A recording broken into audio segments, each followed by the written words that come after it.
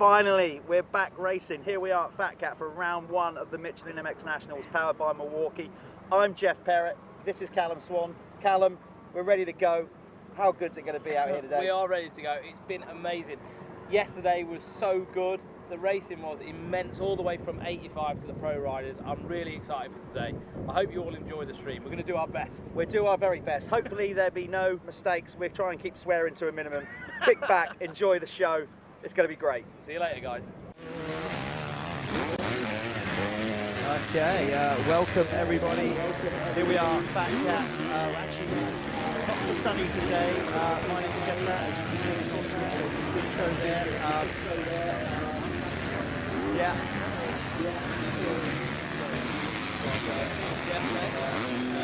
Putting in all the effort on with this weekend, mate. We are, so we just got a fixed live stream there on the finish line. We've just got the pros out and about doing their warm-up. They took 2 races yesterday. So everybody tuning in all around the world, thank you for joining us here at the Michelin MX Nationals. We are on live stream. Hopefully you're picking us up loud and clear. Yeah, this is the circuit, as you can see. That's the actual layout. We're going to get the cameras going around a little bit later on. This is, we just said, warm-up for the pros. Now, yesterday, they had some races, but I'm not going to start with the pros because they get enough attention. They get enough coverage, don't they? Let's start with what happened in the Sintel 85cc racing yesterday. So, as we said, we're only live streaming on Sundays at the MX Nationals, but 2 days of racing. So, Tyler Hooley took... basically on this Jackson racing machine with Troy Lee Designs. He went 1-1, Callum, and I've got to say, regards of the, not just winning the races, his kit's on point, isn't it? His setup looks amazing. If there was a Lit Kit award at the MX Nationals, he is winning it. Absolutely. He looked mint, didn't he? It was just the whole bike and kit combo. It just all looked absolutely mint yesterday. So, and he rode it as if it was on rails, didn't he? He really did kill it. He had a great ride. So basically, he took the win in that. It was Ben Musto in second, most of the couple of seconds, and Billy Askew with a couple of thirds. In the small wheel 85C class, it was Cole McCulloch going 1-1 in that class. So he's in control of that one. I think with how the track was yesterday, the small wheels definitely was at a massive disadvantage, wasn't they? The track was savage. Was for day 1 of a championship was brutal. And it was really hot yesterday. We've got cloud cover that's hopefully going to be stripped back at around 11 o'clock. So when we come to some serious racing, it should be as hot as it was yesterday. So that was the Sintel 85cc class. In the MXY classes, of course, 125 and 250. They're supported by Bell and RFX. In the 125 category, it was Bailey Johnson, number 9, taking a double race win. Ollie Coleman had a second in the opening moto on his GRT. Whole shot KTM ahead of Joe Brooks on his cab screens Crescent Yamaha. So some top talent in that one. James Barker took a second. And then in the MXY2, it was the burly animal that is Elfie Jones. Yeah. And he went 1-1. He looked good yesterday, didn't he? He's got some style on him, that kid, I'll tell you that. He was coming over through here, past where we are in the commentary booth, and he was giving it some body English on this tabletop. It was mint to watch, to be fair. He's strong. Rider. He's a strong kid. That's the point. He paced the races really well, didn't he? You know, he kind of like. Talking about the others as well, the 125s. Coleman, I thought, looked a little bit back to his usual self. Yeah, it's going to be good racing in that class. Remember, they're all in it together, so 250 and 125, but scored separately. Okay, in the Clubman Moto Connection class, it was Alex Christopher who had a pretty impressive day yesterday. He took the opening moto, but then he got a second in the second one, beaten by Ivan Kerr, who came over from Ireland to take his first ever race win at the Nationals. So that's cool. Ben Wainwright took the victory in the opening MX2 moto. It was Daniel Shutt also taking his first ever race win, and he was pumped. We did an interview with him. Ben Wainwright, was they in the, what class was it Ben Wainwright in, sorry, again? That's the Clubman. Oh, right. I think it was, I was talking to, one of the Wainwrights was in the expert class with the pros yesterday, and they were like, they're psychopaths. He couldn't believe how fast they were all going. It was like, they're nutters. Yeah, we got the Clubman class, we got amateurs, we got all things going on here at the Michelin MX Nationals by Michelin and powered by Milwaukee. Let's quickly go on to the amateurs. Sean Wainwright took the opening moto race win yesterday in the MX1, but Scott Hale bagged the second one. Sean Springer had a good day in MX2 amateur, winning both motos. So that was the amateur class brought to you by Broadcliff Fabrications and Apico Factory Racing. Springer was well up there on that 250F as well with the 450s, wasn't he? He was, yeah. Said to me, Steve Payne at Multitanks done all the bike, engine, suspension, and he can't believe how good that thing is. So, but he was ripping. So that was what happened in the amateurs. We'll get on to the rest of them in a while. As you can see, that's the pro warm-up coming in. So just to, well, let's just quickly carry on, because we've got a track preview we're going to show you at some point of me and Callum gooning around yesterday, just to show you what the track was all about. So let's tee that up now. We're going to bring that up on screen, and this is us gooning around to I was overweight, unfit motocross enthusiasts. Welcome to round one track preview, and what better place to start than at the actual start. So here we are on these mesh grids. If you want to film down there, look, Mark. So these mesh grids, basically the rider gets more grip. You don't have to prep a start gate like we've seen down the years. And the MX Nationals were the first championship in the UK to supply these mesh start pads. So you get plenty of grip off the line, fair for everybody. But that's not the only thing about this start at the Michelin MX Nationals round one. Callum, what else is unique? No, there's not. And also we've got a BMX style drop-in as well. Extra bit of technicality to getting off this start grid, doesn't it? And maybe separates the riders a little bit going into that first turn. Now sit back and watch two portly, plump, slightly overweight men show you how it should be done. Yeah, maybe not. Maybe you shouldn't talk about yourself like that, Jeff. Valid point. Let's do this. Right, ready when you are. Are you ready?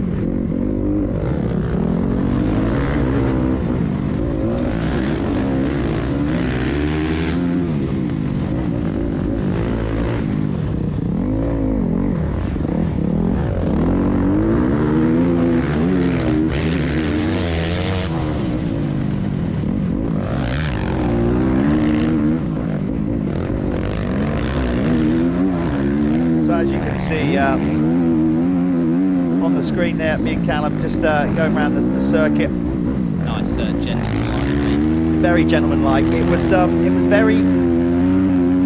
was very deep. This is before they rolled the circuit. You get an idea of what the conditions are like out there. It's going to chew up so bad as it did yesterday.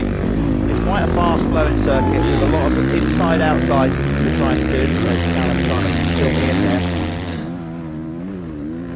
I was almost afraid to hit the jumps because it was so deep. You know, like when you landed, it was just like stopping the bike, wasn't it? So this is quite a fast section. Yesterday, I've got to say, in the pro class, Lewis Hall on the Rob Hooper Racing Yamaha around this section was dynamic. You're going to get to see him later on. Then we go into this wave section where you literally hanging off the back of the bike, topping out, probably getting up to top gear, certainly on the 250s. Maybe the MX1 bikes have still got a gear to use. Now this section, again, as you can see, there's just a lot of up and downs, but what happens is it holes out at the bottom. You start getting, you're looking at me and Callum doing this, there's not a rut in sight. No. You'll see the racing later on. It was a little bit different, at the end, back end of yesterday. Might cause a few issues for a few riders. The start is always really critical. That goes for any motocross race. Behind us is the run down to where you come back across the start straight. They're called, what we call in motocross, waves. They used to be called whoops, but now they've spread them out so it's more high speed. Yeah. And Callum, as that gets rough, that's something that you've really got to commit to. You've got to try and just keep that momentum rolling. It is all about the momentum, isn't it? With stuff like that, so like caught entry speed into the rollers, I find as being a bit more of an amateur rider, I'll probably come in with a bit of hesitation, and then what happens then, you just fall into them.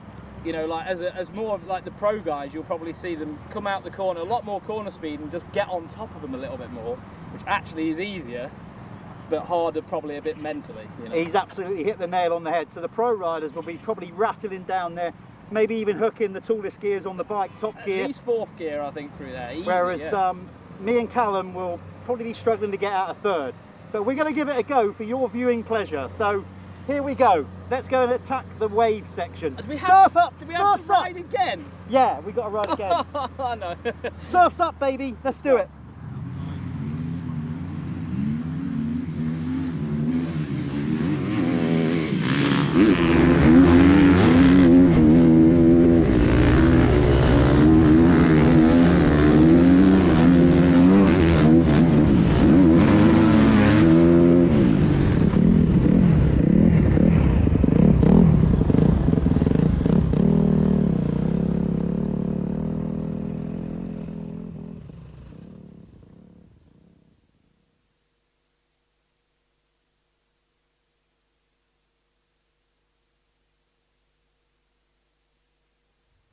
And there you go. That's two, well, I was going to say one washed up ex-pro. What would you describe yourself as, Callum?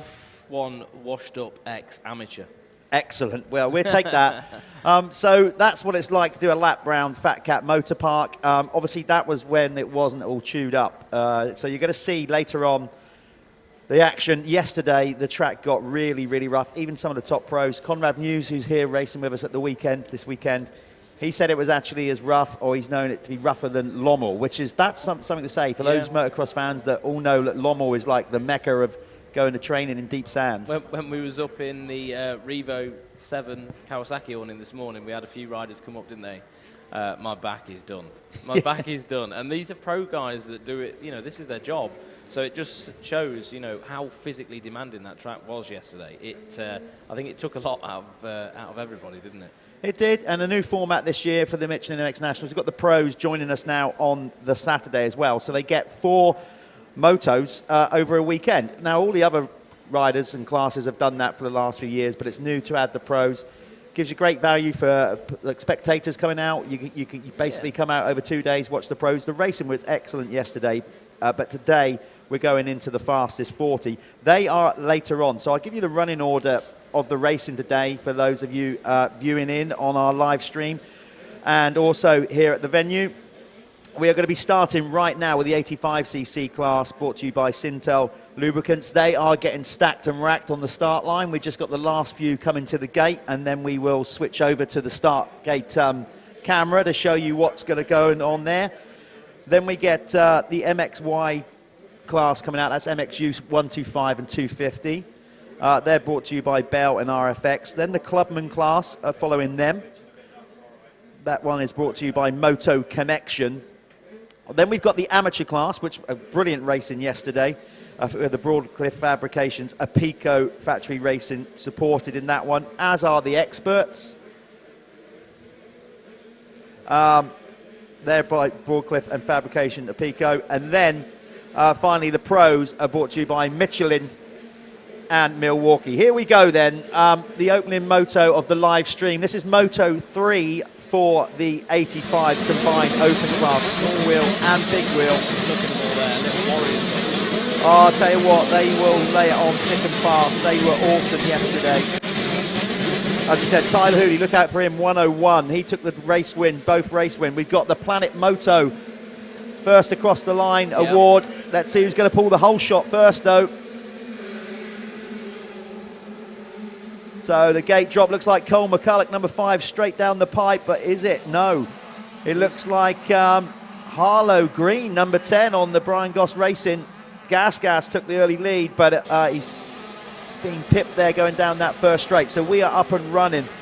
Now, these kids yesterday were put on hell of a display, so this is going to be a good one. Oh, no, Freddie Gardner down on the first corner, number 14 on that Matt Gardner Racing KTM. Just getting my laps up. Yes. To get some facts for us, mate, when they're going round. We should be having the time. Once they get over the stripe, we'll have the timing screens on. It is Askew. So, Billy Askew with the Planet Moto first across the line. To win that first holiday. lap leader.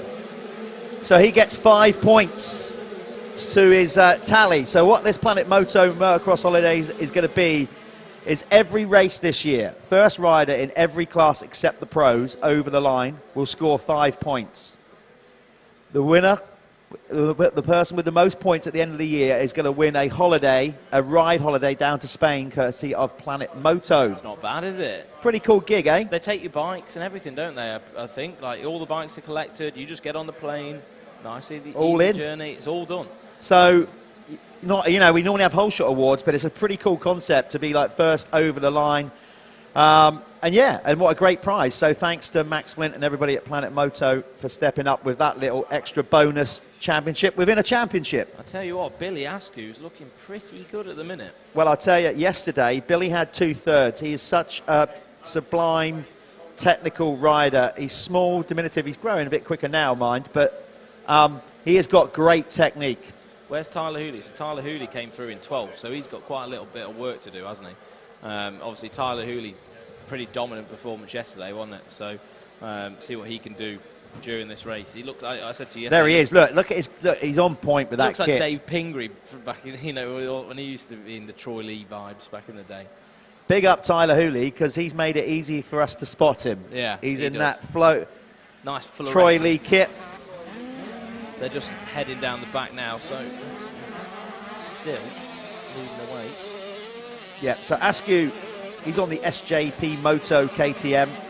They got an impressive setup here in the paddock here at FatCat.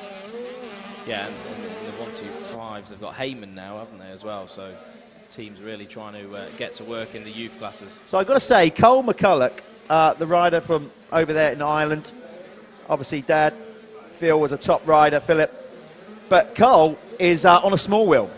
Cole's up, So, right, okay. so it goes to show how well he's going at the minute. Yeah, so definitely. remember, they're all in the same race, but they're scored separately in their championship. Yeah. So Cole is out there on a small wheel. So the wheels are slightly, obviously, you know, big wheel, small wheel. Yeah. I think it's what is it, like 14 inch inches, for a rear yeah. wheel on a small wheel, 16 for a big, and it does makes make a massive difference, especially when the track's like this and deep. Anything deep, holes, anything like that, you gain massive advantages with a big wheel. It does bike. make a massive difference, Callum. You're absolutely right. So for him to be running second, and he pulled a whole shot yesterday as well, I think. Yeah, it's impressive. So he's convincingly winning the small wheels at the minute.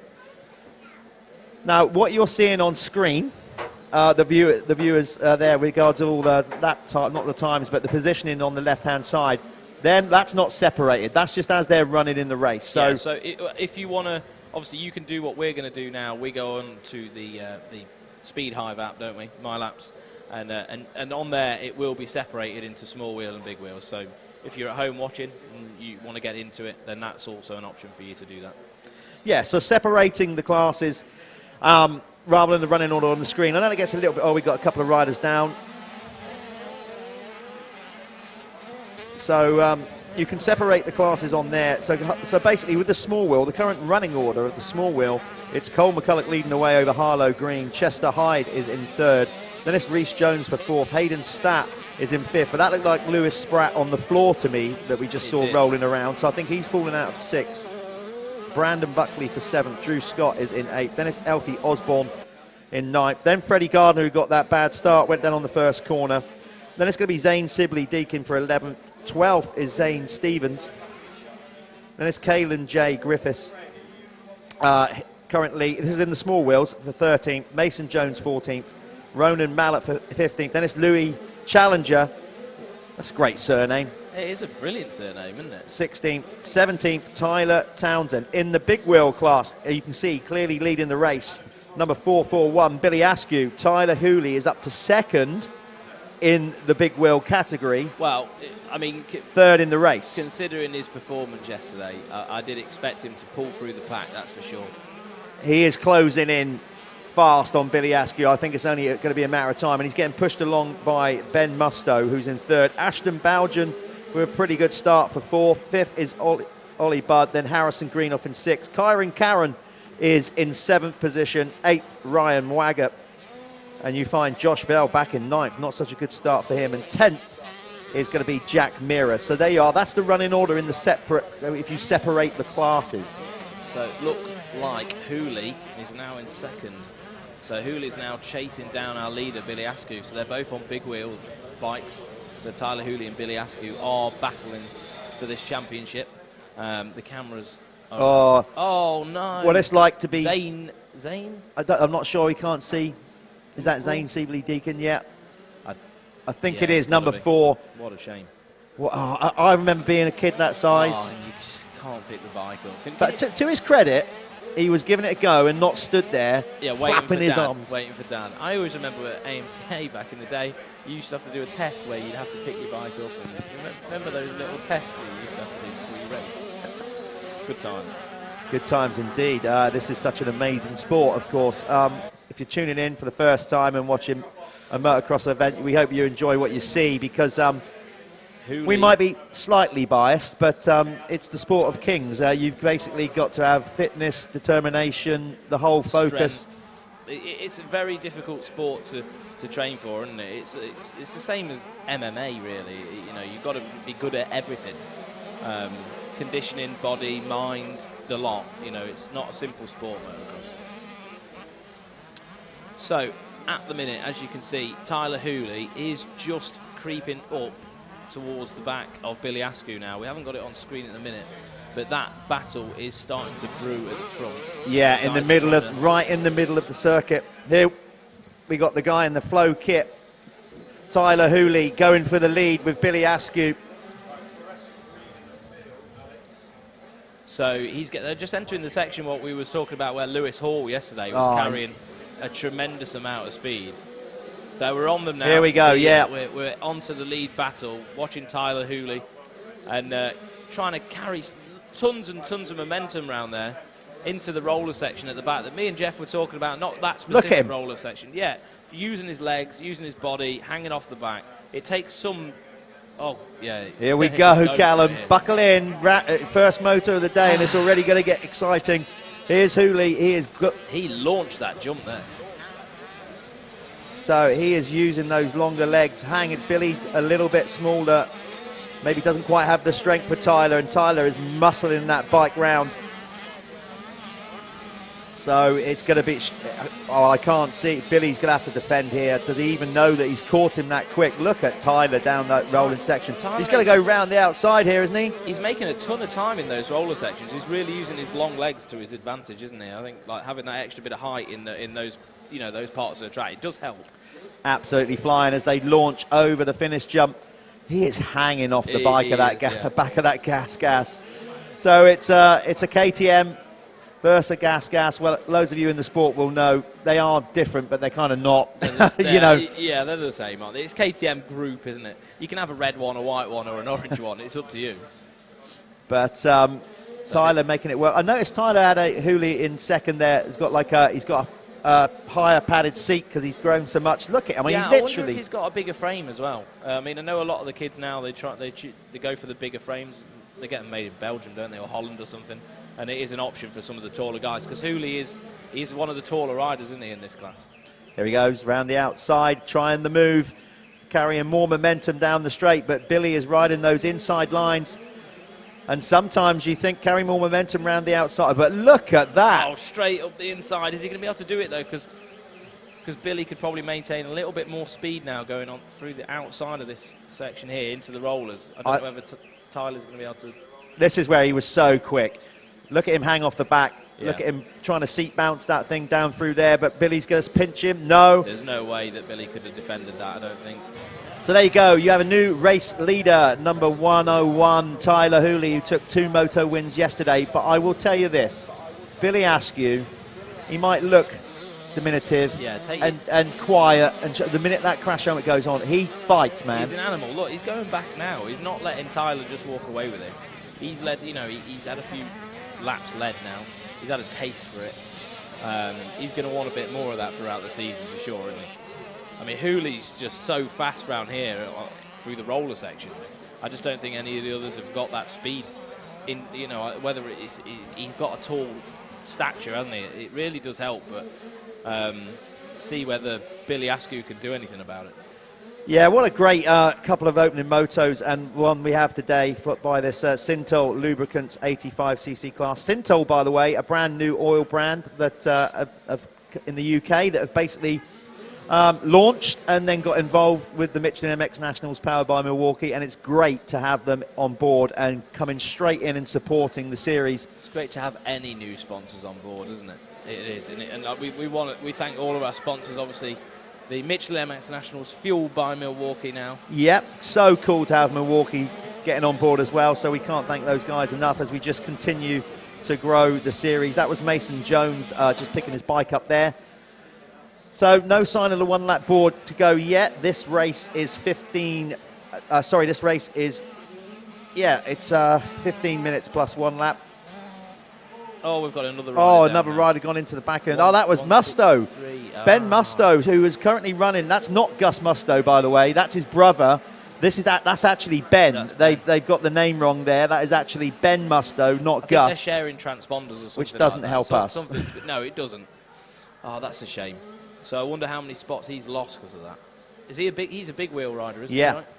So again, the current running order, remember these classes are separated. They're all in together but scored separate, big wheel, small wheel. Tyler Hooley is clearly leading the big wheels ahead of Billy Askew. It was Ben Musto for third.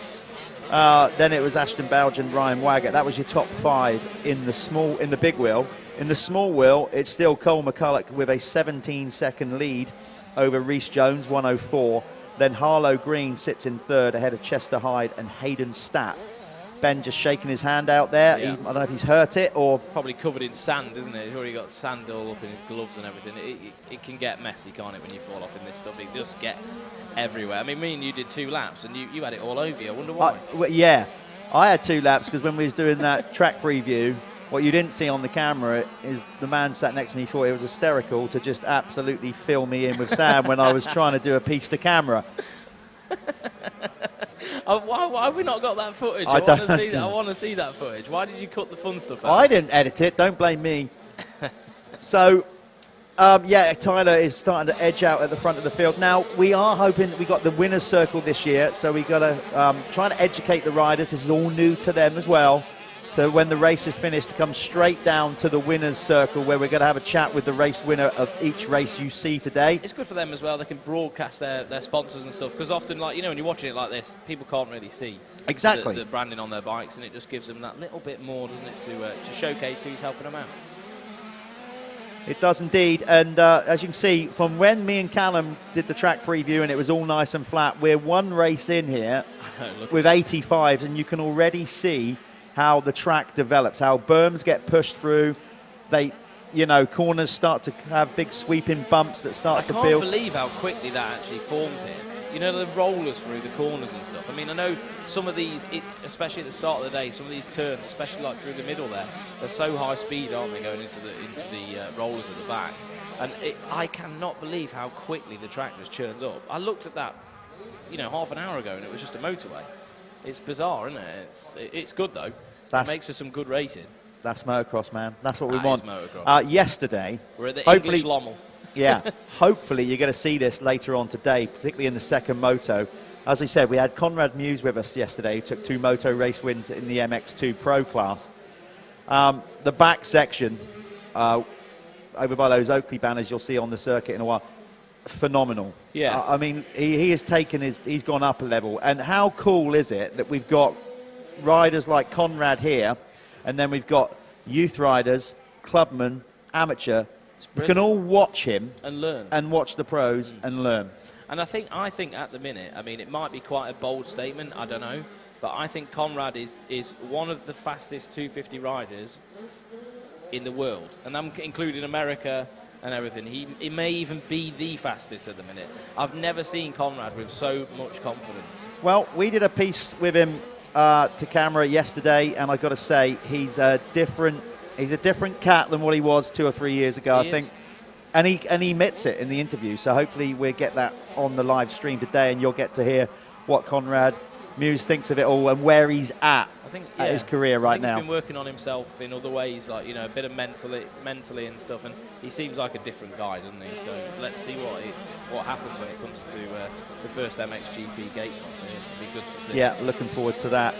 Okay, back to the action here with some of the small wheel riders. You can see you can see the difference in size in some of these 85cc riders. It's like men racing against children, isn't it, sometimes? Because there you got like number 48, Stat. He's tiny, absolutely tiny. Yeah, Hayden Stat. You can see how small he is. There he is. Look, he's like a little radio-controlled bike. Should we run through the top 10s of each class? Go for it. I'll go for small wheel. So I do struggle with the small wheels names because they're all too cool. But I need to test myself. So do it. Cole McCorkle leading the way, number 5. Is that how we Cole McCulloch. McCulloch, right, there we are. And then just following him is Reece Jones on the 104. Hollow Green, he's on the number 10. He's lost a spot to Reece, actually, on the last lap. And then Chester Hyde for 4th. Hayden Statt is in 5th. Freddie Gardner, 6th. Brandon Buckley, 7th. Alfie Osborne in 8th. Zane Stevens is in 9th. And, oh, mate, Caelan J. Griffiths is in 10. Did I get that right? As far as I'm concerned, you've pronounced that perfect. Okay, there we are. That's in a minute, though. Caelan's parents will come up and say it's not Caelan. It's not Caelan. It's something completely different. We've had that before. Look, guys, I'm dyslexic. I'm not proud of it. Right, in the big wheel, Tyler Hooley is still leading the way ahead of Billy Askew. Ashton Bowden now up to 3rd after Ben Musto's crash. That is, like I said, that is not Gus Musto. That is Ben Musto. We'll try and get that changed for the next race. Ryan Waggett currently finds himself in 5th ahead of Harrison Greenoff, the rider from down in Poole. Dorset. Then Josh Vale, number 79. He didn't make the greatest of starts. He's in 7th ahead of Charlie Richmond. Kyron Karen for 9th. And Brett Kelly, the Irish man. Let's call him a man, not a boy. Yeah, you've got to with an Irish person. I don't know what it is. Like, you just become a man a lot sooner, don't you? It's like baby man. It's like toddler man. Straight there. And of course, a big thank you as well to Sintol Lubricants. Yeah. For supporting this big wheel, small wheel 85 race here at the Michelin MX Nationals, fueled by Milwaukee. So, yeah, good shout out to Brett Kelly, and we have a large Irish contingent that comes over and races the MX Nationals, and that's cool because that's a commitment. Yeah, it is. I mean, like it's a grind, really, isn't it? Those guys have to get the boat and things like that, and it's probably an expensive do as well. I can imagine, being over there. But if they want to get better, it's what they've got to do, isn't it? I don't know what their domestic championships are like, but I can't imagine it has the depth that we have here. And that if they want to progress into our pro ranks and things like that, it's the only option, isn't it? I'm telling you, that boat isn't cheap. It's not. So fair play to them. Stenaline. So yeah, Stenaline or P&O or anybody that when you watching this live stream, get on board and support our Irish contingent and give them some discount. Look how many people are watching this stream. We'll get you some figures over. Stenaline, you're welcome to join the crew down here at Michelin MX Nationals. Other ferry companies are available. Do we have to say that? So we've got 1 lap to go in this opening 85 open race. This is Moto 3 of the weekend. As we said, Tyler Hooley is looking for a clean sweep this weekend. He took the 2 Moto wins yesterday, as did Cole McCulloch on the GRT whole shot machine in the small wheel. So both of them currently on track to go into the opening Moto to try and make it a maximum score. Yeah, it was good to see Hooley have to work for a little bit as well. You know what I mean? It wasn't gifted to him this time. He didn't get the whole shot and it was clear. He had to actually graph for this one. Billy Askew put up a bit of a fight, didn't he? I think Billy throughout the year will get better and get closer to Tyler, depending on the tracks and stuff, obviously. But Tyler has definitely shown that he's pretty much untouchable round Fat Cats in the big wheel class this weekend. Obviously, we've got one more race to figure that out, so let's see if Billy Askew can figure something out and try and get one race win this weekend. as we said, we are going to try to get all the riders up, the race winners up for a chat. But this is new to them. We've got a new winner's circle. We're adding something to the live stream.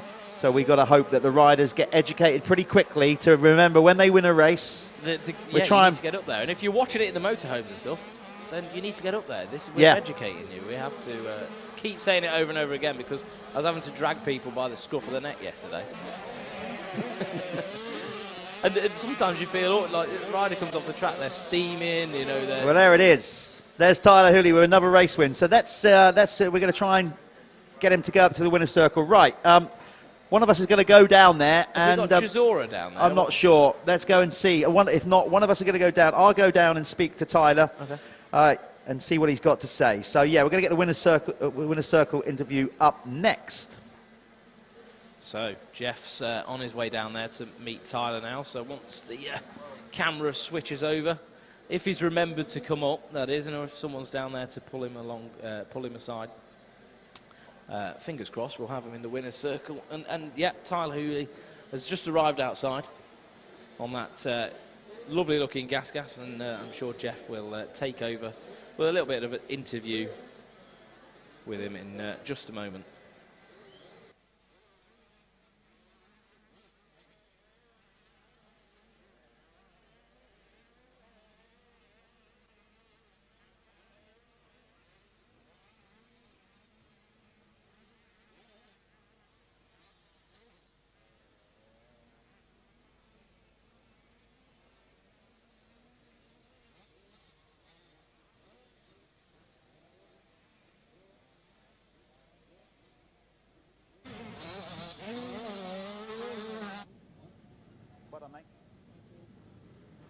Okay, down in the winner's circle here with Tyler Hooley. Tyler, good start to the day. 3 for 3, man. And you had to come a long way back that time. So how are you feeling about that? Well, I'm happy where I'm riding so far. I had a very rubbish start that race. I came through and won. I've had 3 out of 3. I'm just trying to make it 4 out of 4 for this weekend. And what about, you know, your fitness and everything? Are you feeling really good out there, or are you starting to feel a bit tight towards the end of the races? You're obviously feeling all right. Towards the end of the race, I feel better than the start of the race, yeah. And the fitness is, I'm just not tired after any races. That's good. Got to say, loving the kit. We're waxing lyrical about your setup. You look on point. Down that back straight, man, you were hanging so far for the right. That looks like a lot of fun. Yeah, I've just been training with Justin Morris and stuff. He wins the only technique and that, and it's just got me the wins. Nice one. Well, look, go and get yourself scrubbed up. You're going for 4 for 4. We'll maybe see you back here in a couple of hours. Okay, so there you go. That's Tyler Hooley at the winner's circle. We're going to grab Callum McCulloch as well up next. He's going to come in as the winner of the small wheel.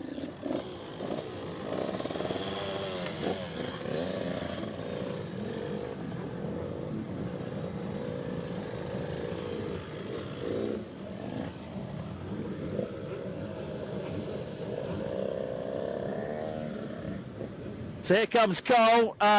He's already professional. He's already had a wash. He's all looking the part. Cole, you're flying, and not only that, getting killer starts on the little small wheel bike as well. That was nearly another whole shot. I mean, you're waxing your opposition at the minute. Feeling good. You ride a lot of this stuff back home, sand? Yeah, my dad has a sand track at home, so I ride it a lot, and it's good practice for like here and Hawkstone and all them tracks. What's it like because Dad, obviously looking over there, a lot of experience, top racer. Do you get those moments with Dad where you're like, oh, come on, what do you know? But deep down, you know he knows what he's talking about, right? Yeah, sometimes he's annoying, but it's but it's the truth. So I just try and listen to him, and it's paying off. And what about anybody you want to thank? Because obviously you got a real good setup this year. GRT Host Shot, Dan, John, everyone at the team, CI Sport, Goggle Bob, and everyone else. Nice one. Look, go and get yourself all scrubbed up, fresh kit, and come out to try and make it 4 on the trot. Nice one. There you go. That's Cole McCulloch on the GRT Whole Shot KTM. So we're just going to take you over to our adverts now, and the next up is going to be the MXY race, sponsored by Bell and RFX.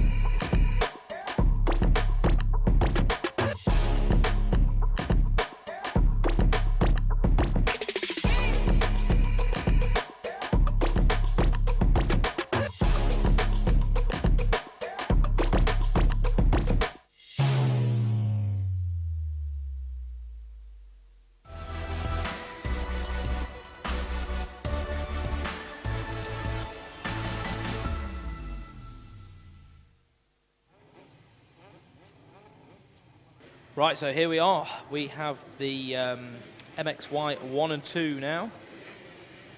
So they're just going to head out on track to do their sighting lap. Just to check out the track from this morning. Obviously, it's important for these guys sometimes to just get a feel of how the track's flowing, see where there's any like ruts and things in the faces of these jumps that get cut up pretty quickly, especially around this track at FatCats. So you can see them all just rolling onto the track at the minute. And they'll just circulate, do a lap, and then back to the start. So I'm just going to go for a quick toilet break. And I'll be with you when the race starts in just a moment's time.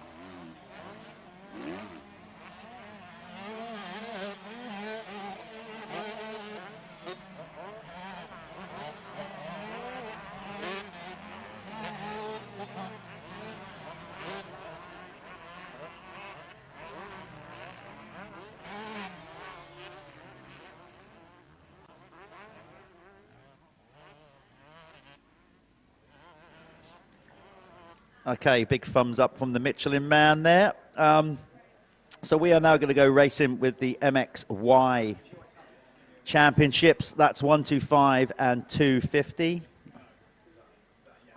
So, as I mentioned earlier on in the broadcast, Bailey Johnson took 2 moto wins in the 125 class yesterday on his gas. Ollie Colmer took a second in the opening moto. Not so good in the second one. I think he got a third. And then Joe Brooks was in there in the mix as well. Jaden Haig, James Barker. So a lot of good riders in the 125 class, and we love the 125s just because you have to ride the wheels off them to make them go. So that, and when you stick a bunch of testosterone-fueled teenagers that like to take risks, it normally ends up with great entertainment. Alfie Jones, the man of the class. I say that because he's built like the proverbial brick. You know what? He's a strong lad, and he basically paced the race really well yesterday to come from behind to take 2 moto wins. Jude Morris was really quick out of the traps, though, both times yesterday, 101 on the gas. He took 2 seconds. Sam Atkinson was leading the first race on the Phoenix Tools Apico Kawasaki. Unfortunately, with about 2 to go, he had a bike issue because it was steaming or smoking early on in the race, so he didn't quite get it across the line. So he's already lost a bunch of championship points, but he rebounded pretty well with a third in the second moto. So again, same age group. Okay, these guys are basically from about sort of 14, 15 up to 16. But they're riding variant depending on their size or what they wanted to ride. Some are riding a 125 championship, some on the 250. I think people stick to the traditional route a lot of the time, don't they? Of like sort of when they come off the 85, not quite ready for a 250F. Big heavy bikes, aren't they? And if you depending on your stature and stuff, sometimes the 125 route's the way to go. And that's, a lot of the guys obviously do the European 125 championship in Europe as well. So this class is really, it's good exercise for them, isn't it, really? Are you all right? I mean, next time you run down the stairs and back up, just give yourself a moment before you press the mute button, come back on, all right? Some sound advice there. It's running out of oxygen. Yeah, so, no, we're running around up here, but it's a great day to see. Some racing yesterday was awesome. The weather was great. It looks like the clouds are starting to burn off a little bit, but actually from the rider's point of view, probably nicer if because it was burning up yesterday. I think it got to like 23, 24 degrees. It was hot, and especially when there's been such massive temperature variance, hasn't there? Like we've been 10 degrees for the last 3 weeks and rain, so it can affect people, especially when they're athletes, aren't they? Really, Jeff? Well, yeah, they're you've got to be finely tuned athletes. As we found out, when you're not an athlete, this job's hard. It's hard when you are. That's given me a kick up the bum, those 2 laps we did. I'm going to sort myself out, Jeff. I know. When you see yourself on TV and you're kind of watching yourself and then realise you need some weight on, you need a sports bra to go riding, you're in trouble. We're going to sort it out. We're going to be on a diet, mate. You wait and see, people. By round 6, me and Callum will be stood there. We'll be sharp. We'll have to have new kit.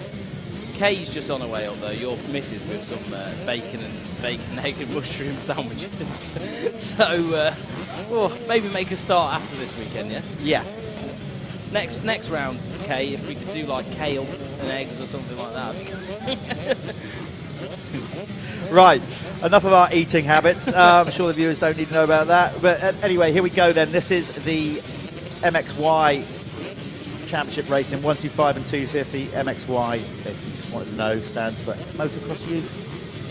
It does. And 1 stands for 125, 2 stands for 2. Well done, you. So here we go. This is brought to you by Bell and RFX. This will be good. Still youth riders, still at school or studying for exams, maybe just thinking about going off to college. There's Ray Broadley, number 72. Just not bothered going to school. Yeah. There's different variants throughout the field. Some of them are just dead set. I'm a pro motocross rider. Well, to get to the top now as it's changed. It has. The amount of riding that these kids have to do now and bike time and also like the physical side of it and stuff, like it's almost like they're doing a job at 14 years old now. There's now, in the UK alone, you think of how many coaches there are. Yeah. And now. And I think it's healthy for the sport as well, having coaches and stuff. Like what sport doesn't have coaches? It's now gone that way, and hopefully it'll make the sport safer and make the riders better as well. There was this little short guy that came along and changed the whole game. A young man called Richard Carmichael came along, and then it all got serious with the training. Right, here we go. Gate drop for the MXY classes. Who's going to pull the whole shot? Sam Atkinson on that green Kawasaki got a good one, but it is not good enough. It looks like that might be Tyler Westcott. Is he going to be first over the line, though, for the Planet Moto whole shot? Yeah, he'll get not whole shot. Well, he got the whole shot, but the competition is first over the stripe, the finish line. So let's see. Right in front of us here. Yeah. It looks like he's going to do it. Well, Elfie Jones has made a much better start in second, and he was dominant yesterday, so that doesn't bode well for the rest of the gang out there. Elfie Jones is repping that red number plate as well. That's cool. Here he goes then. It's going to be Tyler Westcott who's going to get the Planet Moto first across past that leader. 5 points to him on the board. That is a wicked prize as well, isn't it? It really is a cool prize. I'd love to go to Spain at the minute.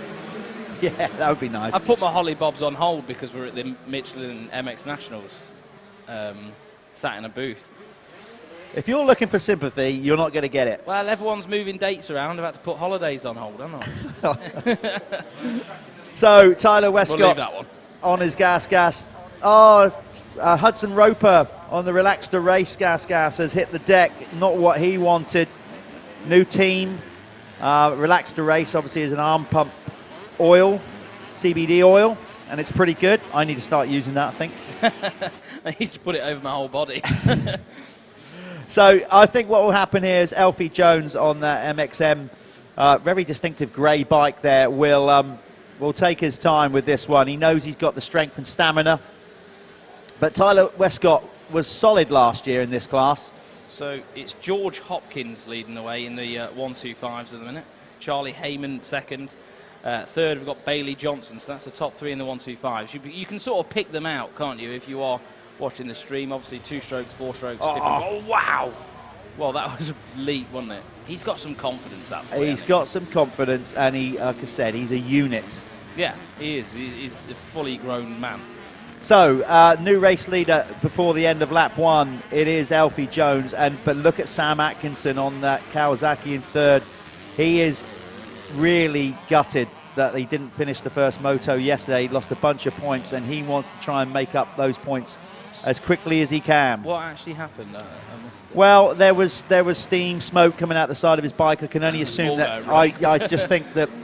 I think maybe he lost a load of water, and it just. It's easily done. You can catch a hose or whatever, can't you? When in championship time, though, that can become quite stressful, doesn't it? And he's just got to try and keep a cool head and get through the weekend with as many points as he can do. That's all he can do, isn't it? There's that old adage, you know, you can't win the championship in round 1, but you can lose it, and a no score in the opening moto is not the best way to get your championship up and running, is it? You better pull that finger out, boy. But the worst thing is, it wasn't his fault. So that's always tough. Always frustrating. Well, I was watching the AMA last night. I don't want to be a spoiler for everybody, but Max Voland out, engine blew up, factory KTM. It happens. You know, you just don't know, and that's how the cookie crumbles. I like the way you said you didn't want to be a spoiler, and then just went ahead and said it anyway. Spoiled it anyway. Yeah, you probably haven't watched it yet. I haven't. Thanks for that. It's ruined it for you. Alfie was in second as well. Oh, stop now. Alfie Jones has set the quickest lap time. You can tell that by his number will turn. Whoever's set the quickest lap time, their number on the timing screen will go purple. And what will that entitle them to, Jeff?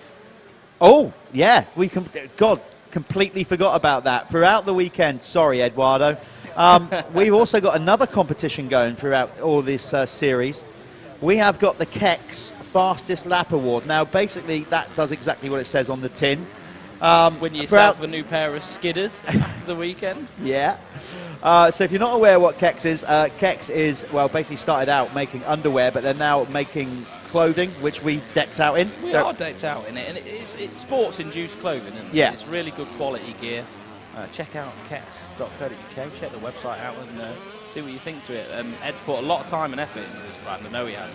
And it's good stuff, isn't it? Yeah. It's good stuff. It's good quality. It is good quality clothing. So what that is the Kex Fastest Lap. It's every round, so each class, whoever sets the fastest lap time of the weekend in each class gets the Kex Fastest Lap Award. And what they get for that is basically a voucher to use to get some Kex underwear, some clothing, and that's going to happen at every round, every class. And that's another little prize. I've got the socks on today. They fit lovely. Everything fits really nice. I know for a fact Ed's put a lot of time and effort into the details of this brand, making sure that he just wasn't just going to release a clothing brand. It's actually performance-based clothing. You know, it actually feels nice when it's on.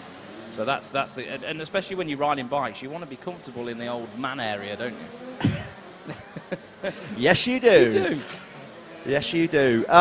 So there you go. There's Charlie Heyman on screen. Actually, I've got to say, Charlie was probably, and still is probably, the championship favourite, I would say, just because of the performance last year in the 85s. I mean... Well, he went unbeaten, didn't he? He was unbelievable. It was such a shame that he couldn't have showcased that on the world stage because of COVID.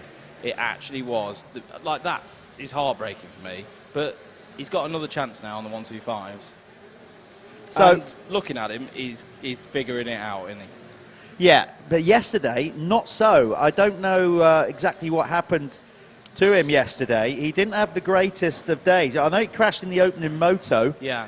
He ended up coming in way down in 17th, not where he wanted to start his championship. What was going on? I think it looked like there was some sort of issue. I don't know, maybe with the bike. I don't want to speculate without asking him, but there was definitely something going on. And then in the second moto, he didn't finish high up either for his standards as well. He got a 10th. Yeah.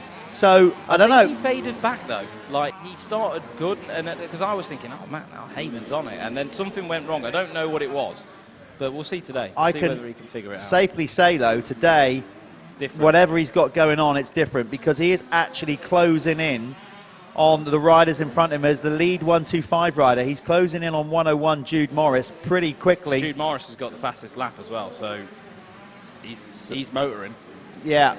So there you can see the number 22 of Heyman. As I said, last year's Big Wheel 85 champion went undefeated, moving up to the 125, and he definitely had an indifferent day yesterday. But now he's, don't know if it was bike issues, he had personal issues, but either way, he's got out of the right side of bed this morning, and he's ripping. I'm sure when he figures it out and he can showcase himself in Europe, we'll see that kid hopefully getting some good offers for, top quality rides, because he really does deserve it. Last year I really do believe that he could have been a fighting force in that EMX 85 championship, without a doubt. Oh yeah, categorically he would have been a real contender for an 85 and that could have championship. Been Red Bull sponsorship, it could have been anything, so it's a shame really, but he's got another chance now, and we'll see whether he can figure this bigger bike out, and well, it looks like he's doing it already, doesn't it? Yeah, he definitely had a potential chance last year of following in Conrad Muse's footsteps and becoming an 85cc world champion, but obviously the world turned upside down and that didn't happen. Alfie Jones, there's our race leader, not only of the actual race but of the 250 MXY class, rocking the red plate, looking mighty fine. He looks good, doesn't he? Like you were saying earlier, he's just really strong, and he looks like a bloke, doesn't he? Like he's just like you wouldn't separate him from one of the pro riders, when you see him on the bike. He just looks so in control of that thing. I have to say though, yeah, got to say, these top four, they're pushing him along. They're keeping Alfie honest. He hasn't broken away quite as quick as he probably would have liked. Got into the lead earlier than he did on the two races yesterday. As you can see, our flagger's doing a great job there.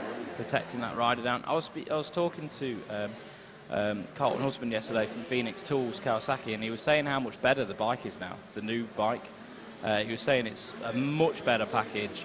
And they've got everything sort of figured out now. So I think he's on quite a good bike, Sam Atkinson.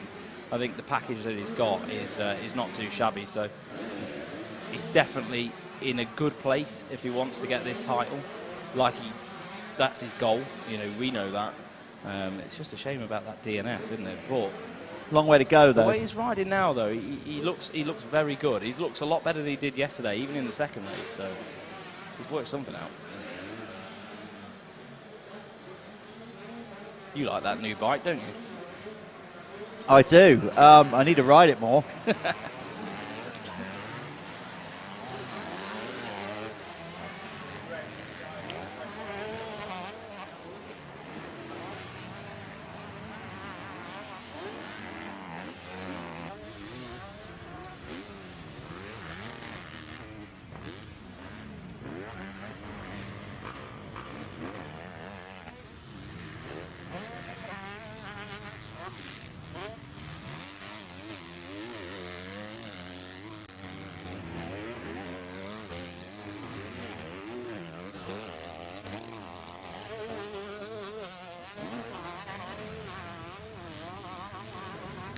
So no sign of our flagger.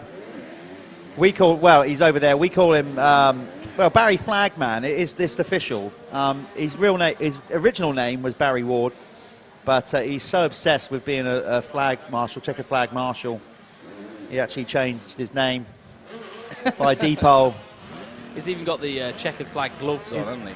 He loves it. So his official... It's his life, isn't it? Yeah, he loves it. He's in. He loves it. His official name is Barry Checkered Flagman. Is that a fact? That's a fact. He's got checkered flag gloves and everything. We'll try and get a shot of Barry later on. But anyway, he's getting ready to put the one-lap board out pretty soon. And then what we got next? We are into the Clubman, the Moto Connection Clubman class next. Yep, that's coming up next. And then we've got the amateur and then the experts. And then we're going with the big boys, the fastest 40. Will we see a 250 There he is. There he is. Now check, see what I mean? Look, there he is. Look at his gloves. That's his life, isn't it? Waving that flag is his life. He was going to get a checkered flag suit. No, he was, seriously. Right. But then, of course, that would cause confusion because riders would see it and think it was... Yeah, so he's not allowed. You got your moment of fame there, mate. Good old Barry. As you can see on the board there, 6:23 counting down. So a little while ago, we see that 1 lap to go board. For those of you tuning in all over the world, thank you for joining us on MXN TV and watching the Michelin MX Nationals powered by Milwaukee. We are trying to raise the game here in the UK, certainly with the live feed, offering it out free of charge. Yeah, it'd be interesting to see how many people are watching it. Varying platforms. So wherever you're tuning in, it could be on the MX Nationals platform. You may be watching on Alpha Live's YouTube channel on your smart TV. You might be watching it on Dirthub. There's all these different platforms. It's going out on Michelin's channels, Milwaukee. So yes, thank you for tuning in. Though, isn't it? And hopefully it will bring in some new people as well. New people, new interests, new hobbies. You know, like this is a sport that they may not have ever seen before. Welcome to motocross, guys. Yeah. This is where it all happens. And it does all happen in a motocross race. I've never known a motocross race since I started in 1981 where somebody hasn't overtaken somebody somewhere or there's been an incident or crash. Yeah, it doesn't happen. There's so many variables. It's like, we've got a red flag. Okay, so we got a red flag incident, so a rider down. So that's the rider we saw with that wave yellow on that corner over there. That rider's been down for some time. Our clerk of the course, Andy Watts, who is top notch, has made the decision along with the medical crew that we've got to park it up there. They have done more than half the race by my reckoning. Yeah, for sure. So they'll probably call that, won't they? But I think that will be a result. We will wait for official confirmation. As you can see them now, red flag. If you're new to this sport, watching for the first time, like most motorsports, red flag basically means that's a premature end to the race. So we just see what's going to happen here. We're going to get stack and rack, but that looks like a red flag incident. And of course, that's part and parcel of motocross. It is one of the most demanding sports in the world. And if you don't believe me, Google it. You'll be surprised by the answers. It's a motorsport. It's high risk. Accidents do happen. And bizarrely, that's part of the appeal why we all race. It's the challenge of it, but you do have to expect knocks and injuries once in a while, and it looks like we have one here.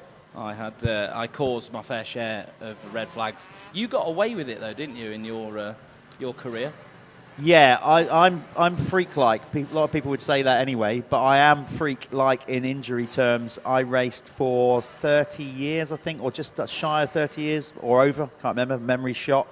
And the only bone I broke was my little pinky finger when my 22-stone mate fell on me playing five-a-side football. Really? Yeah. Well, yeah, I'm the complete opposite, I must say. I wasn't ever as good as you, but I was way better at crashing, that's for sure. I was the red flag king. Just seeing whether we'd have got Alfie Jones up here for an interview, but of course, because the race finished prematurely, I can't see that he's come up here. We're going to maybe do a winner's circle interview with Alfie Jones, but Alfie's gone straight back to the van. Maybe because they're not sure if they're going to rerun until we get the official. But if you can get him up here, that would be great. And we'll have a chat with Alfie Jones once we get him up to the winner's circle. So somebody is just going to go and find him because he went back to the van. But yeah, so Alfie taking another race win, unofficial race win. We just need confirmation that result will stand. Shame because it was tightening up at the front there, wasn't it, as well? So Here he is. So, Callum, do you want to do the honours this I can time? go down there this time. Go down and have a chat with the man mountain that is Alfie Jones.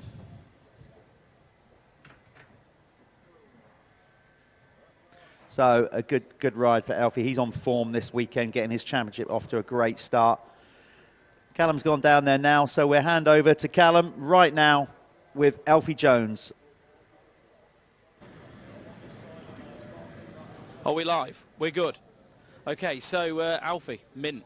What a ride. Again, and all weekend you've looked really dominant around this track. What's the secret? I just love sand, deep sand, shallow sand, whatever it is. I just love riding it. I feel so much more comfortable. I just feel in my zone this weekend. I got off to a great start, second round the corner.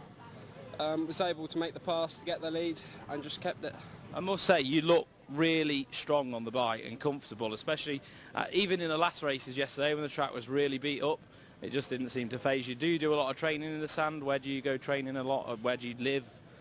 I had a brilliant winter over in Spain with the guys with Planet Moto, down red sands, 25+2, day in, day out, and it's really helped my fitness, my bike strength and everything just to help me get where I am now. Well, you look great on the bike at the minute, and you look in good stead for this championship, so good luck. Thank you very much. See you later.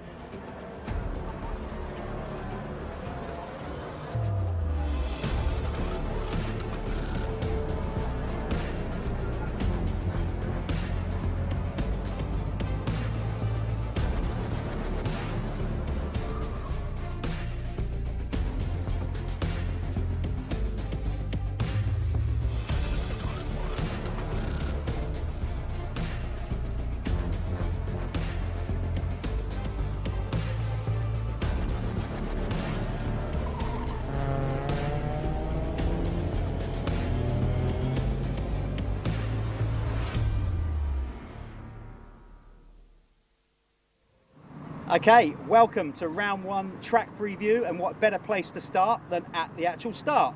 So here we are on these mesh grids. If you want to film down there, look Mark. So these mesh grids, basically the rider gets more grip, you don't have to prep a start gate like we've seen down the years, and the MX Nationals were the first championship in the UK to supply these mesh start pads, so you get plenty of grip off the line, fair for everybody. But that's not the only thing about this start at the Michelin MX Nationals round one. Callum, what else is unique? No, there's not. And also we've got a BMX style drop-in as well. Extra bit of technicality to getting off this start grid, doesn't it? And maybe separates the riders a little bit going into that first turn. Now sit back and watch two portly, plump, slightly overweight men show you how it should be done. Maybe not. Maybe you shouldn't talk about yourself like that, Jeff. Valid point. Let's do this. Right. Ready when you are. You ready? Right, there you go. We're just watching on the screen now. On the live screen, this is me and Callum. So let's go through a lap around the circuit. Obviously, that drop down BMX style start, sweeping into a left-hander, which Callum, you know, for a motocross point of view, left-handers go to the first one are always better. Right, explain why. Get your brake. It's easier the outside. Because the rear brake is on the right-hand side for those who've never ridden a motocross bike. Exactly that. So a lot of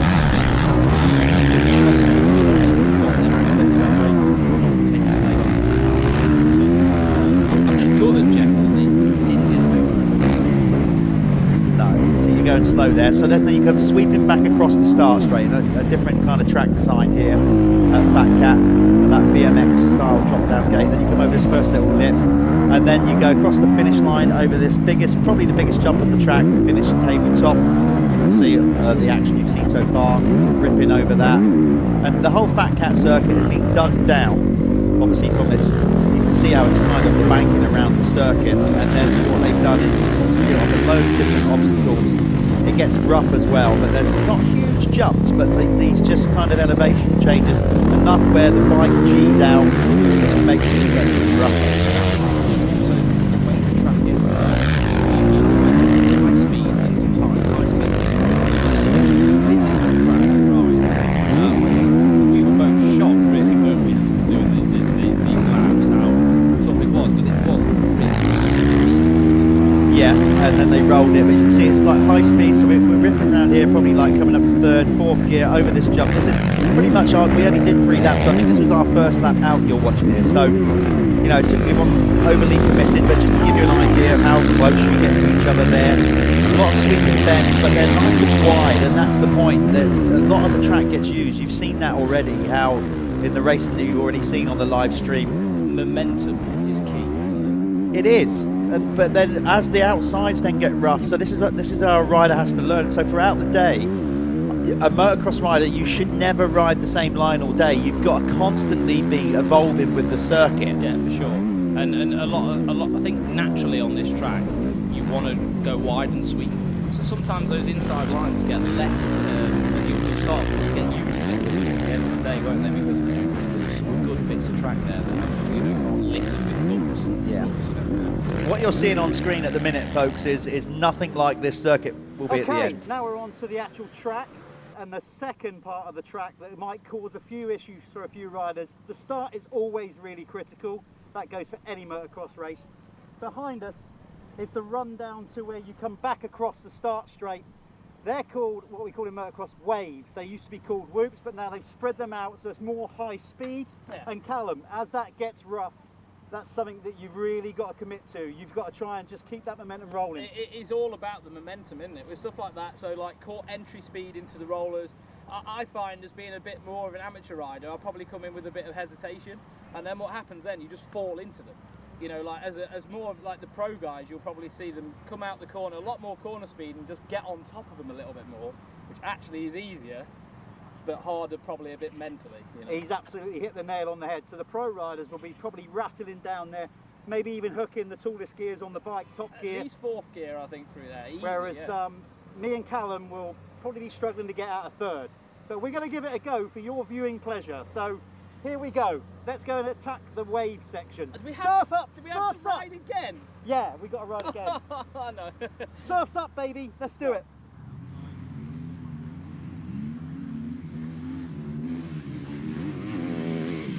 Mm-hmm.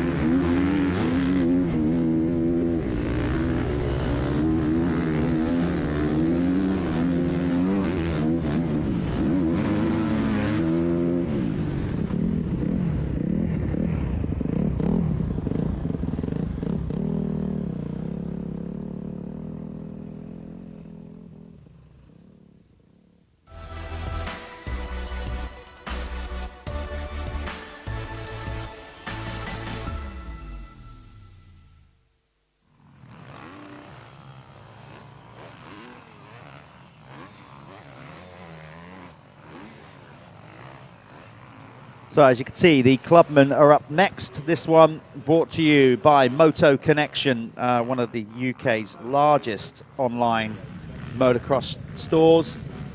They churn stuff out, man. Like, their orders are real quick. They've normally got plenty of stock.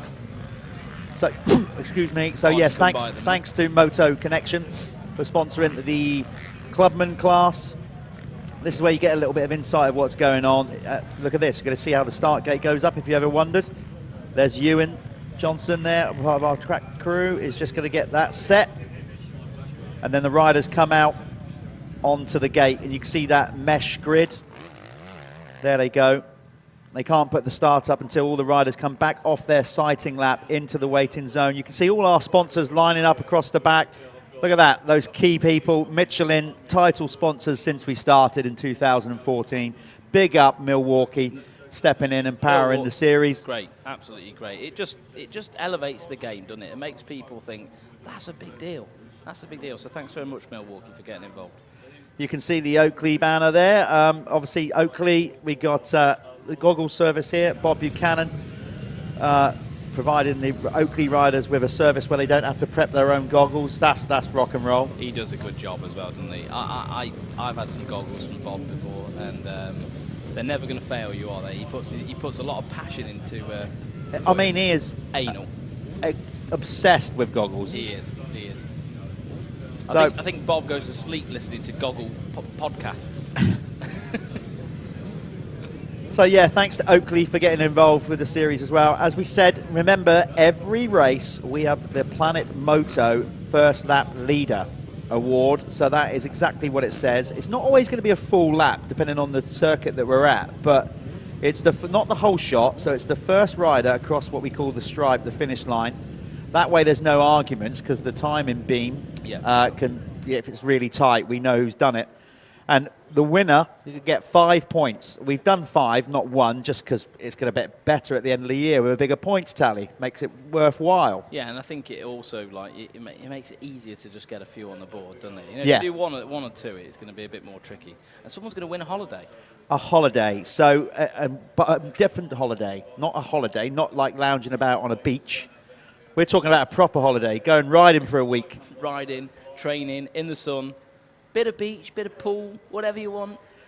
Dare I say it, even some sangria, some beers and some sangria. Sangria, yeah. Oh, stop it! I love a sangria. It's too early for that, and we got a live stream to do here. We will definitely have a few afterwards, though, I'm sure, because let's celebrate this wonderful sport of motocross. Okay, so you can see them coming onto the line now. This is the Clubman class yesterday. Let's go through yesterday's results again. Mentioned it at the top of the show, but Alex Christopher was quickest in qualifying, and he took the opening moto win yesterday in the MX1 class. In the second moto, he finished second to Ivan Kerr, who took, I think, his first race win of the championship. So he was made up with that. In the Clubman MX2 class, because remember, these are all Clubman riders, but mixed together, we've got 20 450 MX1 riders and 20 250. Full grids. Awesome. Isn't it great? Isn't it great to have 40 motocross bike riders on the line? I think every class is full.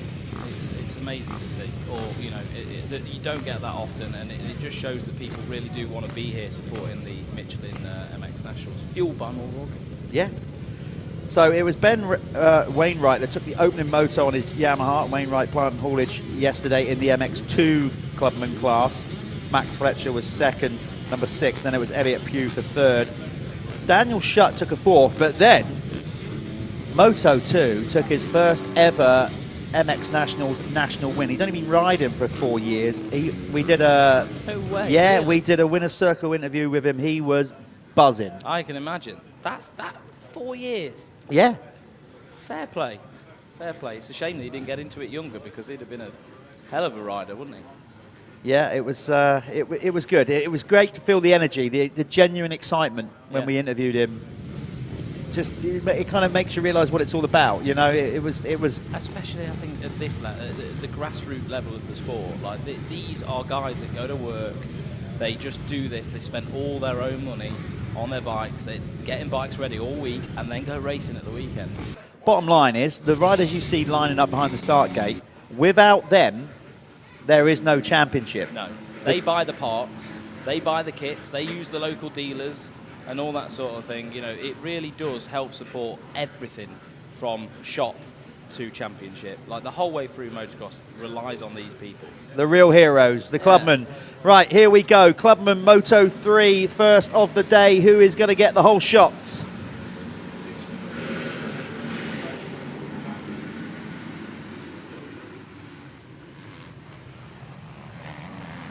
Coming from the outside, it looked like the Yamaha of 230. Was it Charlie 232? Green, I think. Yeah, Charlie Green on the Yamaha going around the outside.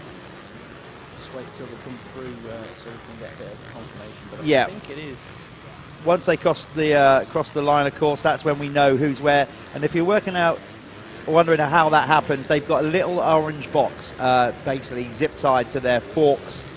And when they go across the finish line, there's a cable under the track that picks up all the times and transport. So that's how we know. That's how we know who's going to get the Moto Connection first lap leader. Charlie Green. Is Charlie Green. So there you go. Charlie Green gets 5 points on the board with the Planet Moto first lap leader.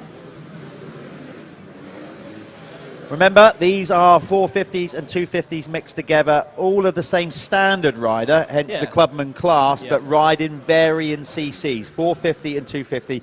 Then we score them separately, stretch them out, and that's how we get it done. And if you're at home and you want to know who's where, you know, in those orders in the classes, then just log on to your Speed Hive app on the App Store, and that will split the classes up for you, so you can follow it a little bit easier. Looks good at the minute. Check it out. Yeah. Could do with some numbers on his. He's got one. Yeah, he's gone a bit freestyle on that, hasn't he? Yeah. Is it that tiny little white bit at the back? That can't be his number. No, we've got a number board on. It's all right. He's got a number board at the front, and we've got the timing. We'll bring the timing up onto screen shortly after the first lap, once they sort their self out, and then you know who's where in the race. If you do want to check out, by the way, all yesterday's results, any people here at the venue, but also viewers at home or wherever you are in the world watching our live stream, just go onto your smartphone or your tablet or whatever you've got and get the Speed Hive app and then just find the MX Nationals. Yeah. Let's go to the motocross section on the Speed Hive app, find the Michelin MX Nationals, and it logs all the results from yesterday. So if you want to see all the results, all the lap times of every rider, where they finished, etc., please use the Speed Hive app. It can be quite fun doing that, can't it? Sometimes, just to give gives you, if you want to know a little bit more about what's gone on, it can make the race a little bit more exciting for you if you're watching it. Just a quick note as well. This race is sponsored by Broadcliff Fabrications. No, this one's Moto Connection. Oh, sorry, God. You're getting ahead of yourself. AMX. No, I'm trying to rush the day along, aren't I? So Moto Connection are backing this Clubman race. I thought we was in the amateurs. My bad. So leading the way still in Clubman, and quite convincingly at the minute. However, he is coming under a bit of pressure from Ivan Kerr. Charlie Green is still there, and then in the MX2 it's hang on, Keaton Stewart. So Keaton Stewart leading the way in MX2. Obviously the classes are split like we've explained before, so it's Clubman MX2 top 5. Keaton Stewart leads the way from Jake Taylor. Jake Taylor, parents owned K-Tech suspension, so Jake Taylor doing pretty well on that gas, and then followed by Ben Wainwright, Ricky Roberts on a Suzuki. Good to see a Suzuki out there. And then Mitch Collins in 5th. That was the Clubman MX2. Well, if you look at the running order, Keaton on the MX2 bike, not only is he leading the MX2 category, he set the quickest lap of the race, and he's now putting some serious heat on the race leader, Charlie Green. So there you go, a 250 proving that you can get it done on a bike with nearly half the capacity CC. He's going to try and make a move coming down this rolling wave section. By the end of the day, all the track's waved. It is. The whole track just looks like that, doesn't it? Do you know what, though? We were talking about CCs and half the CC. Do you know if I was racing around here, I wouldn't mind having half the CCs. Yeah, that's a valid point. In my physical condition. I look at the sport these days as I edge towards 49 years of age and just think, God, I suddenly remember how hard it actually used to be. But that's the beauty of it, the challenge. Everything about motocross, the satisfaction that you get from the result, the work that you have to put in to get the result that's what makes the sport so great. Yeah, it is. Like, I think because you do actually have to put in so much to be good at it. Like, it's not, especially at this clubman level, they really do have to graft, and it's everything around getting here as well. It's not just riding; it's all the little bits that they have to put together throughout the week, and then maybe go practicing if they're lucky enough to get out, and then sort the bike out again. And then when they do get a good result, it's just going to feel good for them, isn't it? That's what it's all about. We've got a new race leader, by the way. Yeah, Ivan Kerr, who took the second moto win yesterday on the Honda, number 45, has now gone into the lead. So it's all changed that lap, actually, a lot. Basically, it all swapped around all of a sudden, as you can see on the timing screen there. Not necessarily in the class, but Ivan Kerr is now in lead in the MX1 category. It looks like Ben Wainwright as well has found his way around Keaton. However, Keaton has just passed him back up the inside. Good battle going on for the lead there in Man MX2. down. Oh, we've got a rider down. Can't see who that is. It's, I think it was 141. I think it might be Guy Prince. Or 741, sorry, that was, wasn't it? I couldn't quite see as he picked the bike up. So 2 battles going on. That was Jordan Ambler. Was Jordan, 741 going down. We've got an MX2 battle for the lead and an MX1 battle on the track. First to fourth at the minute. So the top 2 in both the classes pretty much together on track at the minute. Ben Wainwright's just found a bit more pace on that lap by the looks of it. And here we go. The sun is starting to burn the clouds off as predicted. It looks like coats are going to start coming off, shorts are going to start going on. It was sweltering yesterday, or it felt like it, because we've had, let's be honest, not abysmal weather for so long. Anyway, it was warm in here. It was warm, yeah. But we got a great battle going on out front here then in the sharp end on the MX1 riders between Ivan Kerr and Alex Christopher. They shared moto wins yesterday, so that's interesting because obviously we get 4 motos on a weekend. If you're new to the sport watching on the live stream, basically you get points, obviously more points for a win, and then it goes down. But then if there's a tiebreaker, the overall winner is decided whoever has the best last moto result. Yep. So a lot of motocross overalls, even riders use that as a strategy. They think, well, okay, hold back sometimes in the first moto, not push too much, knowing that they can maybe go out and beat the guy in the next moto, save energy and win the overall. Championships have been won like that over and over again. Absolutely. Especially if you follow like top level racing, they will always be trying to just save that little bit of energy. Like if they know that they're not going to walk away with it, it's always about that energy reservation, isn't it, for the second race. Wear your competitor out a little bit, just push them. So speaking to Neil as well, Neil tapped me on the shoulder a minute ago. People wanted to know what's happened with Tommy Searle yesterday.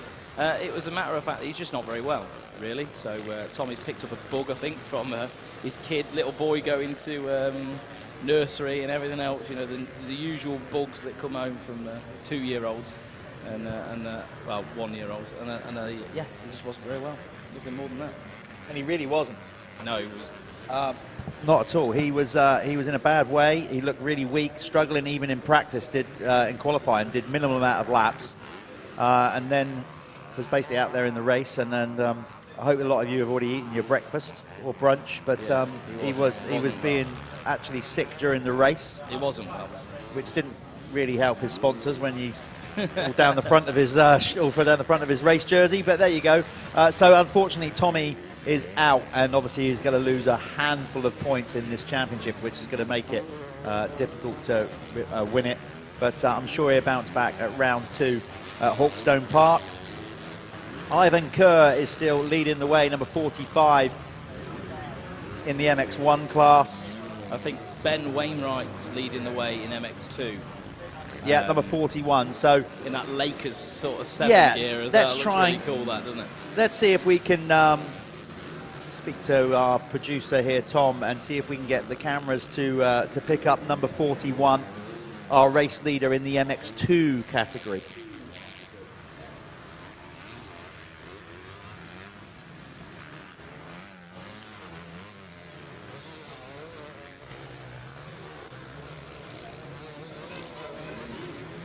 So there's that Suzuki, Ricky Roberts. Yeah, you don't see many Suzukis anymore, do you? It's good to see one on track. I'm a Suzuki fan. I always have been. I don't know what it is about them. It's just you either love them or you don't you?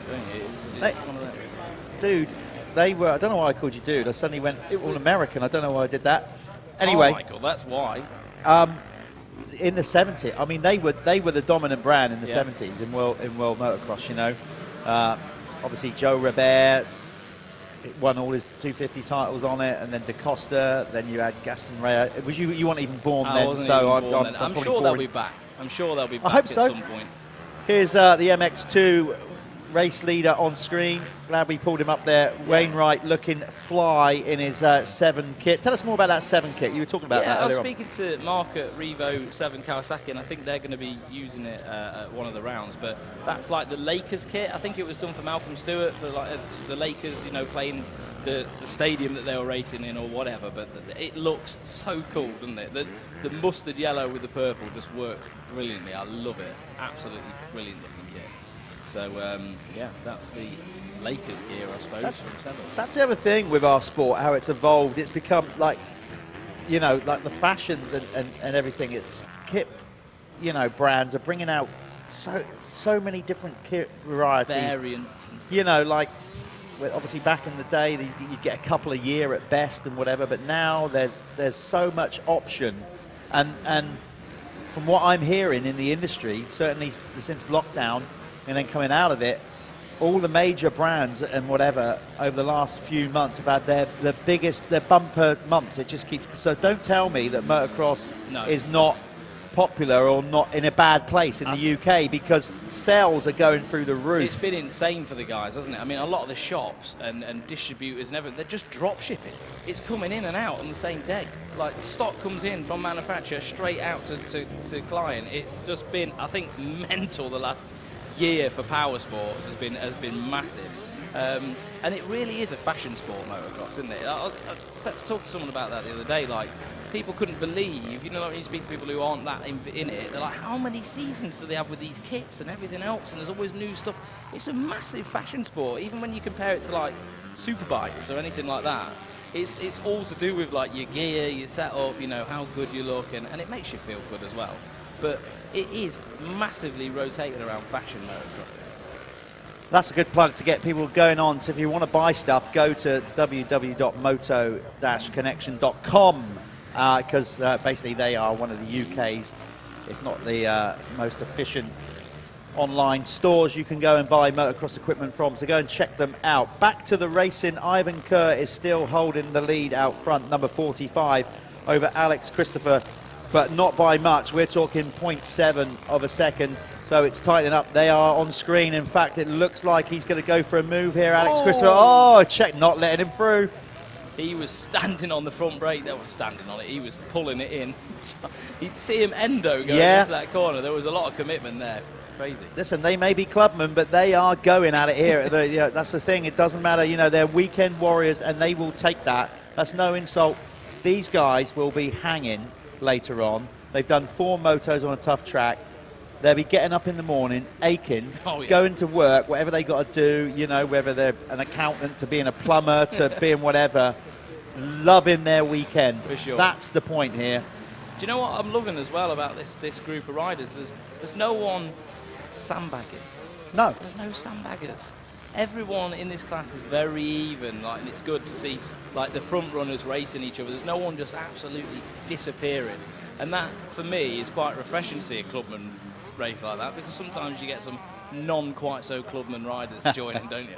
But awesome, absolutely awesome. Cool to see battles going on in MX1, MX2 the whole way through, and hopefully it's great for them as well. It gives them, you know, a more enjoyable experience, doesn't it?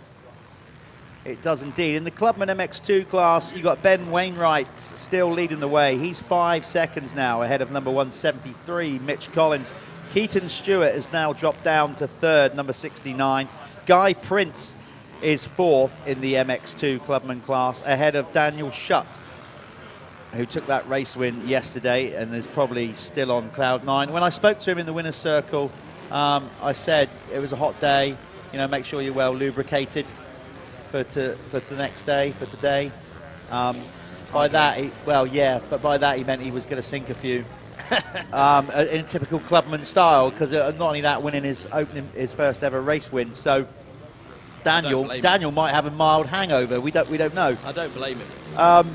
Ricky Roberts is in 6th ahead of Max Fletcher. Then it's Michael McAllister for 8th, 9th Elliot Pugh and Jake Taylor in 10th. So that's the top 10 in the MX2 Clubman class. MX1, as you can see, Ivan Kerr crossing the line, getting the 1 lap to go board. So it's all in now for Alex Christopher if he's going. They can see 1 lap to go. Lee Toland is in 4th on the Acer United Gas. Lee is obviously, in case you didn't know, is the owner of that team, supporting Bobby Bruce, Stephen Clark, Jack Brunel. Races himself. So how cool is that? Rory Watton is in the 5th position ahead of Jordan Andrews. Ashley Senior is in 7th. Then it's Carl Bennett for 8th, Alistair Stark 9th, and Charlie Green in 10th.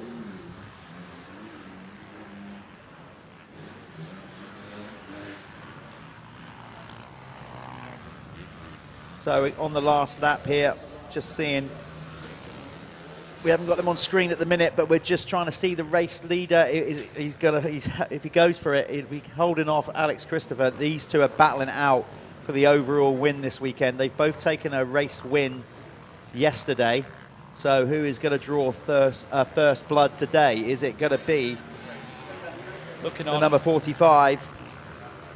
Looking on my laps, Alex Christopher's got the Kex at the minute. He's got the Kex Fastest Lap Award, yeah.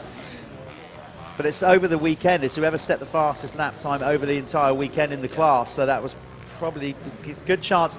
I would have thought they're going to come from the opening motos of each day, either Moto 1 or Moto 3. Because it would be, you could get a lot of ties otherwise. Yeah, it's just going to be, Kerr's going to hold on. In fact, he's edged away this final lap. Here he comes, number 45, coming up to the finish line now. There he goes, takes the checkered flag, gives it a fist pump. Right, let's try and get him up to the winner's circle. I'll go and chat to him about that fist pump. So Jeff's just going to make his way down there to catch Ivan Kerr and the winner of the 250s as well, Ben Wainwright. So if anyone in those two parties are there, just make sure you send them down to the winner's circle to come and have a chat with Jeff, and we'll take you over to that in just a moment's time.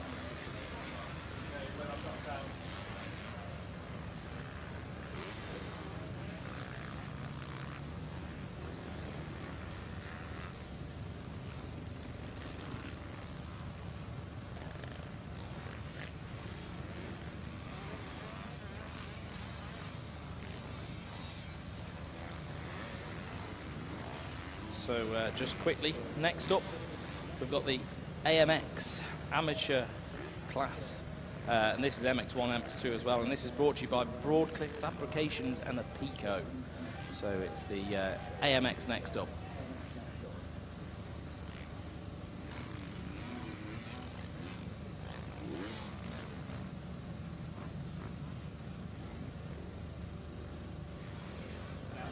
So we're going to hand this over to Jeff now, and he can take it away with the race leaders.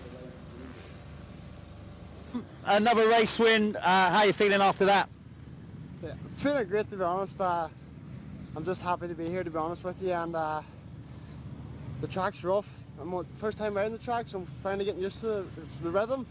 But I just want to have a shout out to all my sponsors that actually helped me get here. My dad, my mechanic, all that there. And thanks to my granny for telling me to keep her lit. Granny's involved as well. Listen, we're talking about how you guys over in Ireland, it's a big commitment to come and race this series, so it must be so rewarding when you come over after all that effort to get the ferry and all the extra cost and take a race win. So what does this championship mean to you? Because obviously back home, I guess, you know, you haven't got the depth with the riders, so it's a big deal for you guys to come over and do this series. No, yeah, it's definitely a big deal. It's my first year doing it, as I said.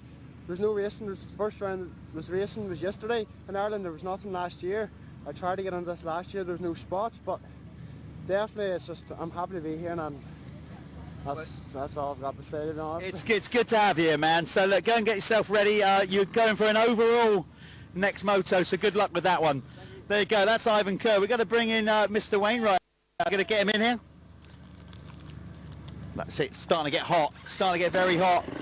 Let's bring in Ben Wainwright in his Superfly 7 gear, looking the part. Ben, you know, you were flying at the start of that mode. Obviously 250s against 450s is hard, but you're winning your class. So how is it out there riding against the 450s? Does that drag you along, or do you find them a hindrance? It's pretty hard, to be fair, with them, because they've got extra power. You know, they're pulling on the straights, but the thing is, you ain't got battle with them because you're not in our race. So it's one of them with them. It's one of them. What does this series mean to you as a clubman? You know, do you feel like you get a level of professionalism as a clubman rider? You feel very much part of the whole thing? Oh yeah, definitely feel pro. Definitely feel pro. No, just as long as you have loads of fun, that's all it's about for me. As long as it's just pure fun. And what's your regular job? What are you going to be doing Monday morning? I work for my dad, Wainwright's Plant and Haulage. I drive lorries and dig machines. So. You do? Yeah, literally you do, and you do it on the weekend as well, to good effect. Anybody you want to give a shout out to? Big shout out to my dad and my family, Midlands MX, all these here up, NM Joinery, Marsh MX, A Suspension, all my sponsors that really keep me going. Nice one. Go and get yourself ready, because I think you're on for a next moto to win the overall. Have a good one. There you go. There's Wainwright going off. Ben Wainwright. That's it. That's another winner's circle. Back to the action with Callum. See you in a bit. So that was Ivan Kerr and Ben Wainwright. Both pretty happy with that, I think. Don't get the audio up here, so I have to sort of read body language. But obviously both those guys are congratulations to those two. Ben looked over the moon with that. Hopefully he can roll onto his second moto with a little bit more gumph and try and get another race win. So well done, Ben Wainwright, on that one. So yeah, next up we've got the amateur AMX. So it's Amateur MX1 MX2, and this is brought to you by Broadcliffe Fabrications and a Pico. They're just out on the track at the minute, just getting their sighting lap in. Just going to roll around and see how disgusting this track's formed. So they're going to be experiencing it for the first time today. So they'll just roll around the track, figure it out, see if they can find some lines. A lot of the sensible guys will try and see whether there's any opportunities for a smooth line or something like that that they might be able to use in the race at some point. But yeah, these out on track now, and they will be lining up for their third race of the weekend.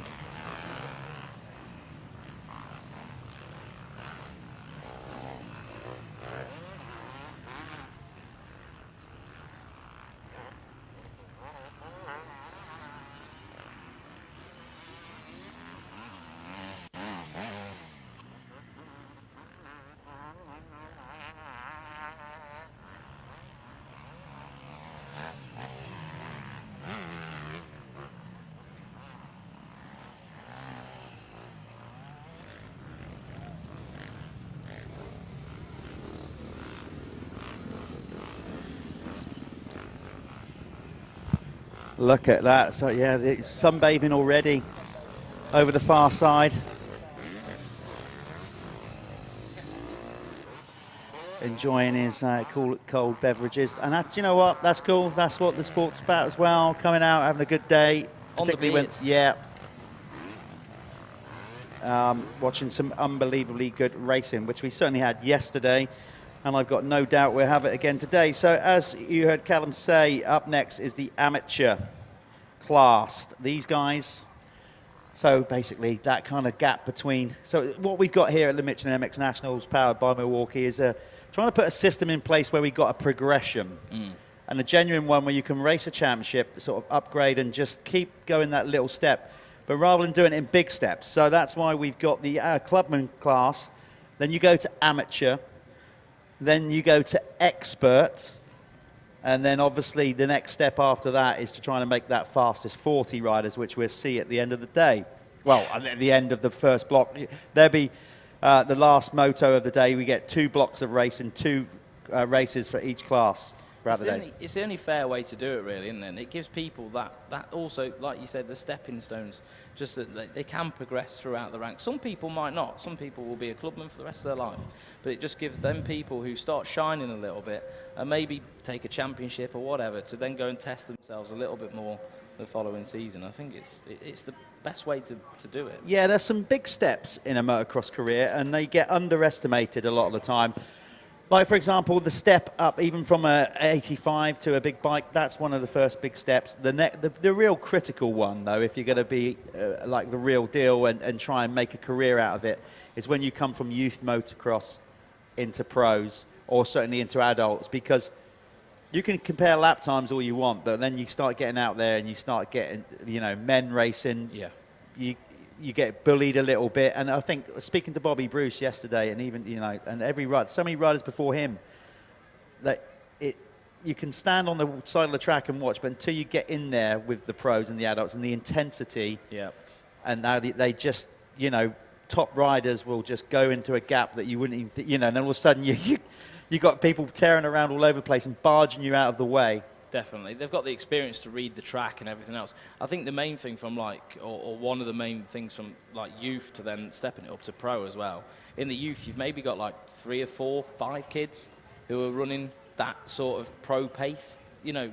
And then when you step up to the pro class, you think, oh, well, I've been lapping those times, I've been good. But then there's now 40 guys that are that speed.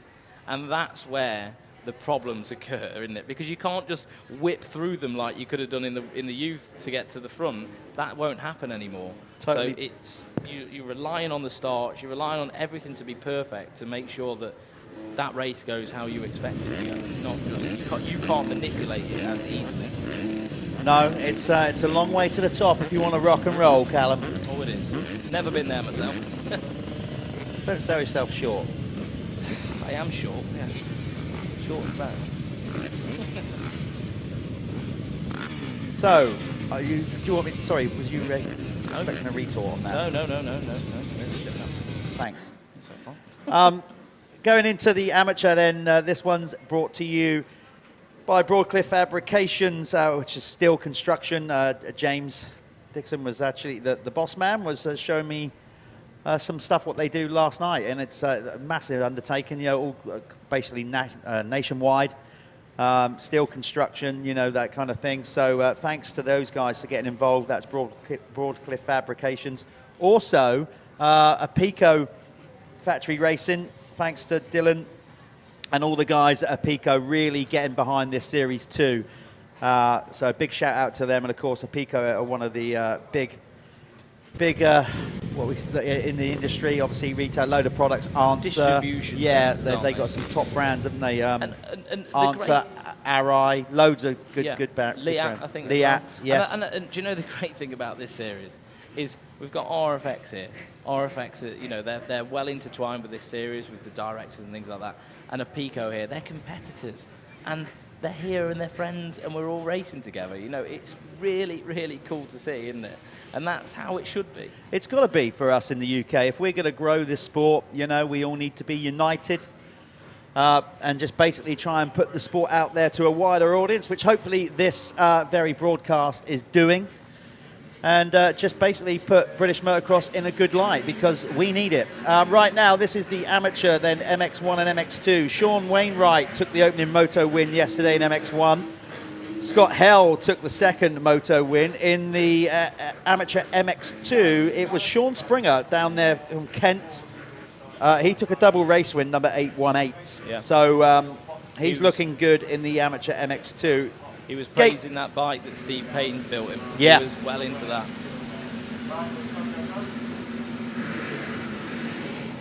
So there we go, another gate drop. Who is going to get the whole shot as they sweep in? Well, we've ridden this. Sean Springer on the MX2 bike, so he should praise that bike. Yeah. He's just ripped off the wholly on an MX2 bike. He said it's so good, so whatever Multitech are doing down there, they're obviously doing something that works, because that bike is really good.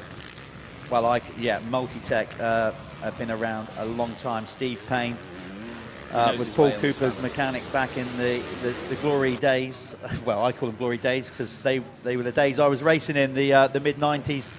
And Steve was building great bikes then, so he's probably building even better bikes now. So Springer, leads the way, gets the points as well. Yeah, the Planet Moto first lap leader, 5 points on the board to Sean Springer. On a 250F. 250. So, we get them over the line for a complete full lap, then we get the timing screens up so you know who's where in the race.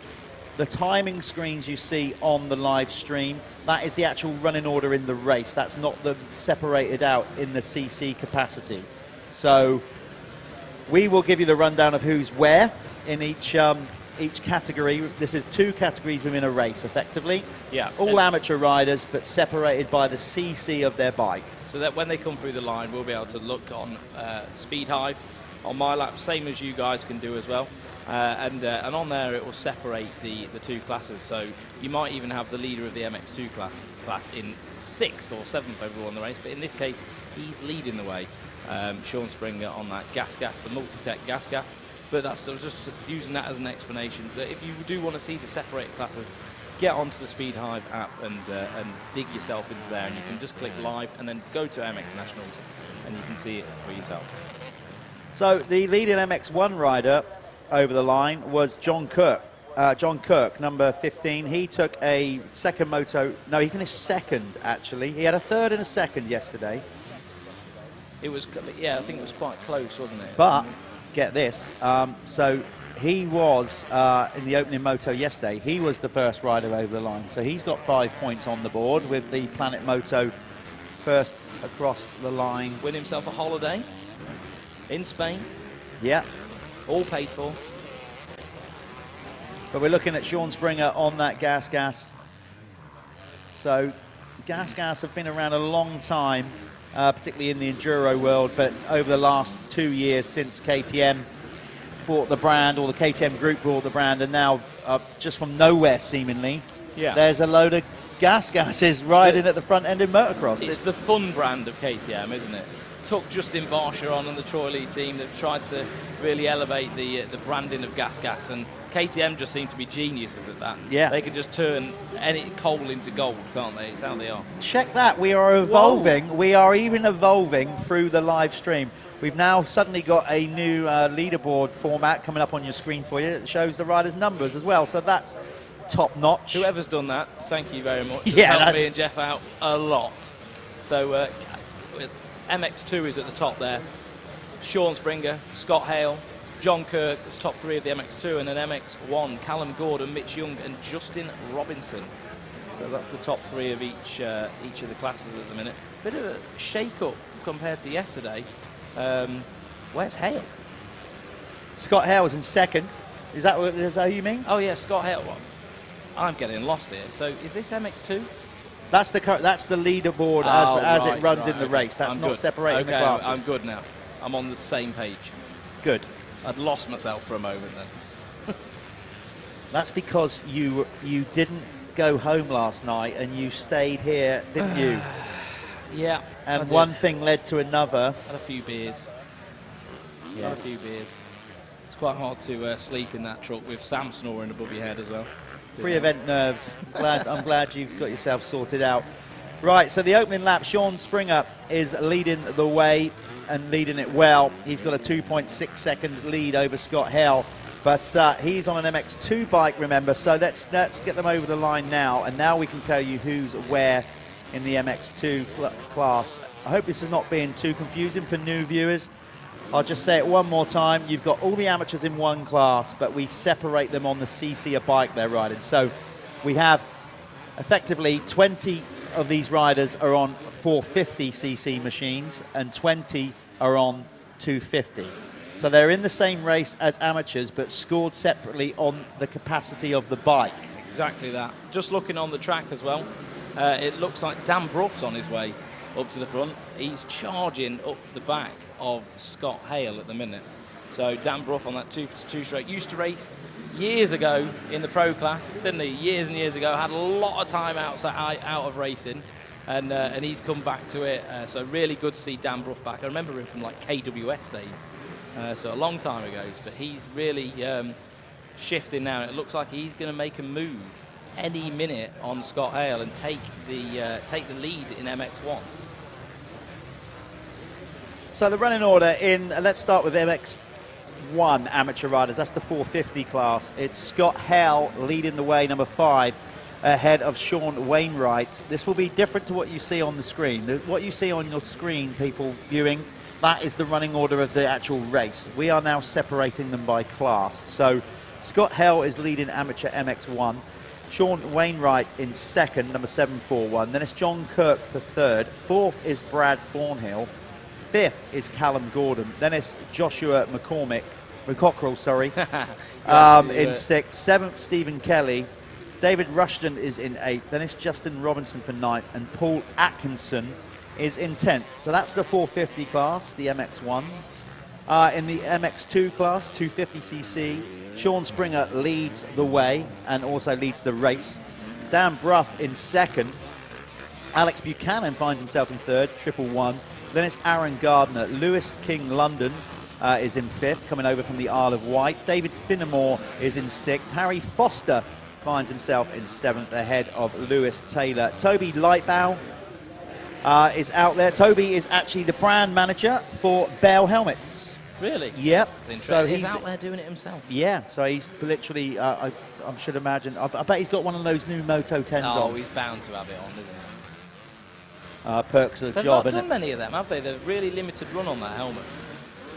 Yeah, 1,000 helmets? Yeah, they land later on in the summer. And then in 10th position is Callum Watson. So there you go, that's the running order. Springer edging out his gap at the front of the field. Good battle going on for 2nd place, though, across the board, which we're just getting our camera crew to zoom in on. We've got 4 riders in a battle here.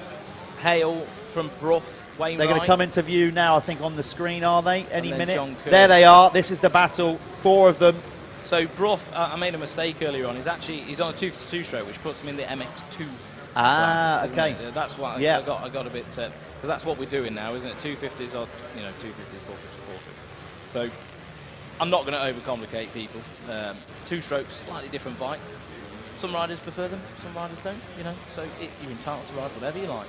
You can. But Dan Bruff is on the 2-stroke machine, and he is 2nd in MX2 there, but he is splitting the 2 450 riders of Sean Wainwright. But it looks like he's about to find his way around the outside of him, carry that momentum that I was talking about.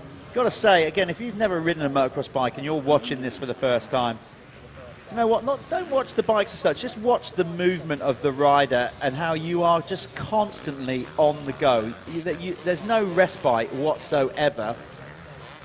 You just, particularly through that wave section, and that's why it is one of the most demanding sports in the world. Well, what we were saying, the wave section then starts becoming the entire track, doesn't it? In fact, especially around here, it's now watching it. It's a different beast to it was, even at the start of this block. It's going to get hotter today. It's going to get rougher. We're hearing some pro riders from yesterday already, and they're pros, and they ride all the time. And they were saying how rough it was yesterday and how their lower backs starting to ache a little bit already. But you can see the physicality of riding a motocross bike. You've got that going on. You've got to have the precision of a brain surgeon to put the bike where you want to, because the track evolves all the time. You've got top athletes, even the road racers, like I know Johnny Ray started in it and all that. But, you've got Rossi doing it. You've got Marquez. They all race and ride motocross. Scott Redding. As training. Yeah, they do. I think partly for a cost thing, but also because it keeps you sharp. There's nothing in the world like it that's so intense, I don't think, unlike your reaction timing, your fast twitch muscle fibers. It's such a nut sport. But it is nuts. And people, when you talk to people who are not into motocross and you start telling them about like the heart rates and things like that, they just don't believe it. They absolutely don't. Callum's just shut up a little bit. Well, he hasn't. I've just Well, put the you've just pointed GoPro the on. I camera just in point a my face. GoPro right in his face. I was just talking about, like, when you're talking to people outside of motocross and you tell them about the heart rates, they just don't believe it because it's so insanely difficult, this sport. I actually looked once, the enduro rider Caleb Russell put on his Instagram, it was like 3 hours at 170 beats per minute. It's absolutely insane. So yeah, it's definitely not easy going on the body, this sport. Even for these guys in the amateur classes, they are ripping. Trust me, these guys at the front, Sean Wainwright and Scott Hale, that you're seeing on the screen now, are absolutely ripping. They are no slouches. So they're on the screen right now for you. That's Sean Wainwright. Know the Wainwrights quite well. They're from the Midlands. So you might see Wainwright's haulage lorries all around the roads. And that's what they're part to do with. It's a big family of hauliers. So that's it. So Sean Wainwright having a good one at the minute. But Sean Springer absolutely disappearing into the distance on that 250F that we was talking about. Steve Payne has built for him. He was super happy with that bike when I interviewed him yesterday. And it looks like it's working for him. So still race order: Sean Springer, Sean Wainwright, Scott Hale, Dan Brough now just losing a little bit, and then John Kirk there. That's the top 5 of the race. Sean Springer leading MX2, Sean Wainwright actually leading MX1. Scott Hale would be second in MX1, and Dan Brough would be second in MX2, just to try and avoid some confusion.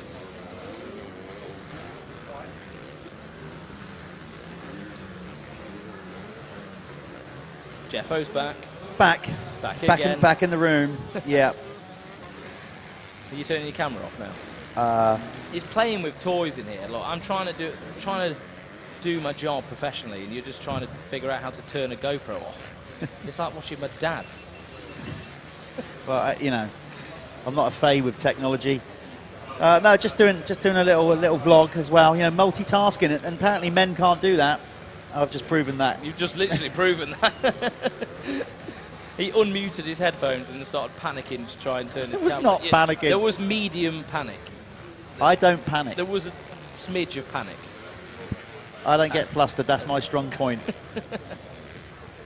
Oh, I love panicking. So, yes, this one brought to you by Broadcliff. As you can see on the top right-hand side of your screen, Plant Hire and Sales and Pico Factory Racing. So thanks for those guys.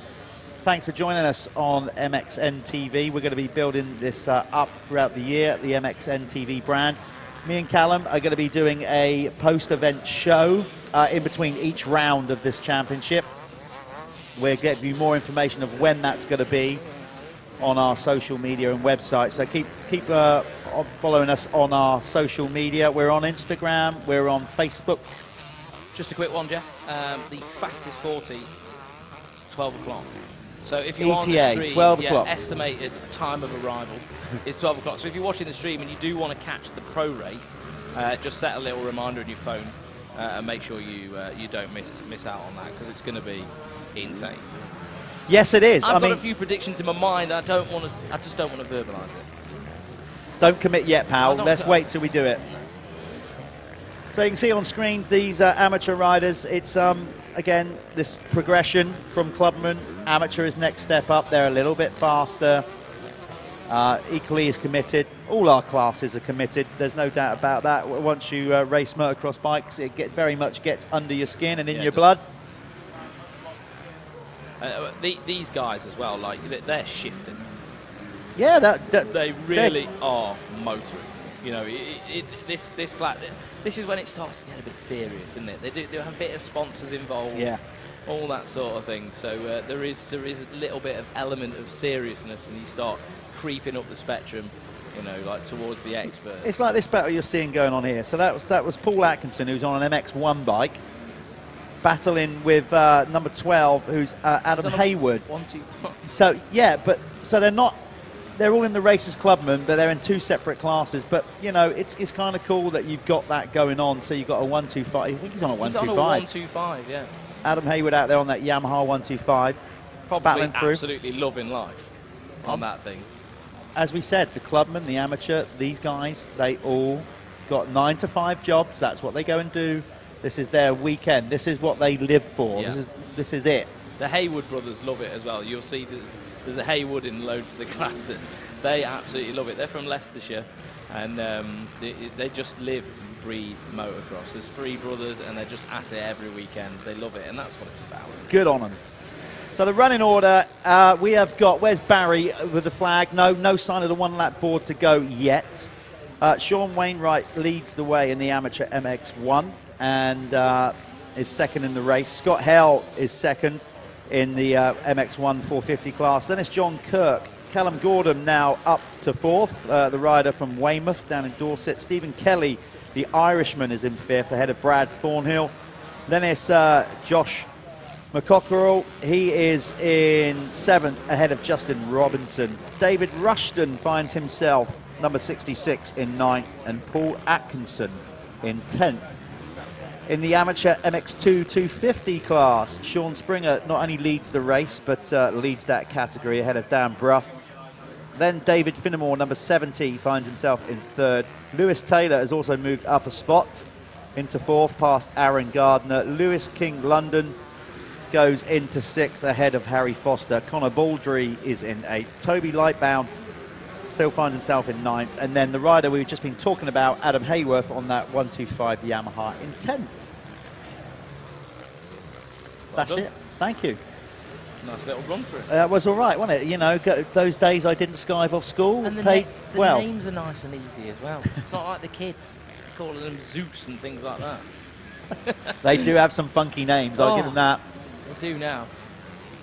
They do now, but yeah, well, it's the next generation, mate. Better get used to it, might we? Springer. Well, what have you called? What's your son? Cooper. Cooper. Cooper. What was the thinking in Not that? Was it? No. What was the thinking of Cooper? Are you a Cooper Webb fan or what? No, I'm actually not a Cooper Webb fan. I've started warming to him because of his grit and determination. I absolutely love that about him. As a character, I don't really warm to him that much, but I don't know. I explored. Who came up with the name? You or Mel? Right. Mel. She was all in with the Cooper Webb vibes, you know, and just okay. He won the championship. That was it. No, she was just all in, you know, like football fans that just support whoever's winning. No, we just like the name. There you go. But that's good. So we got varying names. Obviously, that's what we got, and the kids they're down with it, and they'll be coming out again later on for their second moto and final moto of the day. Up next, by the way, we have the expert class, again brought to you by Broadcliffe Plant Hire and Sales and Fabrication and Apico Factory Racing. Experts will be good because they are, let's be honest, they're right on the cusp of being pros. Some of them. They are. Well, yesterday they were racing the pros, weren't they? Yeah.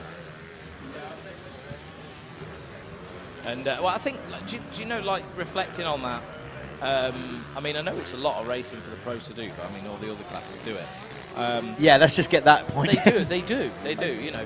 But I think that was a really good opportunity for the riders that do ride in the pro class. I mean, in the expert class, to like get a bit of a taste, especially people like Bobby Bruce, who need that drag. You know what I mean? They need it. It's a new idea from the Michelin MX Nationals team. Never done it before, so this year that's what we say. On the Saturday, we're adding the pros, but then we're splitting the classes on the CC, so the experts get a little taster on Saturday of what it's like to race the pros before they actually officially go into that class. And it's good. It's part of development, isn't it? If you don't ever race with those guys, you don't actually know the pace. And, you know, talking to someone yesterday, he was like, they're mental. You know, he was literally saying that they're nuts.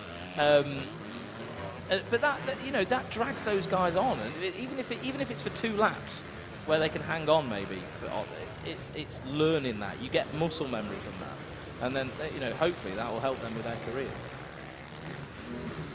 Yeah, that's all part of that progression. There's Barry Ward. He's got the 1 lap board out. So we're on the final lap for Sean Springer and co.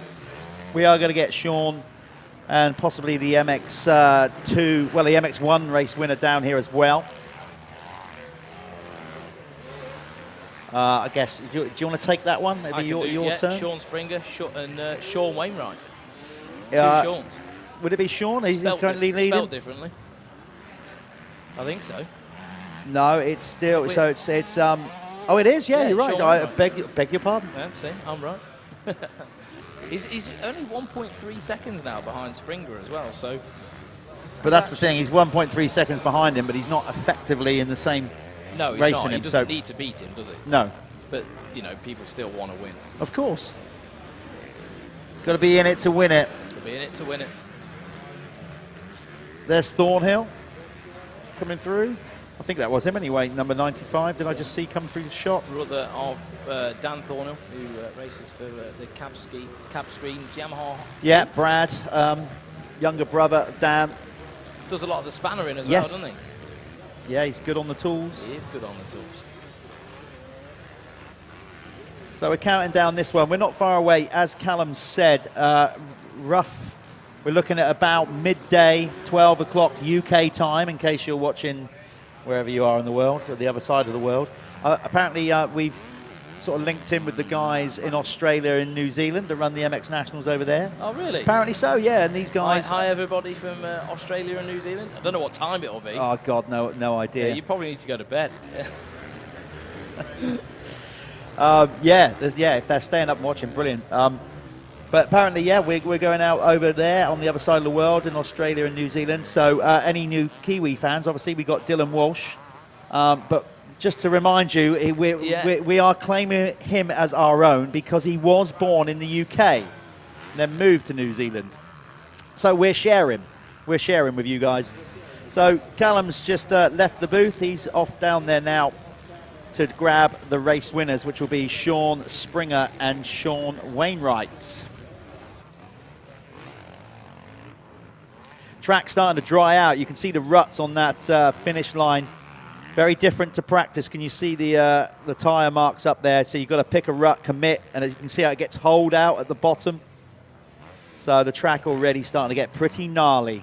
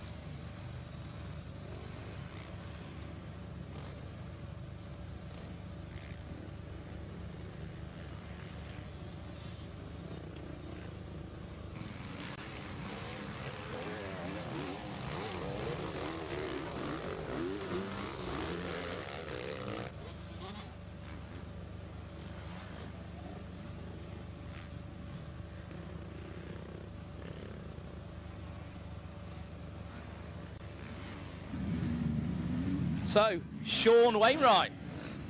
That was good, wasn't it? Yeah. On the Fast Steady Honda, how was that? Good. Just track's rough already. Just like it was yesterday afternoon. Yeah. What, it's already as bad as it was? Yeah, okay, that's going to be fun then, isn't it? Oh, the last couple of laps, your arms, hands, holding on. Everything starts failing you. Have you got anyone you want to thank? Yeah, I just want to thank all my family for supporting me, and obviously Fast Steady, Gear Tech, Ace, and Rock Oil, yeah, everyone. They're all on the shirt. That's it, well done, congratulations. Cheers. Right.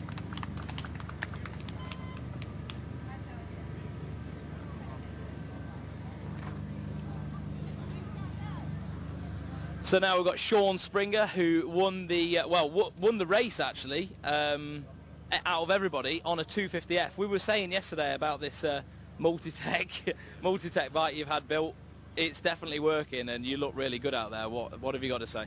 Yeah, that race, I got a brilliant gate. I got the whole shot. That multi-tech engine was flying out the gate, but I just halfway through the race, I just tensed up, and then obviously he caught me up and passed me. But yeah, it's all good. But I'd like to thank the young transport company. He's helping me out this year, and obviously Multitech give me the best bike. Yeah, the best bike. I couldn't believe a whole shot on a 250F in a mixed group with 450s. Well done Sean Springer, and hopefully you get another one later on today. Cheers, mate. Thank you. My first solution was just to look around and find a product. Of course, there wasn't one. And the more I looked, the more I couldn't believe that there wasn't a product. That's when I sort of started working on the whole project to develop the neck brace. And so how it works is, if I was to fall off a motorcycle, front wheel stops, you hit something, you go over the handlebars, land on your head. Essentially, it's the weight of your torso that is loading your neck. If you're wearing a neck brace, what happens is that you land on your head. The helmet initially moves out of the path, the impact, so that initial head escape where your head moves is actually very protective to the body. You don't want to constrain the neck completely. Now the flow is ground, helmet, brace, rest of the body, and you bypass the neck in part. In this instance, the change in the threshold is by putting the neck brace on and taking some force out of the equation. So force that would have previously put 4,500 newtons of force down your neck is now loading your neck to 2,500 newtons. And you Tomac buried in the pack at the start. Tomac is down! All eyes are on you, and you definitely didn't get the type of start you wanted. The most important lesson my dad taught me was on those days, if you don't really feel like going the extra mile, you just got to go out there and do the work. Tomac came to play tonight. The go time for me is the last half of the race. I'm trying to hunt down first place. For a true championship fight, you never want to give up.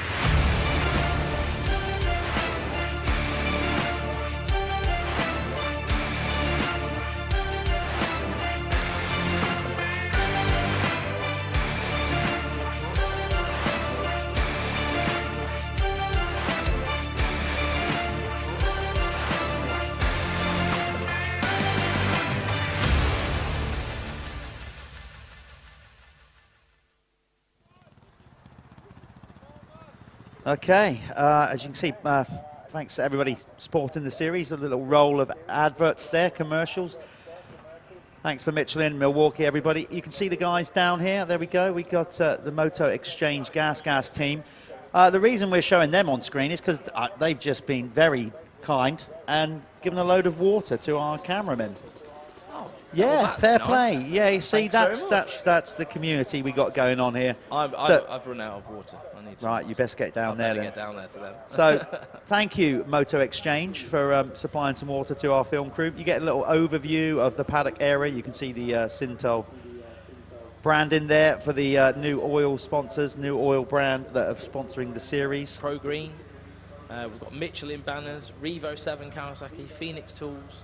Dangerously, the ice cream little hut is directly behind the commentary tower. Do you know what? I did the best thing this weekend. I brought no cash with me. So there's no option. You know, I can't do it. Like, I go and start paying with receipts or something. There's no way. I know your game. You're starting to have the rock star, don't you? You're just thinking, I'm going to rock up. Yeah, someone will just provide me with one, won't they? You know? And then you'll give them a shameless plug. If anyone wants to supply me with an ice cream. No, I'm joking. So the experts are up next, which is going to be good. They're, again, supported by Broadcliff Fabrications, Apico Factory Racing. Let's just find the results here from yesterday, because they were mixed up, remember, with the pros yesterday. They had a little taste of what it was like to be with the fastest 40. But let's give you a rundown of who did what yesterday in the expert class. In the expert MX2 class, it was Bobby Bruce on the the Acer United Gas 125. By the way, let's just make that point. Going 1-1. He took both moto wins. Tom Murphy, his teammate on the 250, he had 2 seconds, so a very good day in that respect for the Acer United Gas Team. Jake Preston got a 3rd. That's cool. So on the Verdi Substance KTM. Yeah, that. To be fair, I didn't notice that, and that's a really solid result for Jay Preston. Well done. Cullen Scott got a 4th, and Ryan Mawhinney a 5th in the opening moto. The 2 Team Green Riders. Mawhinney improved in the second moto to get a 3rd, with Ben Kennedy coming in 4th and Jack Moore. So that was the experts yesterday in that respect. MX2. Let me now just find, I got paperwork all over the... we got limited space in here, so don't, There we are. You've got it. Got it. In the expert class, MX1 yesterday, it was Ben Edwards taking the opening moto win. And then he followed it up with a moto win in the second moto. So maximum score for him at present. Jordan McCaw got a second. Sean Southgate, last year's champion on the Hearts. I think he's on a Hearts Honda. Got a second. John Robson was in the mix as well, number 28, Jordan McCaw. So it's a tightly class, this one. Josh Taylor. So, it's going to be, that's the MX1. But now, of course, we have got all the experts mixed in together, scored separately. Yes. I hope people are getting that. It's you'll soon get used to it. Yeah, we have to do it. If we didn't do that, then we'd have 9 million classes to get through, and it's no good for anybody. So you can see the sun has really burnt off the cloud cover now. It's getting warmer and warmer. The track is primo. Yeah. If you love that kind of stuff. Yeah. I mean, not for me. No, but like conditions-wise, it is bang on. And also, just a quick public service announcement. Make sure you get some water down you. Get your sun cream on. We're seeing some lovely legs there. Look, photographer legs. Great to see the photographers out there, of course, getting a load of media, pushing it out there on social media. So photographers are welcome. Yep. The Michelin MX Nationals. Photographers and videographers, we want to try and push this series out as much as we can. So if you are a genuine media outlet, or you supply pictures for a team or a media house such as, Dirthub, Dirt Bike Rider, we got Adam Duckworth here from Motorhead, we got Dirt Bike Rider here with Sophie McGinn. Yeah. We want everybody involved pushing this series out there. So anybody that is a genuine photographer and supplies pictures or videos for teams or any of those official media outlets, just get in contact with us. We'd love to get you coming along to some other rounds. Next round is Hawkstone, of course. That's coming up in a few weeks' time. Yeah, Hawkstone Park. What an iconic circuit. I love Hawkstone. Something just feels special about the place when you drive in there, doesn't it? Well, it is. I mean, they were riding bikes there. 50s? Yeah, but before, I think they might have even been riding bikes around there before the war. It was the old, the ride with a tie on and all sorts of stuff. Have you seen that? Like, they're wearing ties and, like, a rain jacket. There is, on YouTube, there's, like, a thing where, before even the BBC knew it was Pathé, wasn't it? Why did they used to get... 1946, Chris Kazor is on Chris is our spotter. Chris is the commentator for the Bridgestone Masters, and he's on the case with the facts. 1946. Long time ago. And we're still racing there. What? So credit to the Salop Club and all that, actually, for going that long. Yeah, imagine it. I wonder if they've been going from the start there. I wonder if it's the same people, Insane. When you look back on some of those old videos, the bikes they used to ride and what they used to ride, they were just working men, weren't they? They just went and raced scramblers on the weekend. It was mint to watch. I mean, Hawkstone is arguably one of the most iconic motocross circuits in the world, not in the UK, in the world. The hill, Definitely. People come from Europe when we do the, what do you call it, the international. Yeah. People come from all over the world to come and race at Hawkstone Park, and I don't blame them because it's insane. We got to ride it in a couple of weeks' time. We're there on the 19th and 20th, by the way. As long as we don't have to ride it at the end of the day, I'm all good. Apparently, though, rumours said that was an idea of yours. I don't know whether. Yeah, I was 2 beers in, and that's enough to make me say stupid things. Yeah, I don't think that's a good idea. Yeah, so we're there on the 19th and 20th. Of course, the live stream will be going out on the 20th of June for round 2 of the Michelin MX Nationals powered by Milwaukee. Me and Callum will be out there doing another track review. It's going to be fun round there, isn't it? Are you gonna? One lap's going to be enough, I think. Are you going to wheelie all the way up the hill first time out? No. Okay. No, absolutely not. I might try and lose a bit of weight, so I look a little bit more attractive on camera. You and me both.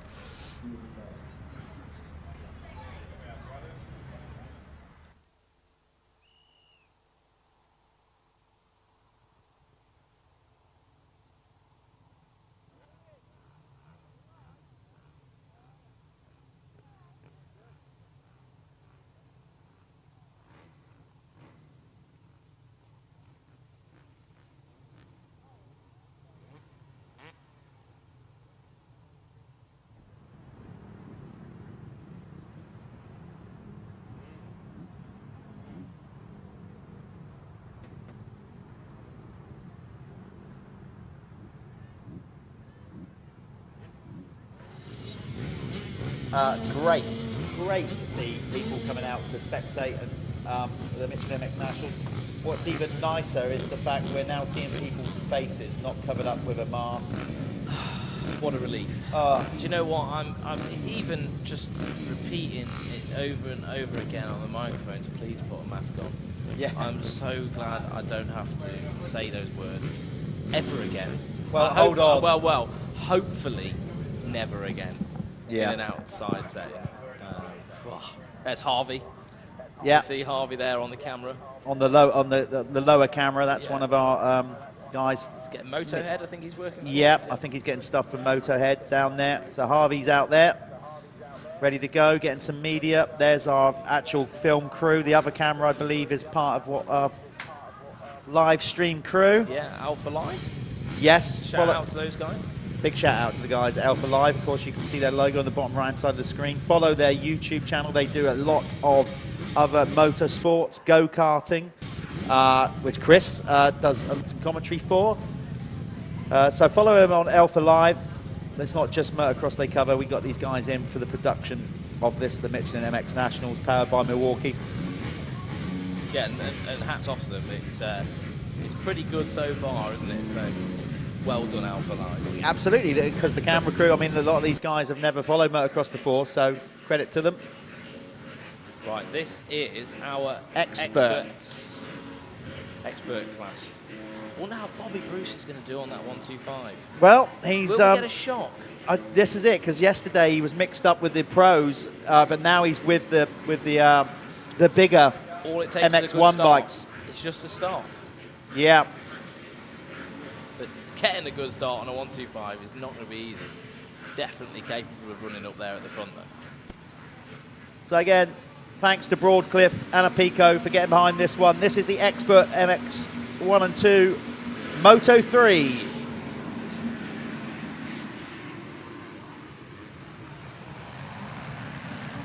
Well, it looked like a KX to me, for an MX1 bike as well. A few people down. He was telling himself off, giving himself a quick smack on the helmet. Who is going to get the Planet Moto First Lap Leader Award?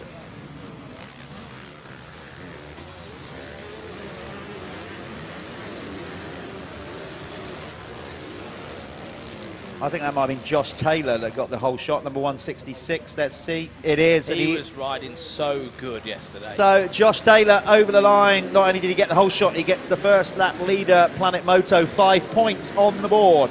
He was like literally, when they mixed the pros and the experts yesterday, Josh Taylor looked like he could run with the pros. It was really, really impressive. So see how he performs sort of now. He's in his own setting and doesn't have that, like, you know, intense sort of pressure around him.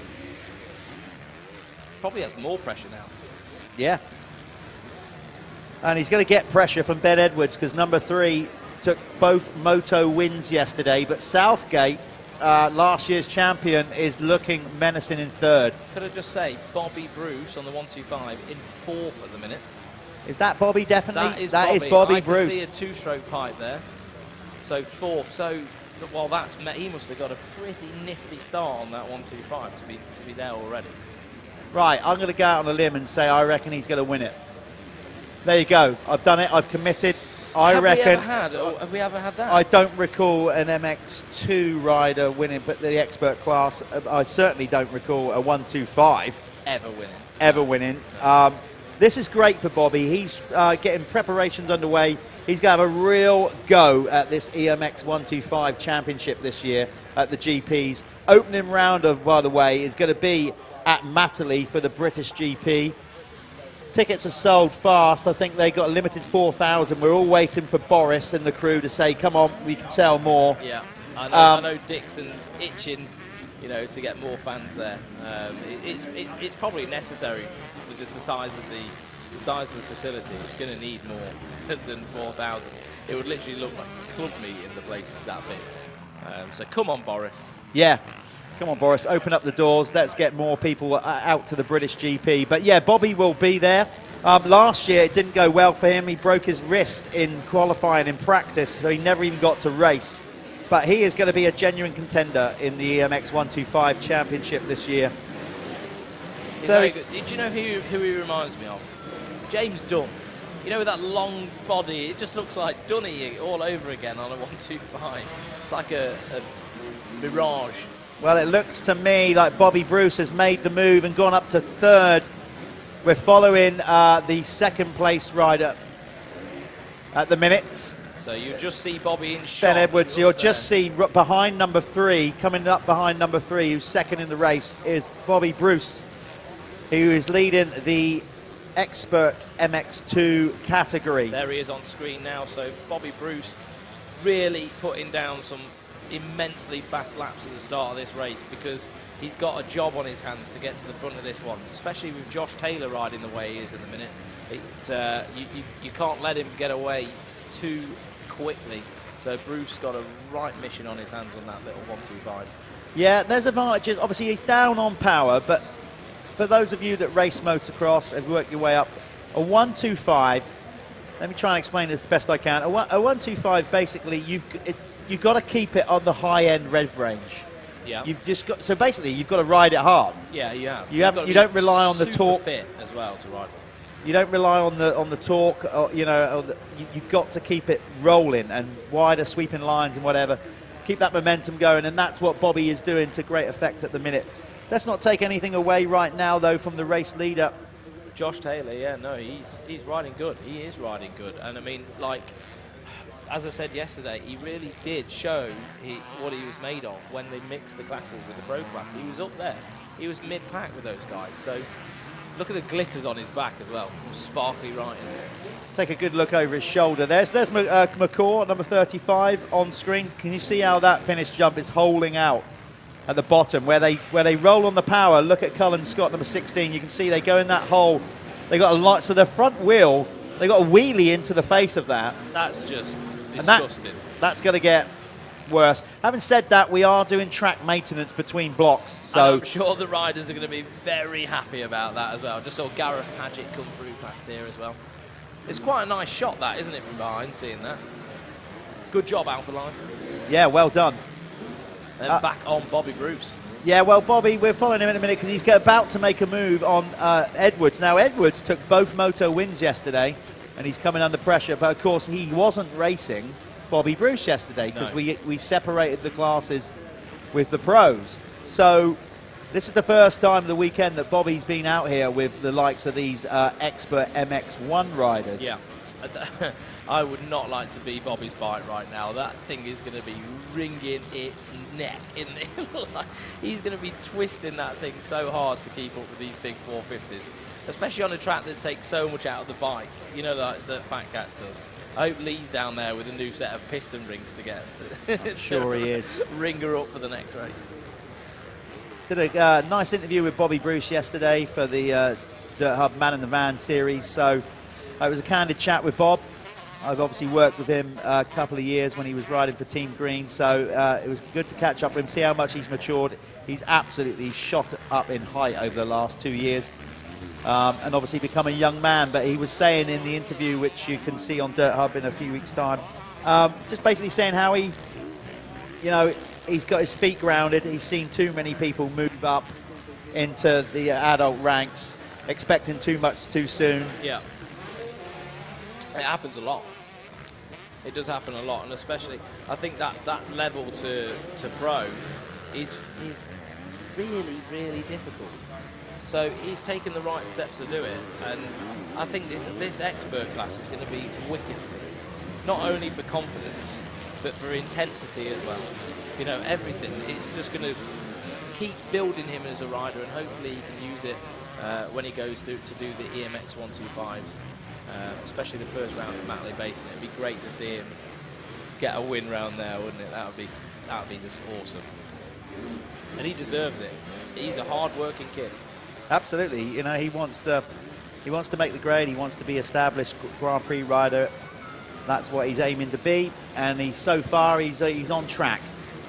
Okay, running order in the Expert MX1. Let's just do the big bikes first, the 450s. It's Josh Taylor leading the way and the race ahead of Ben Edwards. Then it's Jordan McCaw in third.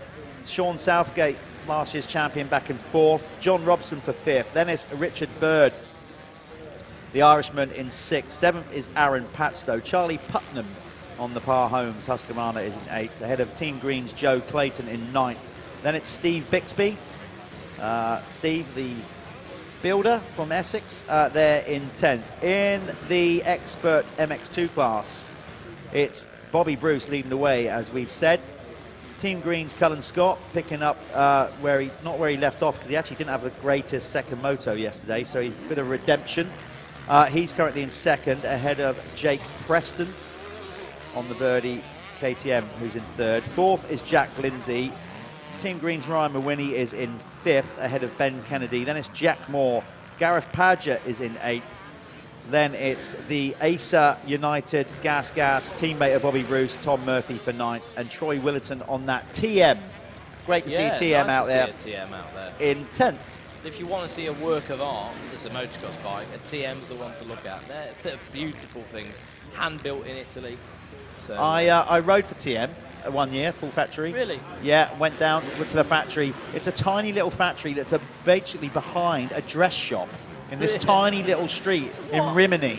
And then you walk in and it all opens up, and it's all, yeah, it's small, but like all compact, and all the factory frames. Honestly, it was cool special. Seeing how it was all put together. They do some really special stuff, don't they? Yeah.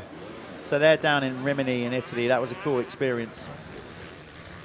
So there's been some to and fro between Ben Edwards and Bobby Bruce. So Bobby's managed to get round him a few times, but I saw the last lap, Ben Edwards just used the power of that 450 just out the back of the circuit there, just to get back around him. And Bruce was hanging off the back of that 125 and just literally could not do anything about it. So he's struggling at the minute to just to find his way past Ben and actually seal the deal. There's last year's runner-up in the Expert MX1 class on screen, Joe Clayton. Now Joe, the Team Green rider, he did well last year to finish second, because motocross is not really his forte. He's kind of concentrated in his younger career on doing indoor events around Europe, did the UK Arena Cross Tour, obviously other indoor stuff across Europe. So he's kind of finding his way with motocross. He's more of an indoor specialist with timing and stuff like that. So although he finished second in last year's series, he said, but this track in particular, he's like, this ain't arena cross. This is not what I'm used to. So the thing is, with the indoor stuff at the minute, obviously because of all the COVID problems, he hasn't really got a choice, has he, to do outdoors. So here be when we get to we get to places like Canada Heights and Cusses Gorse later in the year, that's where you'll see Clayton on the hard pack and more jumpy style circuit. He'll be running more near the front then for sure. Of course, remember round 6, we've got the straight rhythm as well. We have. Where you last year dressed up as Spider-Man. I still don't know why. I did. We've got a new race leader, Jeff. Ben Edwards is now pulled a bit of a gap past Josh Taylor, and now Bobby Bruce is working his magic on the back of Josh Taylor. So Josh Taylor just running out of puff a little bit, maybe. But Ben Edwards found something on this track that's working for him. I know Bobby's had a few attempts at passing him now, so he's really, really pushing and working the back of Josh Taylor to just try and get around. I think, like, if you actually look at, I don't know, Bobby Bruce probably looks like the fastest man on track at the minute. But what are we doing? Well, I'm just saying the top three are tightening up. So you've got the race leader who is currently on screen, number 3. But look at this. Bobby Bruce is now less than a second behind the race leader as the top 3 really start to tighten up. There's Edwards, behind is Taylor on the Kawasaki, and then coming in the shot, there he is, Bobby Bruce. We got a rider down. Who's that? That's Jamie Dixon, number 134, the rider from Poole. This would be a big win for Bobby. I'm going for it. I'm going out on a limb. I think he's got the fitness. Yes, he's got a bike with half the capacity, under half the capacity. Than the riders in front of him. But he is young. He is training to be a full-time pro, and he is fit. And now he is starting to push it. I reckon he's going to do it. As he goes around the outside of Josh Taylor, he's going to get a run on this finish line. So he loses time down the straights because of the less power. But on those bumpy corners, Bobby is just keeping it lit on that Acer United gas. There he goes, you see, from nowhere. He slingshots around the outside. And then when they land, though, yeah, but look, here he goes. He's going to carry the momentum. All 3 riders in the same screenshot. So close. It must be so frustrating for Bobby right now, but it is the best training that he could possibly be getting. There's no point him being out there riding around on his own if he needs this for his EMX 125 preparation. Yeah, there's no point going in the youth class. There's just not. No. There's no point. So this is the best training that he could possibly get.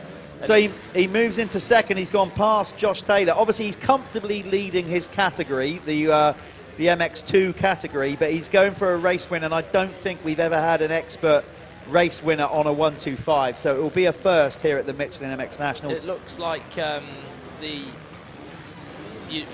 ASA United gas team have put a good old bike underneath him as well, doesn't it? That thing's got a rip. Lee Tolan and his team do not take shortcuts. No, it looks good. Here we go. You can stick it with 450s. Fair play. He has got the fitness. He's closing in fast. He's going to make the move straight away. Is he on Edwards? Not quite. So these are effectively the 2 race leaders. By that I mean they're in separate CC categories, but they're leading those. But they're obviously racing. Bobby doesn't have to overtake him, but because he's leading his class. But he wants to win the race, and this is a great opening expert moto. Brought to you by Pico Factory Racing and Broadcliff Plant Hire and Sales.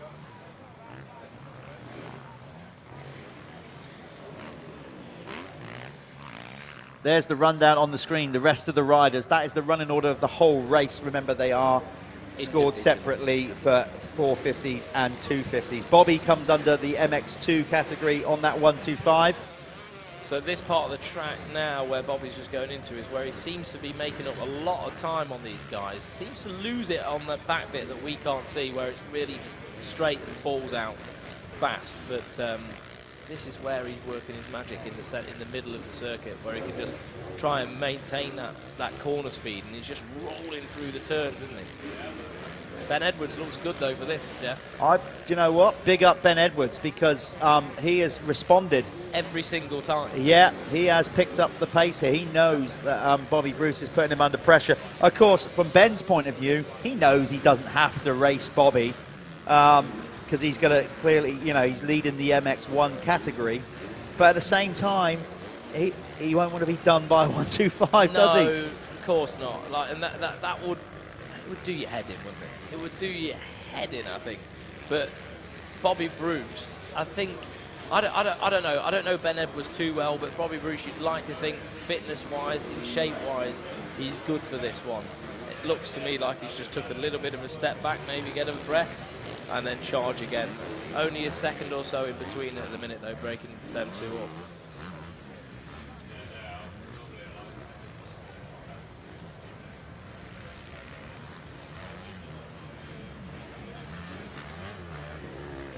So just to run down the top 10 of the Expert MX2, we've got Bobby Bruce obviously leading the way, followed by Jake Preston, so another good race for Jake Preston on that Verdi Sports KTM. Jack Lindsay in third, and then fourth we've got Ryan Mawhinney. Cullen Scott in fifth, Ben Kennedy sixth, Tom Murray in seventh, Jack Moore in eighth, Gareth Paget ninth, and then Ollie Beamish rounding out the top 10.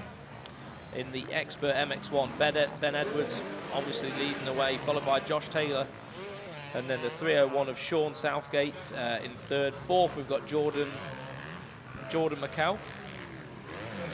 Fifth Richard Bird, sixth Joe Clayton, seventh and Aaron Patstone. Eighth we've got John Robinson, ninth Charlie Putnam, and 10th Steve Bixby rounds it out. So the battle continues. So if we go back to the leaders, Bobby Bruce is right on number 3 now. He's going to make the move in the middle of the circuit.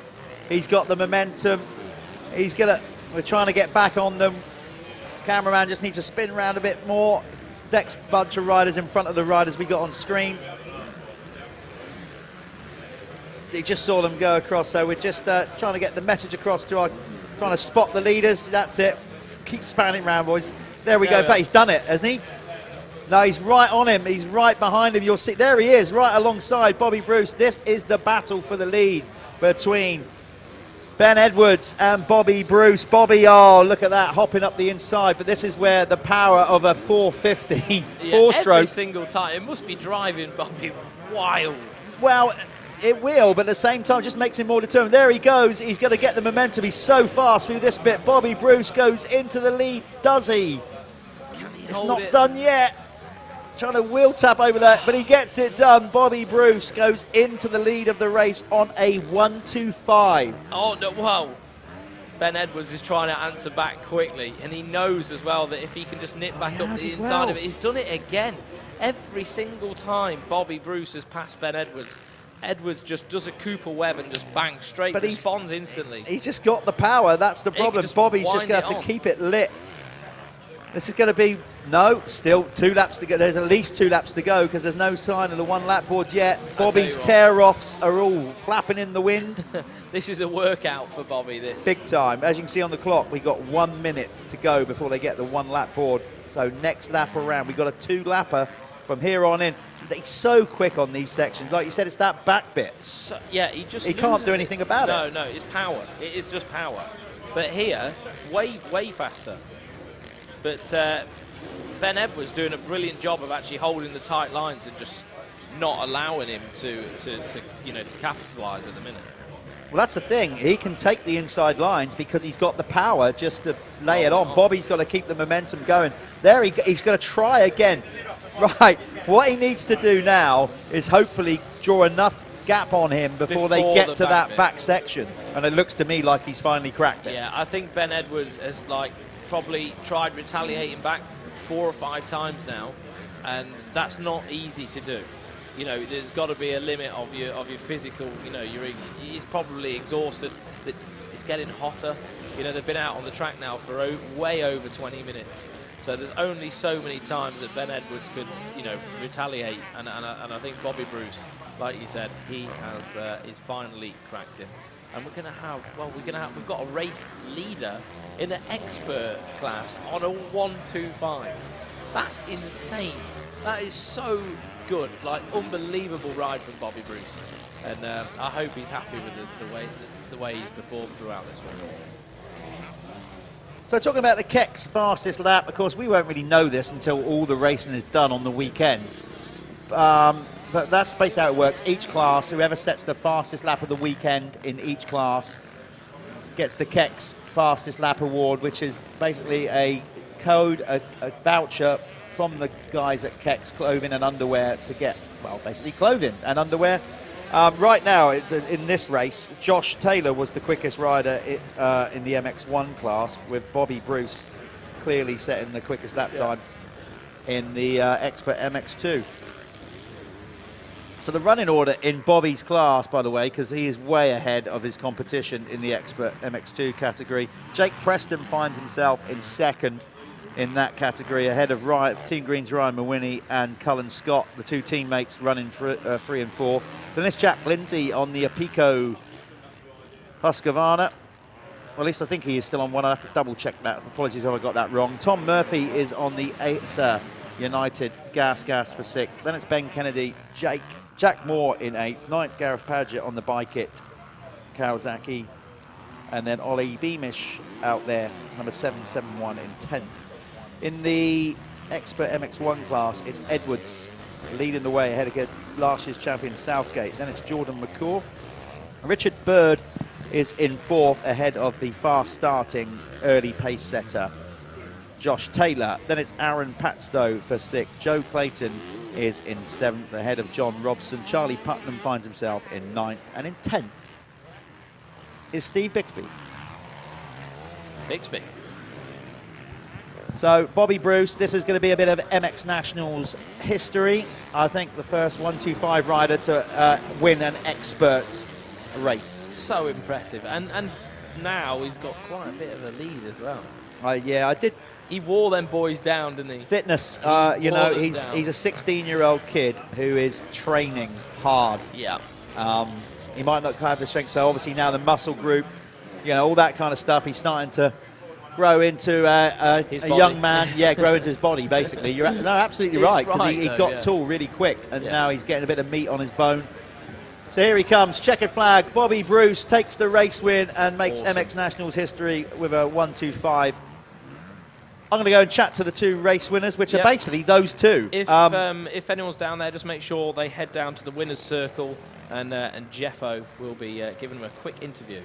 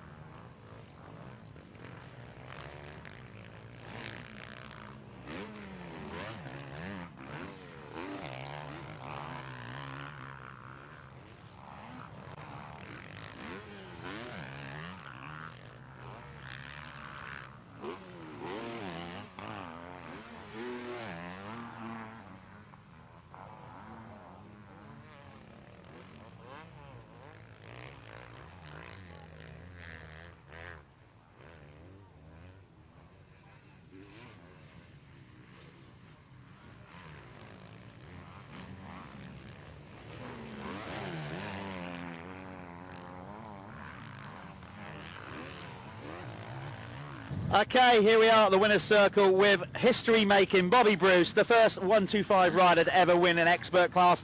Bob, how are you feeling after that? I mean, your fitness, you're 16, growing into your body, which said you paced that one really well. Yeah, I didn't really want to force the issue too much. It's quite rough out there.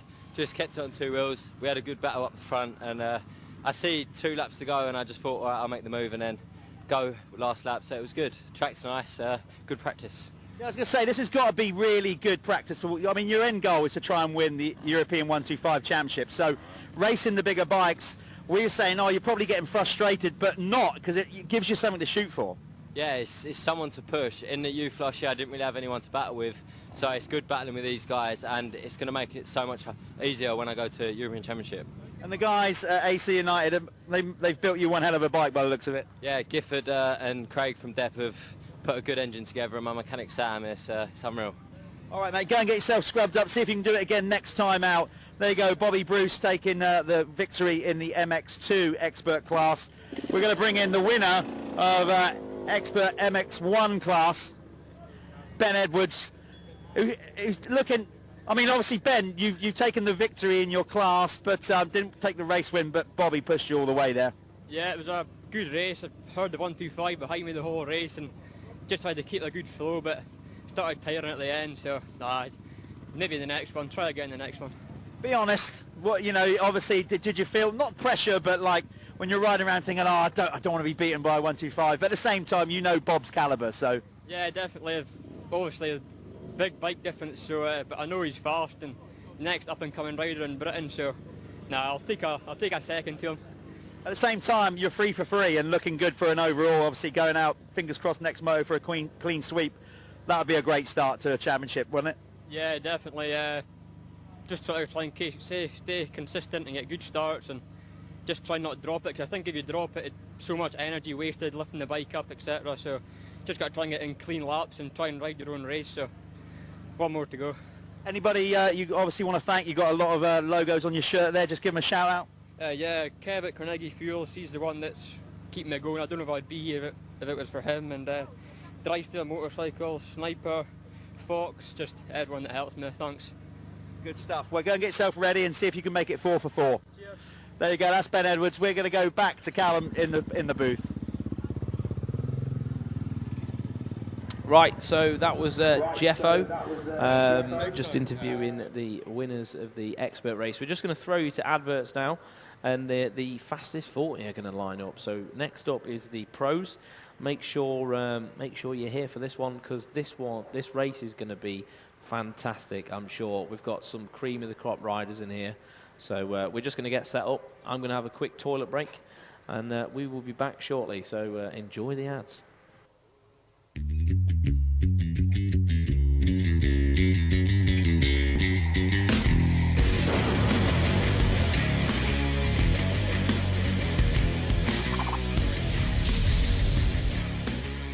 I'm really impressed with the M12 fuel right angle impact wrench. I've been using a pneumatic version for about 5 or 6 years, and it's replaced it. It's quick, easy to grab, and get the job done. With the braking torque, it gets the job done faster. The M12 fuel right angle impact wrench had a lot more power than I expected. You don't have any air hoses tripping you up, much more mobility, and it's got plenty of power to remove whatever bolts that I've tried to take out with it. My favorite thing on the right angle impact is its power to size ratio. It's a really powerful unit in a small package. I know it can get the job done I need it to do. It's great because you can get it into tight spots when you have energized conductors. It's a benefit. It's really compact, and its main purpose is to get into a tight spot. You're not looking for extensions, you're not trying to use different adapters. You can get in there and get the job done quicker. The mode control is great because it'll take it down without stripping anything. I love the bolt removal mode because it puts full power on it, but once the fastener loosens, the tool will slow down automatically. The auto shut-off keeps you from over-torquing. It gets you right within hand tight. I didn't think there would anything ever come out like this. Very glad it has, though. The ability to get into hard-to-reach places with the power I need.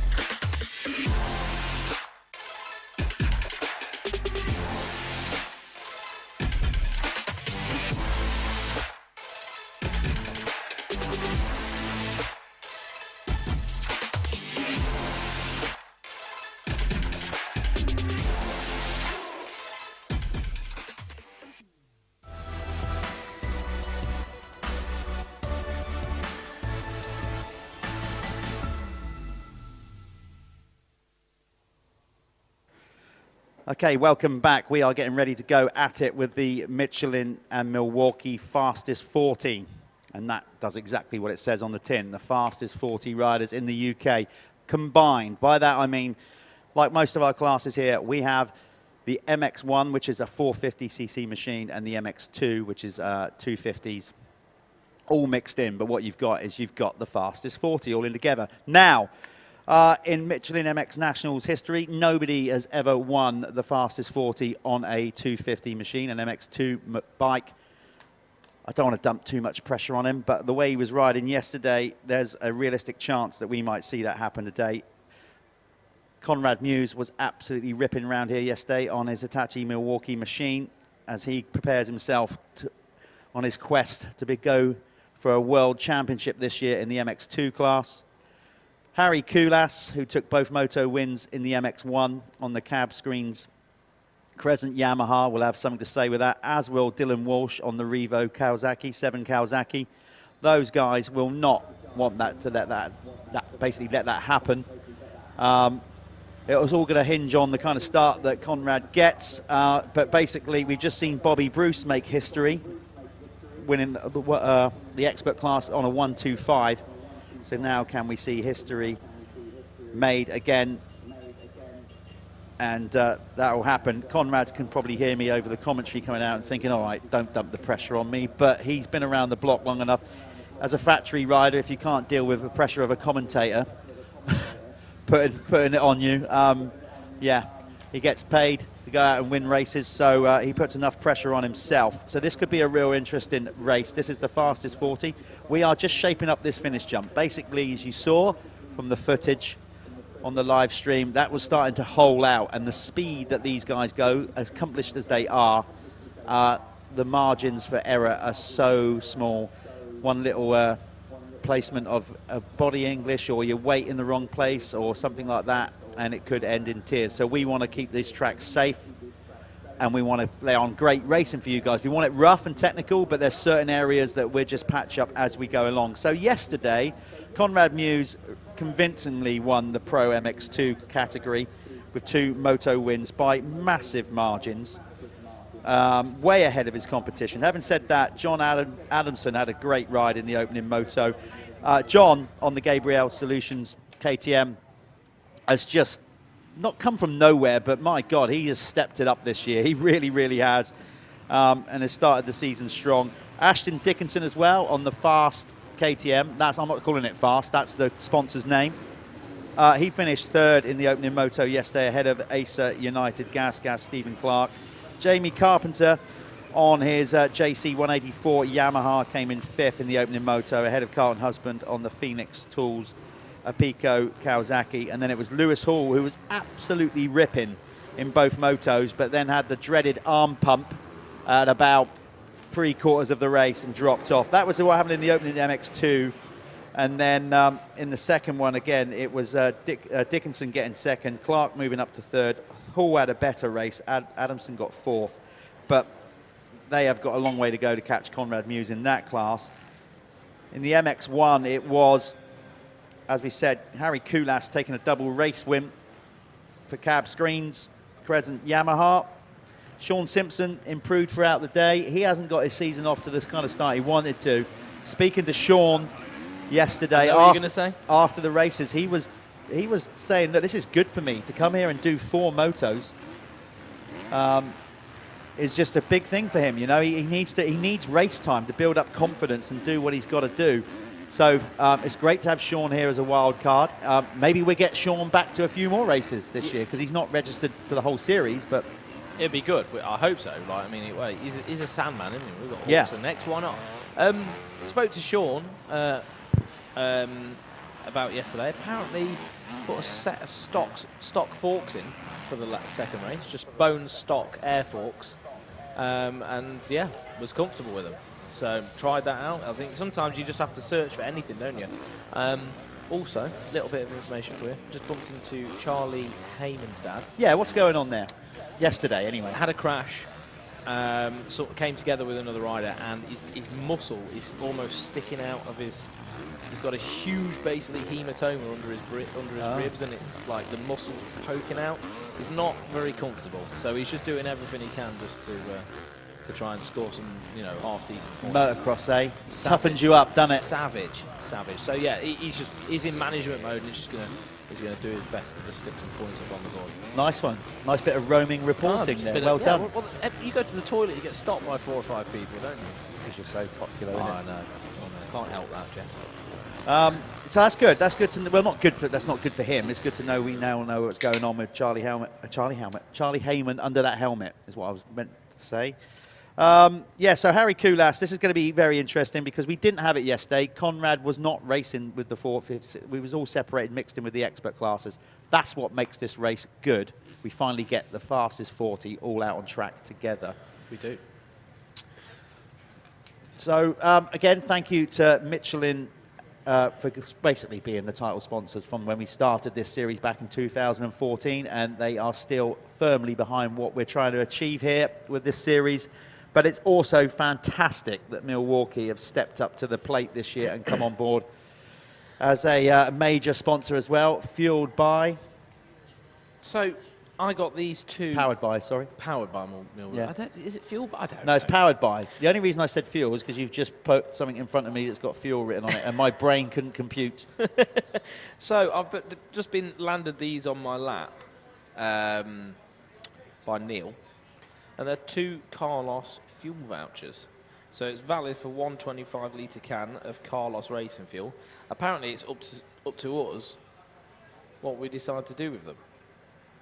So right, this is new to me. Is this effectively then? This is like Carlos Hypo Racing Fuels. Are we saying they've literally just jumped on board as a series sponsor today? They have indeed. Wow. Carlos Fuels is now a new official sponsor of the MX Nationals. So sorry, we've been given vouchers where you can give it to somebody that's going to win 25 litres. Yeah. There's one each. 20. Yeah, I mean that's. I'm not choosing any riders. That's the fuel sorted for next week's practicing for you and me. Hawkstone sorted. Sorted. No worries. Thanks for that, Carlos. Yep, that's so cool. The prize winners of the prize vouchers go to Callum Swan and Jeff Perrett. Thank you. No, we'll get creative with them, can't we? At some point, I don't know.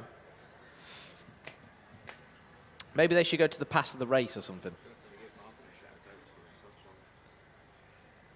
Okay, yeah, we've got obviously people viewing from all over the world. One rider that's not here, and I'm gutted about it because he is I'm going to call him a veteran now.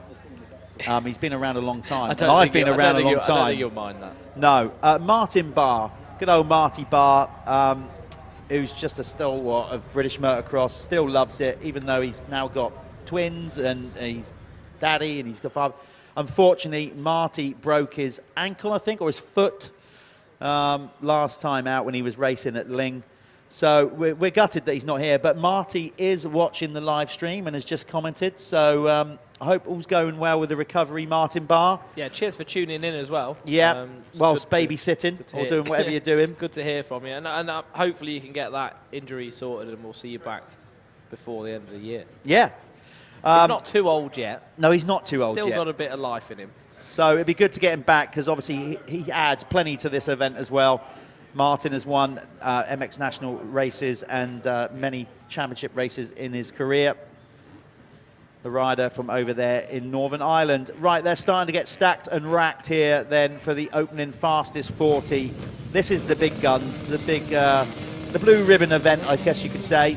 Yeah, I'm really, really excited to see how this is going to play out. Look at Lewis Hall there with his 20 centimetre starting block. I was going to say that. His dad is a joiner, right? So they got plenty of wood kicking around. But you look at when you see Lewis's starting blocks, he's got them up at about the height of his foot pegs. I know he's short, but I was thinking... Jasicona style. Yeah. Get the feet on the pegs. And to be fair, his starts have been improving, so it must be working. There's Todd Kellett, number 5. I love how everyone brings their metal starting blocks, though, and Lewis has just got 2 bits of wood. Yeah. It's good to see. Oh, no, we've got someone else with some wood as well. We've also got Alexander Brown watching. Brownie is a top youth rider, used to be a top youth rider, still rides a bit. Had a couple of injuries, and then so what he did was basically park up his riding career, Alexander Brown, and he's now training, is becoming a mechanic for the Hitachi Milwaukee team. Oh, brilliant. Not here this weekend with Conrad or whatever, but we'll go to all the GPs and help out. So great that we've got Brownie watching as well. He's funny, that kid. He was a good rider, wasn't he? Yeah. Really good rider. But as we said, Todd Kellett, great to see him here. Todd, 3-time Western Beach race winner on the spin. Now races for Yamaha France, doing beach cross races. Come back to motocross just to give it a go. This is training for him, isn't it? This is just keeping him sharp, I think, more than anything. Good results yesterday as well, actually. He did, mega. He had a 6th and a 5th, but he would want about a 3-hour race. Right, here we go, gate drop. Pro, fastest 40. Buckle in, people, because it is going to get messy. It's Kulas with a start. Where is trying to see Conrad? Did he make a good start? I don't know. He's there. He is there, mid-pack. Right. Oh, okay. This is going. If he is going to win it, it's going to be a Herculean effort. Yeah, it's going to be really hard work, especially. Oh, no. Lewis Hall down on the second corner, first corner. Ripping What's his that? Brake hose off. So he's trying to pull his brake hose out. So his front brake looks like it's been ripped off. Oh, it's not going his way. He had some solid rides yesterday. He did, really did. But Kulas first over the line, and then Simpson, and then Kellett. So we got the Planet Moto fastest lap leader up, but the pros, they don't get this award. But we give Planet Moto a bit of free love anyway. Give him a shout out. Yeah. So Kulas on the cab screens, Crescent, Yamaha. Took 2 moto wins yesterday in the MX1, but look at this, Sean Simpson on the SS24 KTM is right there this time with him from the get-go. Looks like as well, just from a little bit of an observation, Sean still got those standard air forks in as well, so obviously he must have had a bit of comfort. I think the air fork sits a bit higher up, doesn't it? They sit higher in the stroke, so maybe when it's a bit choppy and sandy like this, it can just encourage the bike to just sit a bit more how we want it. I don't know. I'm just speculating. Whatever makes him feel good. That's it. Todd Kellett, look at number 5 behind Simpson, going for it early doors. As we said, Todd is used to like 3-hour, 4-hour races, for God's sake. So this little 20-minute plus 2-lap affair, it barely break a sweat, I should imagine. He'd just start warming up. Yeah. So he is charging third. Walsh. Okay, so he's got going Lewis Hall. You can't see him on the screen, but he's sorted out that front brake issue. But my God, he is nearly a 3/4 of a lap behind, so he can't expect much joy out of this one. There's Simpson on screen, number 24. Like I said, not where he wants to be at the start of the season. He's got GPs coming up soon, so hopefully this will ride him into some kind of form. He's been trying, and he went into Ling, and he said there he was just, just struggle streak. He did, and he just didn't know why. And sometimes and that's the worst position to be in, isn't it? When you don't know why, and you're just trying to find anything. So Sean just trying to go back to basics a little bit and start again, and it's working for him. It seems to be anyway. So hopefully he can find his feet and get going. So we just saw Conrad Muse fly past there. He is still mid-pack at the minute. We're going to get the timing up because it's not on the screen for whatever reason. We get the timing up. We normally try to let them. Sorry there, sir. Conrad's currently in 11th.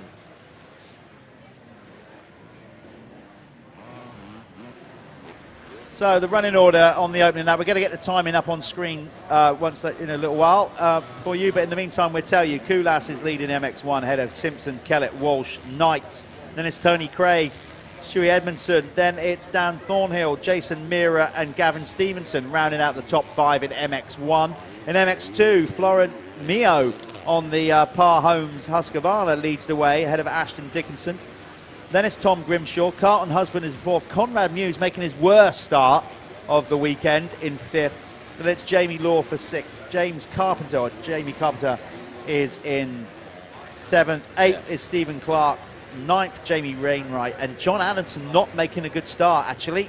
So there you go. On the screen now is the running order of the race, not by class. These are all pro fastest 40, but we score them separately. MX1 bikes, 450, MX2 bikes, 250. So we've got the timing back on the screen now. And look at Walsh breathing down Kellett's neck. Kellett's muscles are still really cold, and he's like, man, I need to get into this. Walsh looking pretty good at the minute, and then just behind Walsh, not too far behind Walsh, I think we have a 250F. Well, as I said, Conrad didn't make a good start, so he's not leading the 250 class. Conrad's just Mio. here. He's not got a lot. Yeah, so Mio's leading there. So now we've got a three-way battle. So Mew's up to third in MX2, but Florent Mio on the Par Homes Husqvarna is currently leading MX2. We're trying to get on. We're trying to get onto that battle for the leading MX2 riders in a while. Number 247 is the leading MX2 rider. Muse is going to make a move on Dickinson off screen. Not quite. We've got a great three-way battle now at the front of the MX2 category. Muse just got the fastest lap of the race so far as well, out of MX1 and MX2. So right. Muse a second faster than Kulas right now. It's happening. Oh. It's game on. Okay, we need to get on these guys. We're filming the finish line, but we will be back to the action. Here we go. There they are. Oh, who was that just dumped it? Was that Sean? No, was that Adamson? Oh, no, it was Dickinson. Oh, it's Dickinson. Ashton Dickinson goes down out of third position. What a shame. So Mio is on screen, your race leader in MX2, but coming into view behind him anytime soon, you'll see the 426 of Conrad Muse on the Hitachi Milwaukee machine. Just wait. Keep waiting on screen. Then all of a sudden, boom, he'll be right on his tail because he has set the fastest lap of the race on a 250. Right, there we are. We're back on floor. With a time of 1:52.842. So that is the quickest lap of the race set by Conrad Muse on lap 2, officially lap 2. So across the line goes our race leader off the screen. Kulas stretching it out over Sean Simpson. Here he comes. Okay, keep an eye on this then. Look at that. Dylan Walsh, and there's Conrad Muse on screen. So Conrad Muse up to the back of Dylan Walsh now. Dylan Walsh. There they are on screen now. Perfect. The guys from Alpha Live doing a great job there. Look at Conrad round the outside. Is he going to go past Walsh? Oh, so Conrad Muse, everybody, on a 250F. Half the capacity of anybody in front of him now. And he's making light work of this. Obviously, Walsh is not going to submit. Do you know what? This is so good for Conrad, coming and racing the Michelin MX Nationals. Last week at Ling, he romped to victory, let's be honest. He didn't really have much of a challenge. And he needs this for if he's going to go for a world title. To come and race the Michelin MX Nationals against the 450s is great for him. It's true. He needs to get buried off the start. Yeah. He needs to work to get the position. He needs to graft. The more graft, the easier it's going to be when he lines up in Russia for the first GP of the season. End of story. It's perfect for him. This is training. Yeah. Real life training. Okay, well, let's see if he can do this. Walsh has been overtaken. Dylan Walsh, by his own admission, he's a hard charger, not really his forte, but he's obviously got to work at it if he's going to be a contender. You'll see Dylan excel himself at tracks like Canada Heights and something a little bit more hard pack. And, if he comes along to winnable cusses as well.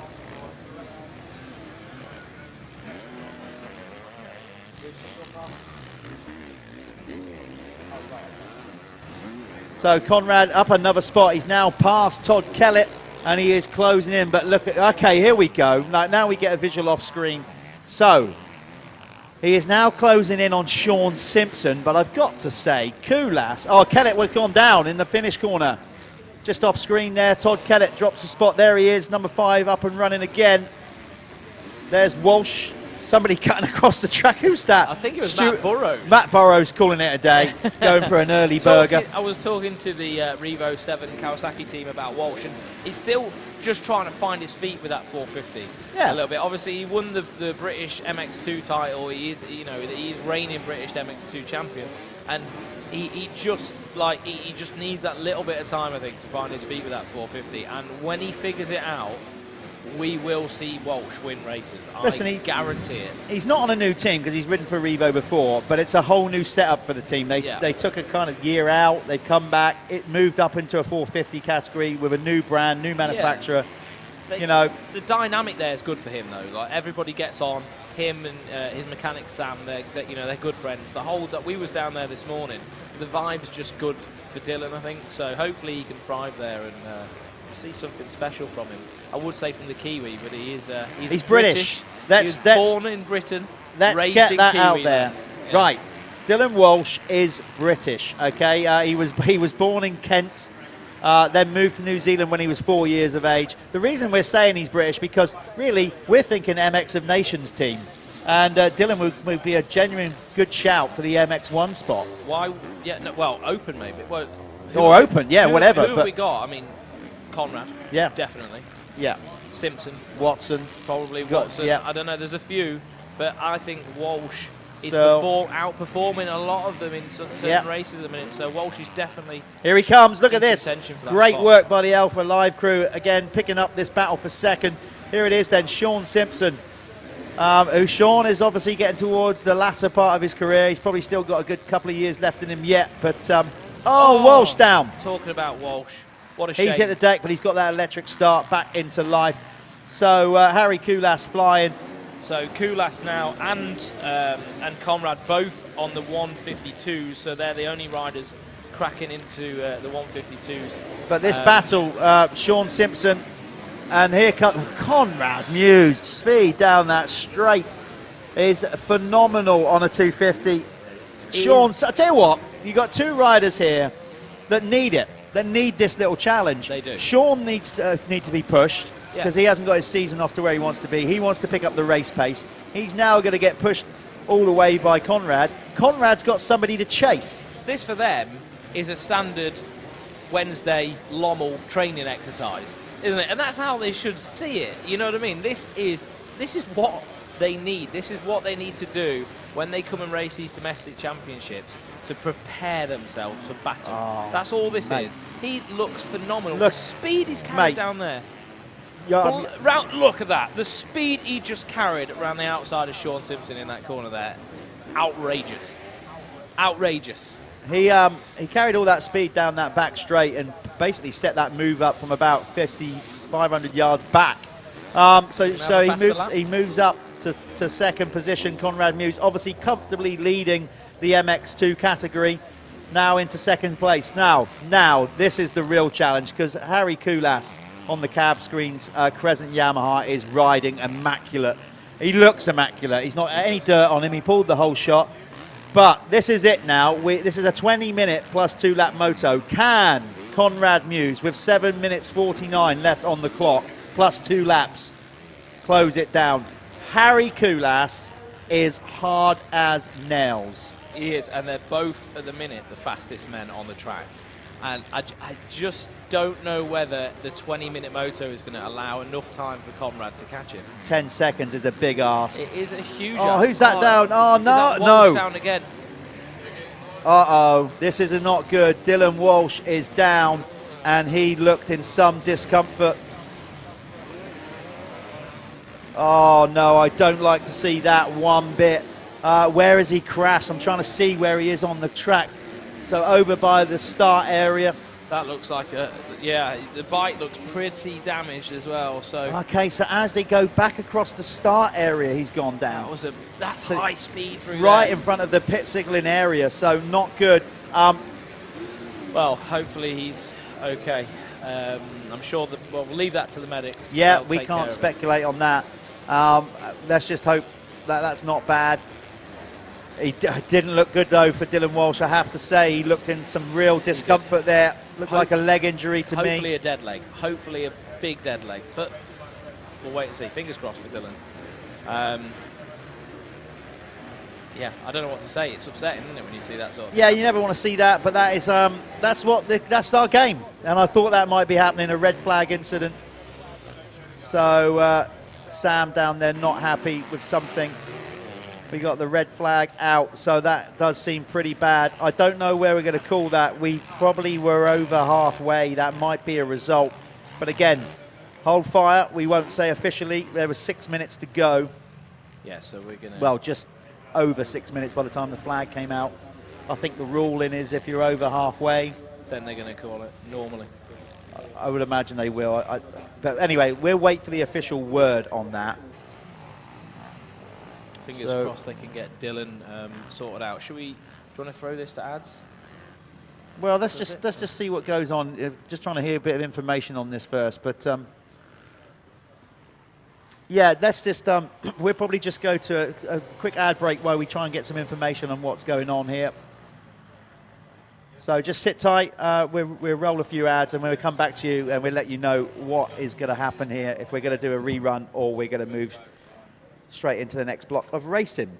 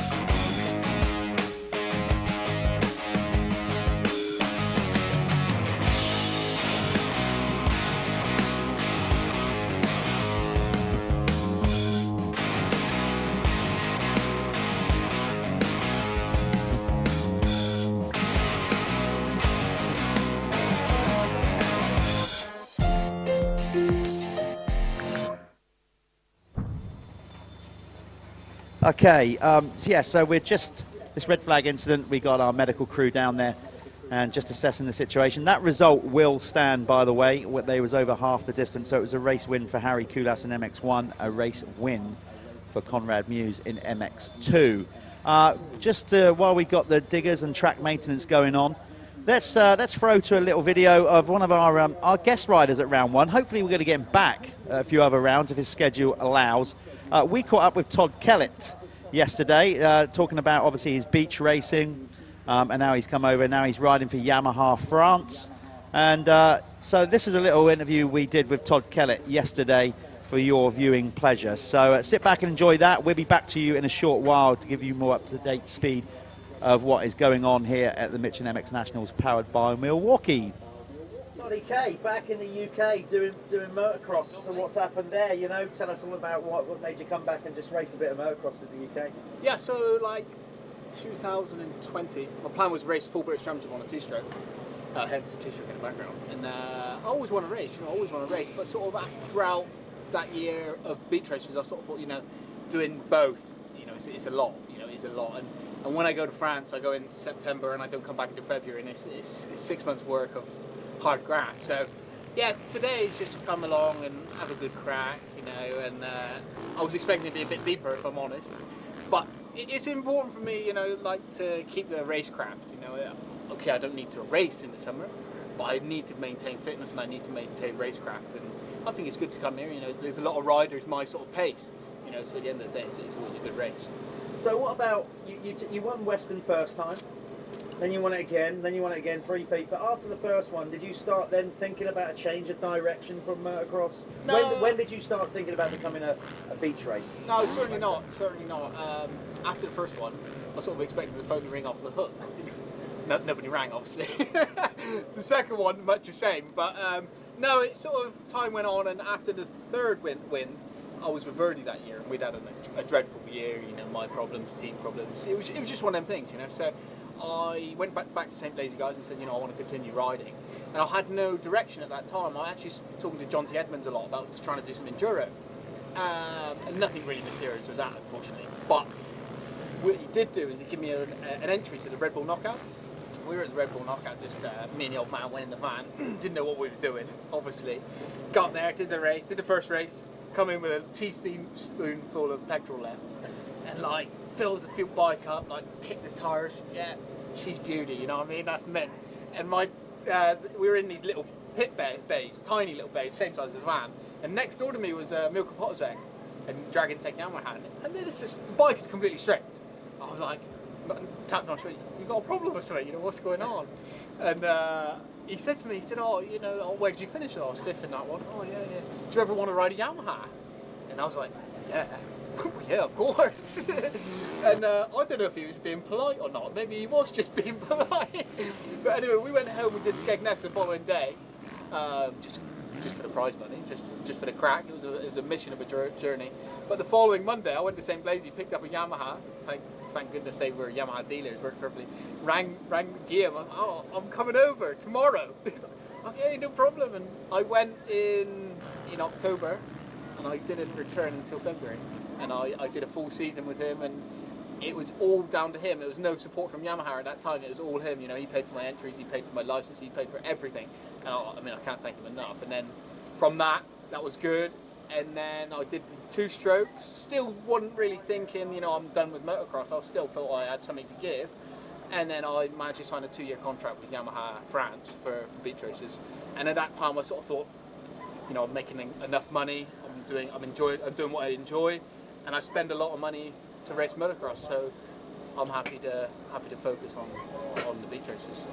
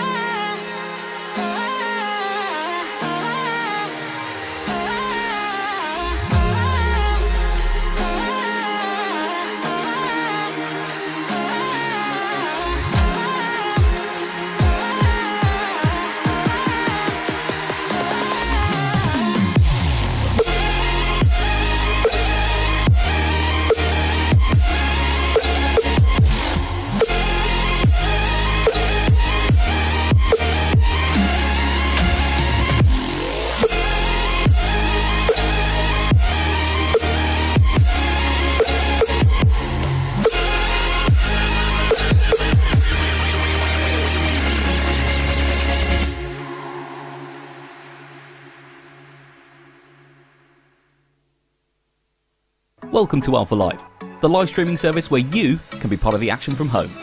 You can watch via your smart TV, phone, tablet, or even your gaming console. We've got you covered. Just head to the YouTube app on any of your devices and search for Alpha Live. Here you can watch all of the events as they unfold, or you could choose from our vast library for those lazy days in, all in beautiful HD. Be sure to hit that subscribe button and click on that notification bell so you don't miss out on any future videos.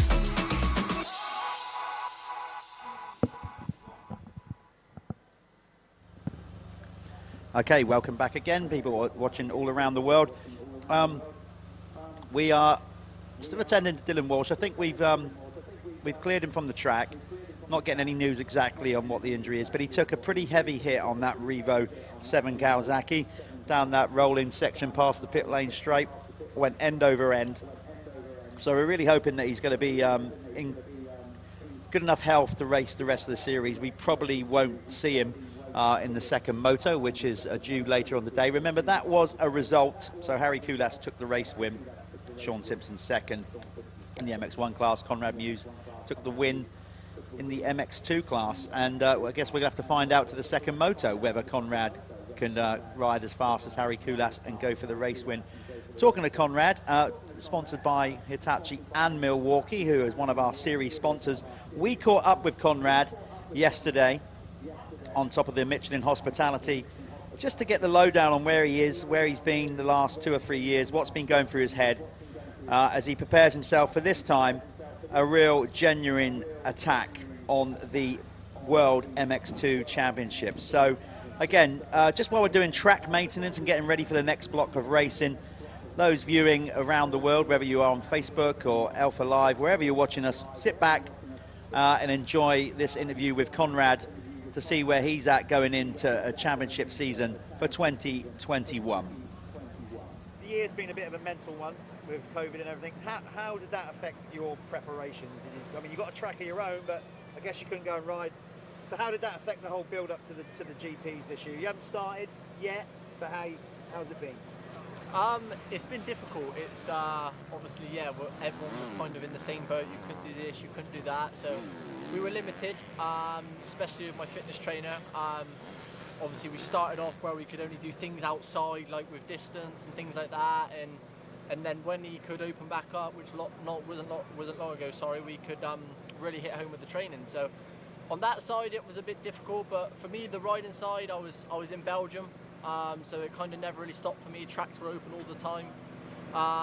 And yeah, I think the only difficult part for me was that we didn't know when it was going to kind of start and things like that. So, and obviously we don't want to peak too early and we don't want to peak too late. So you have to kind of find that balance.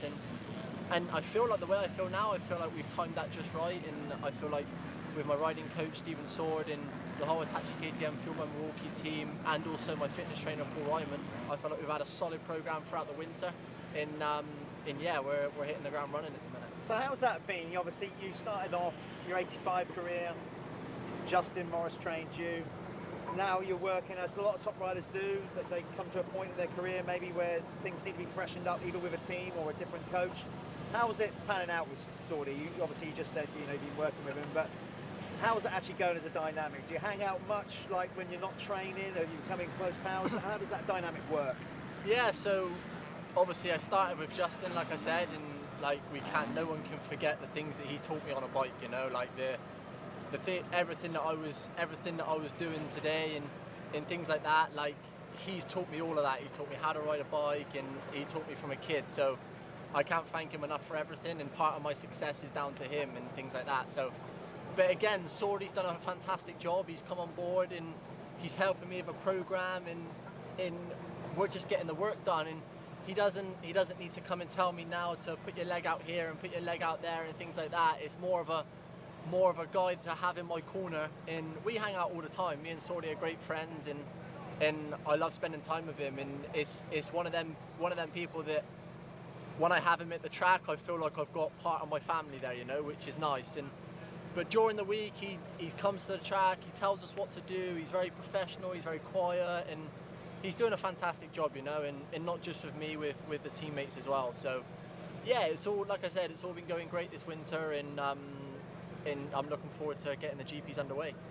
when you came into into the pros and certainly racing EMX and all that, after winning that World 85 title and then all the hype builds up, was looking back on it now you've been through it, was it more difficult than than you realised what you were going through at the time? Because you did hit a bit of a sort of a sticky patch where it just wasn't happening. Yeah, no, definitely. I feel like things are only just starting to come right again now. And the thing for me is, don't get me wrong, they were all fantastic teams. They were factory teams, and they're the best teams out there, and for bike-wise anyway. But for me, it was the wrong timing. It wasn't.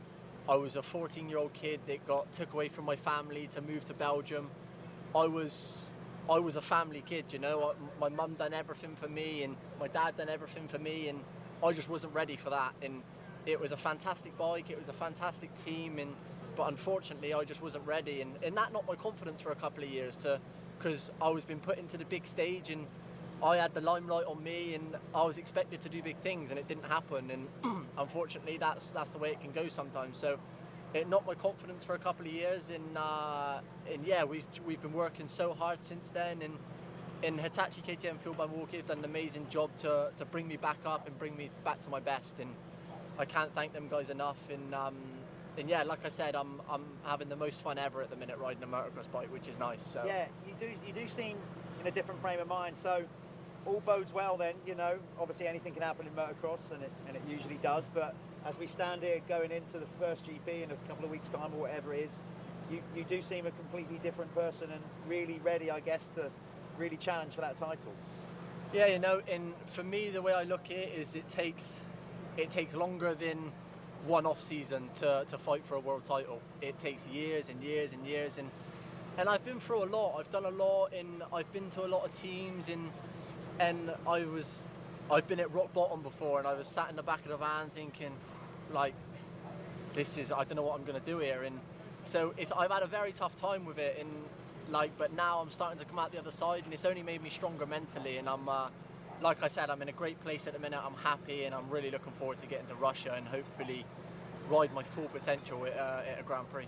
Yeah, we wish you the best of luck with it, and then cap off the year, winning a world title, and then taking Team GB to victory in the MX of Nations. That's what we want. Isn't it? That's the dream. That's the one. Hopefully this year.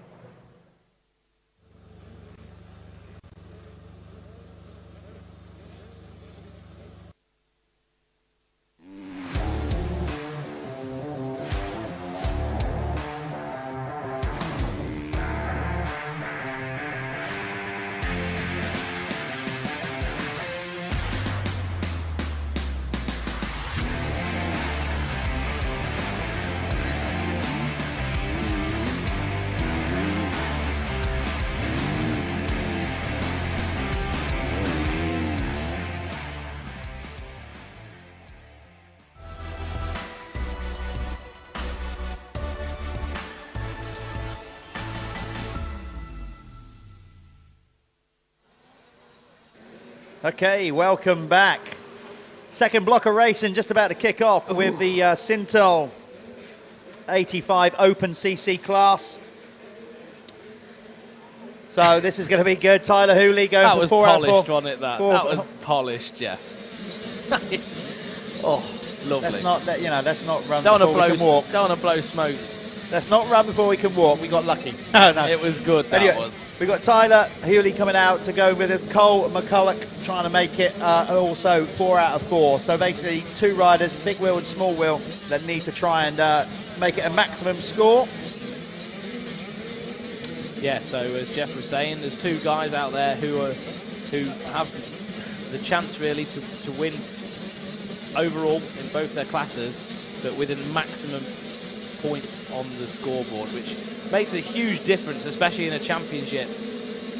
That can really give you a big old leg up if you win every single moto on a weekend. Can't it just? Let's see, is it Cole? Was it Colm again? No, it's Billy Askew with another whole shot. Oh, who's that? Just bit in the dust in the middle. Gas rider, number 57. Let's get out. Who else is down there? Oh, Baujan's gone down as well. So it's Hyde and Baujan going down at the first corner. Wave Yellow's at the back end of the circuit too. Who is in the lead? It was Billy Askew, it looked like it to me. on the SJP Moto. No, because I'm Mustard. No, he is Mustard. No, what I was saying is the KTM in lead, and it's Ben Musto in second on the Matt Gardner Racing. The Musto. Then Reece Jones. Oh, better start for Harrison Greenoff as well on that Consulux KTM. So first lap leader, a point awarded to Billy Askew on the SJP Moto. I'll tell you what, he knows how to get out of the gate, that kid, doesn't he? Doesn't he just? He does. What's that? So he's got 10 points. Did he take the first one? Yeah, he did. Yeah. So the Planet Moto first across the line awards, what we're going into each broadcast, like round 2, we'll give you a current points update on who's doing that. Because we're not that advanced yet where we can stay on top of who scored what. There's a lot of races. We can only do so much up here. There's a lot of races to get through. That's going to be great. And if you've only just tuned in, what that is, the Planet Moto first across the line, it basically gives these guys a chance to win a holiday in Spain for a week, pack their bikes up, go out to Spain, do a bit of training, riding, luxury accommodation, the lot. So amazing prize and real big thank you to Planet Moto. The whole 9 yards, yeah. And also a big shout out to Kex. Go and check out their website. They're doing the fastest lap award. So each class, whoever has the fastest lap over the 4 motos of the weekend, they will win a Kex voucher for underwear. They're now doing hoodies, T-shirts, etc. Socks. We feel good. Do you know what Mel said to me? She said, when you get back here with all those clothes that you've got, because me and Jeff have been kitted out a bit, haven't we? You're washing them. No, she said to me she's hiding them and she's going to like distribute them out to me before the rounds, because if not, I'll just ruin. I can't have nice things, Jeff. I just ruin everything. So she's going to ration me the T-shirts and stuff, so I can look smart for every round. That's why I haven't put a new T-shirt on for today. You're a kept man. You're a lucky man. I know. Says me, who's just ordered a coffee coming through. What? It's all right. No. We've got you on the firm as well. Don't worry. Jesus.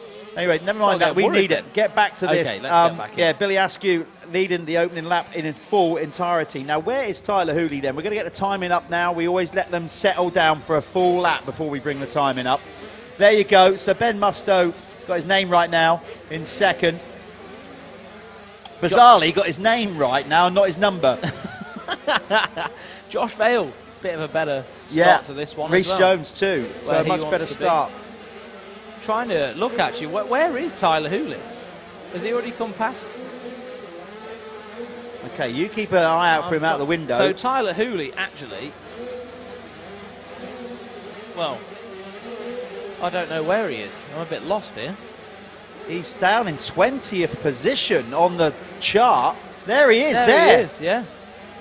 And looks like there's something going on, because I think it's his bike. That sounded to me when he came past our commentary booth. You wouldn't have seen that on the live stream. I think Tyler Hooley has got a spluttering gas. Yeah. Oh, dude, how you're going for the clean sweep. Oh, he could have done. Oh, look, he is going so slow than what he's. It's his bike. The kid's won 3 of the motos on the weekend, over the weekend. If the worst he has to do in this is just a bit of damage limitation, at least he put himself in a good position. Well, there is in that. The other races, you know. You can tell him that when he crosses the line. He's line. not going to be happy with it. I doubt he's going to be happy with it. But do you know what I mean? In a bigger perspective. Yeah. Did you think bigger perspective when you were 14? No. He's been on it all week though. He's going to be gutted. He'll be livid with that. Absolutely gutted under that lid. Harlow Green has just crashed on the off screen in front of us. Number 10 on the gas. Badger Racing gas. Great that Badger Goss, obviously who left us this year through COVID. An absolute racing legend, absolutely hammered everybody at the Motocross trophy donations. Yeah. Back in '66. Really? That's a bit of time ago. That's nearly close to the hammered riding everybody with ties and stuff. Literally smashed everybody at Donington Park. So we lost Badger this year, and Shane Elwell and the team have basically put a team together riding for Badger Goss Racing. So that's awesome. Yeah, that's mint. I didn't know that. You just taught me something. Yeah, a little bit of motocross history for you there. Thanks very much for that, Jeff. Multiple patch quick winner. Badger and he's still out there in spirit, isn't he? Oh, God, trust me, if you knew Badger, He was a real twister, I tell you. The boy. Yeah. So it's great that he's got a team running under his name. Just caught Jack Mears on screen there. He's one of the Irish lads that comes over all the time. They make the effort to get the boat all the way over from Ireland. Same as Martin Barr and Stuart Edmonds as well. A lot of the guys that, you know, it's not quite so easy for them, but they get over here and they do it and they get the job done. So big shout out to Mira there. Okay, at the front of the field, it's starting to sharpen up because Ben Musto is definitely closing in on Billy Askew. So the Matt Gardner Racing KTM is really putting in. Ben Musto is a gutsy little performer. He's a little pocket rocket. It takes honestly, it takes a lot to stop him. He's going for it round the outside, so we've got a really good battle out front. Both those two guys now thinking, right, we can get a win here. You know what I mean? Like, it's on the cards. Hooley's got a bit of an issue. Capitalise on it. Yep. You need to grab the bull by the horns and run with it, especially in a situation like this. So who out of Billy Askew and Ben Musto is going to do that? You know, he's going to just step up and be that next guy. There they are on screen, coming round to this whoop section, unfortunately, where Dylan Walsh had a big crash. There's Musto all over the back of the SJP Moto. He's going to go for it. Look at that commitment. Yeah, worked his legs through there, kept the back wheel driving, digging into the floor, and just blew past Billy Askew. I don't think Billy knew what was coming then, did he? No. So a new race leader, Ben Musto.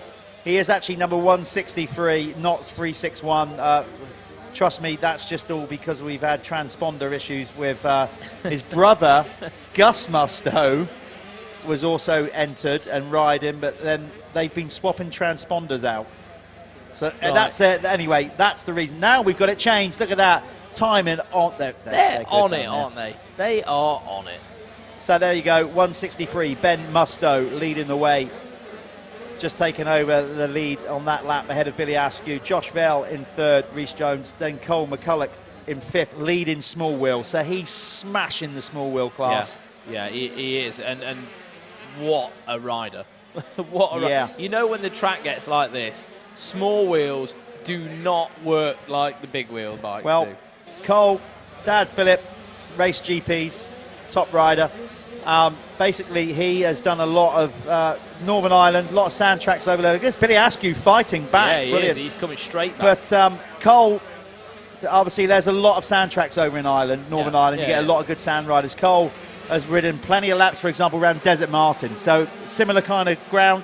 He's going to be good in this stuff. Yeah, definitely. If he's from that area and he's practicing at that facility a lot, it is quite FatCatsy, isn't it? Where it's sandy, but it's got like a tough base where it dries and bakes out underneath. So yeah, probably really similar, and he's probably feeling quite comfortable around there this weekend.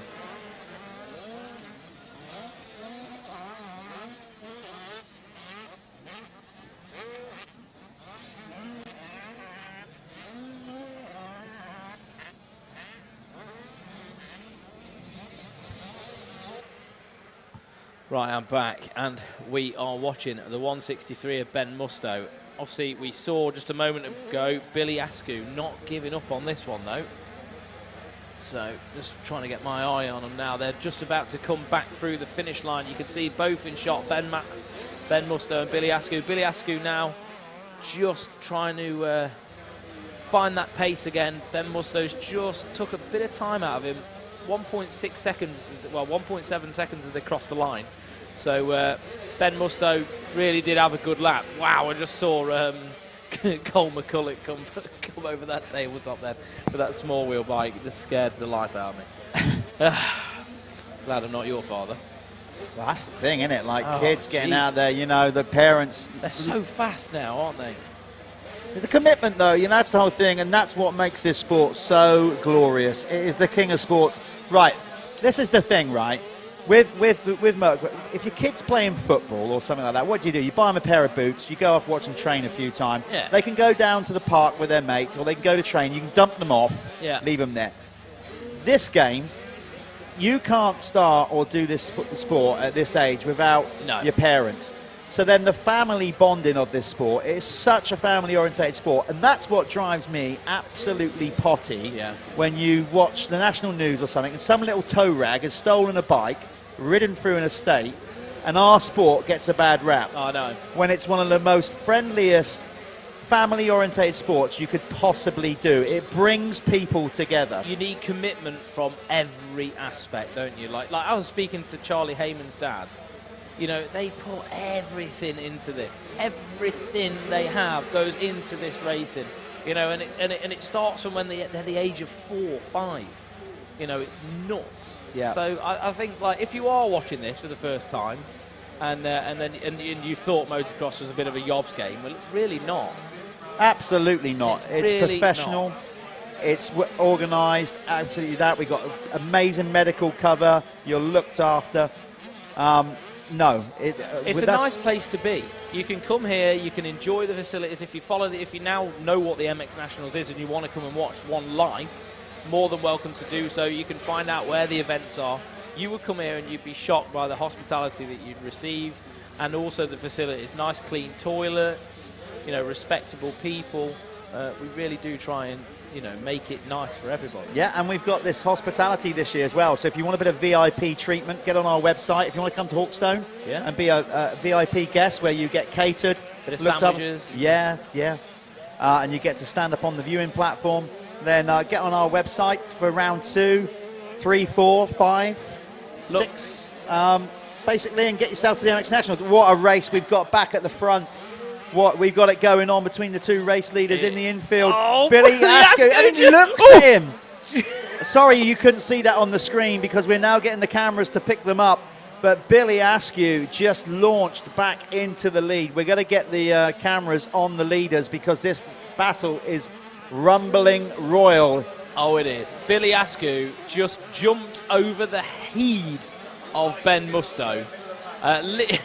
Literally over the head of him. But if when they get the cameras back on him, you'll see how much speed that Billy Askew is actually carrying in these bowl turns. Yeah, there they are now. You've got the leaders back. There they on are, screen. back straight. Yeah, there's Musto, who's now in second. That was some move. Apologies that it's obviously we try to give everybody some love on this live stream, not just follow the leaders all the time. And it's quite hard to spot the leaders all the time. So apologies you missed that pass. Retake for the lead from Askew. But we're now following Ben Musto, who's in second. Your race leader is number 441 now, Billy Askew on the SJP Moto Husqvarna.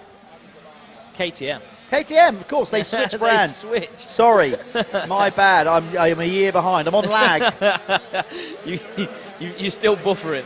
yeah. Oh, Tyler Hooley. I You've know. got to feel for Tyler Hooley. He's done. He's going into the pits. He's done. Is it a bike problem, though? I'm sure he wouldn't have It stayed has to out there be. that It long has if he'd to got be. injured. Yeah. Billy Askew, little head nod. See Yeah. that over the finish line? He's like, He yeah, knows. I got this. I got it. I got it covered, Dad. Do you know what was cool about that? Normally when the kids have a bit of a tussle and they get past, they don't... There's Hooley on screen, obviously. Is it an injury? Oh, he's holding his shoulder. Maybe it's not. I thought his bike was spluttering, so maybe it's an injury. Yeah. Oh, no. What I was saying is it's so cool to see Billy Askew. He got past and he's like, dropped back. He's stalked Ben Musto for laps. And then he's actually gone and charged back past him. You know what I mean? Like, put the graft in, got back around, and actually had to work for the win. It's not usual that you see that.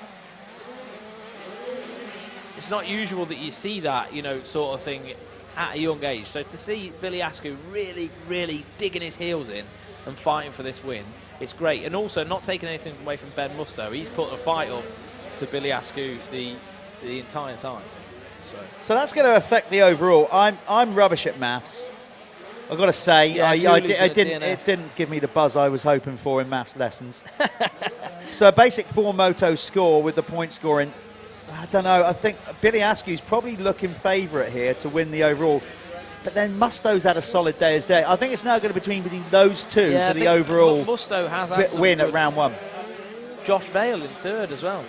Just saw that. I can safely say if it stays as it is, Cole McCulloch is definitely going to win the small wheels. And do you think? With a 4-moto straight win sweep. But we'll try and work that out. who's going to win the overall. Of course, all the podiums, and that will be at the end of the day. Now, whether we'll stretch the live stream out for you to see the podiums, but we will get winners' circles interviews. Bit of if carnage not. down there, Jeff. Oh, little Hayden Stat just casing it big time off this finish jump. Number 48, look at him, he's so tiny. Look, like he stood up, but it looks like he sat down. He's great though. Yeah, good riff, amazing. He could probably ride a 65 still, like and be comfortable on a 65. Yeah, he's getting some. He was awesome round that corner. He's getting some good air time anyway. Go on, Hayden. Yeah, give it some beans, really, kiddo. Really, really good to watch. Yeah, so Hooley's gone out, taking 3 moto wins, but goes out this one. So we'll try and find out what happened to Tyler Hooley. Looks like he was holding his left shoulder there when he was in the pit box. So there's Ryan Waggett on screen. Ryan rocking that grey bike with those fluorescent. Yeah, 55. Numbers. Was he the same sort of style last year as well? Yeah, yeah, I thought a bit of a Valentino Rossi thing going on. Yeah, he loves it, doesn't he? It's like riding around with a highlighter, isn't it? Watch me. Yeah. You can't miss you, mate. So the running order, as you can see on screen, Billy Askew leading the big wheels, Ben Musto in second, Josh Vale in third. Leading small wheel 85cc rider is Cole McCulloch on that GRT whole shot KTM. Yeah, the Dan Giffard, he knows how to build a motor, that boy, for the... yeah, John and Dan. Sorry, John and Dan, yeah, they know how to build motors, don't they, for the 2-strokes. Probably 4-strokes as well, but they've got some good bikes going. Definitely. We've seen it over and over again. Ollie Colmer, I think, is with those guys as well, isn't he? So Ryan Waggett having a better ride. Reece Jones also. Also Harrison Greenoff getting to grips with a bit more. Harrison took a race win at Ling last week, but this is obviously round 1 of the Michelin MX Nationals. He's got off to a pretty steady start, not where he wants to be, but you've just got to get solid points on the board at round 1, really. That's it, and then build on that. 100%. And I've just had a bit of feedback from fans coming here and stuff. The car park is packed. When was the last time we saw that at a Michelin MX Nationals? The public parking is rammed. Well, obviously last year we couldn't have any spectators and stuff, so it's nice to see. That wasn't cool. So Billy Askew takes the race win. Do you want to go and chat with Billy? I can go and chat with Billy. You can do that, or is it my turn? I forget. I think it was your turn. Is it my turn? I'm good to go. I tell you what, you stay okay, there. I'll stay in my pew.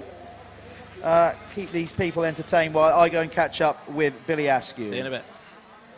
Right, so Billy Askew taking the win in the end there. Nearly 4 seconds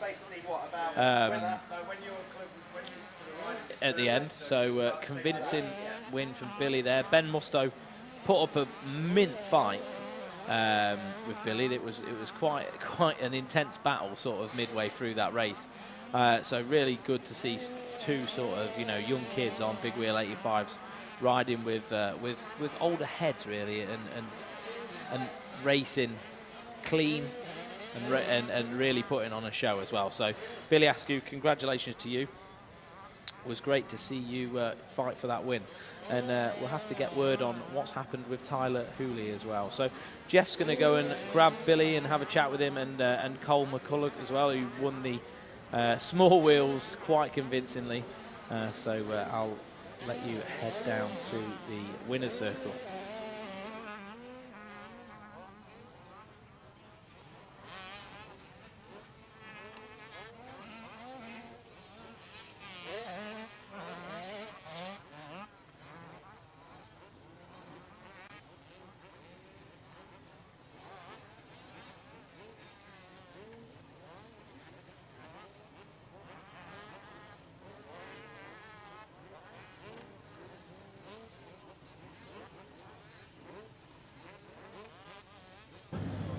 Okay, here we are down here with Billy Askew, who's just taken the final moto win, and I think by my rubbish maths that you might have won the overall as well.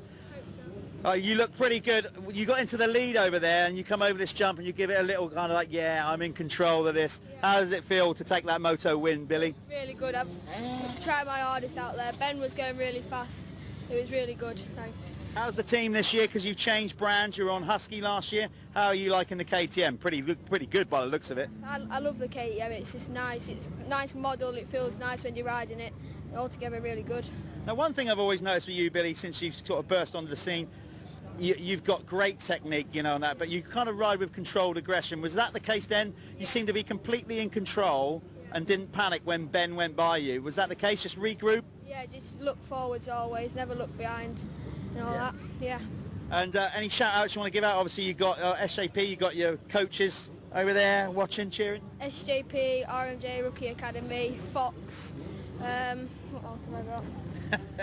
They're all on Just there. a load, yeah. Just turn towards the camera, then they can see them. There they go. Right, anyway, Billy, we think you won the overall. Obviously, we're going to get official confirmation on that. Well done, kiddo. You're off to a flying start, and thanks for coming to the Michelin MX Nationals and entertaining us all. It was a really good event, thanks. No worries. There you go. That's Billy Askew taking the race win, and we think the overall for the big wheel 85cc class. Oh yeah, we got Cole. Let's get Cole in. I forget about that. Spin it round, Billy. Or go out that way.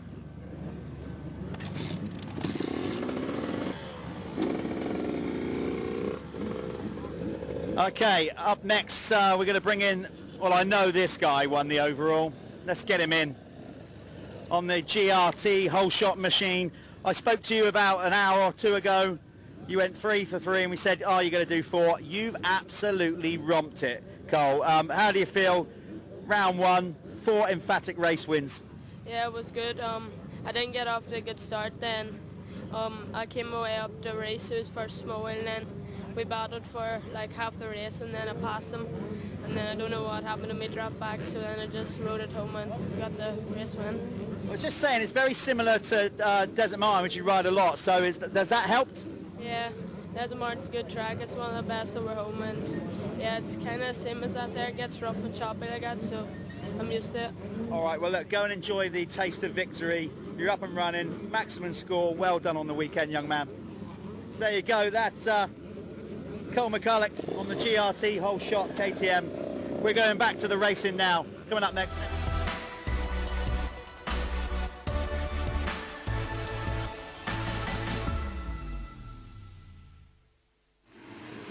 So there they are. Look at that. That was slick, wasn't it? So MXY 1 and 2 just setting off from the line. MXY 2 being 250F, MXY 1 being 125. So 125, 250s mixed together, scored separately. So let's see who's going to cross the line for the Planet Moto points.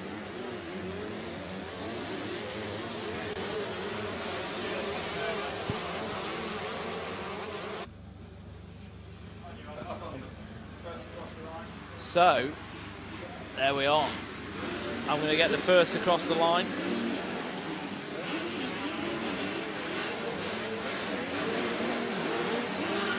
So it was Corey Collins that was first across the line in the MXY. So Corey Collins coming through there, getting those valuable 5 Planet Moto points.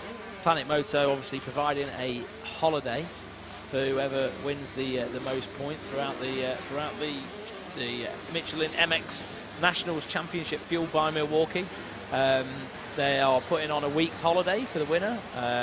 Luxury accommodation, bike out there in Spain, take you to the tracks, the full works. So really, really cool prize for somebody to win. Absolutely free. All you got to do is cross the line first. So that's Corey Collins out front, and it's Sam Atkins. Sam Atkinson's got quite a good start as well. So round the outside Sam goes now. Sam Atkinson just round the outside of Corey Collins, carrying that corner speed, just maintaining. And now the track is how the track is now, you're really going to have to put a lot of thought into line choice and making sure that you can stay up in the RPMs and keep the wheels turning. It's all about momentum. Like if you listen to any of the fast, like sand specialists, Jeffrey Hurlins, if you watch that guy ride, it's all down to momentum. No throttle chopping, no burn bashing. It's all keeping the wheels turning, rolling on the ground and getting traction. So Sam Atkinson now leading the way.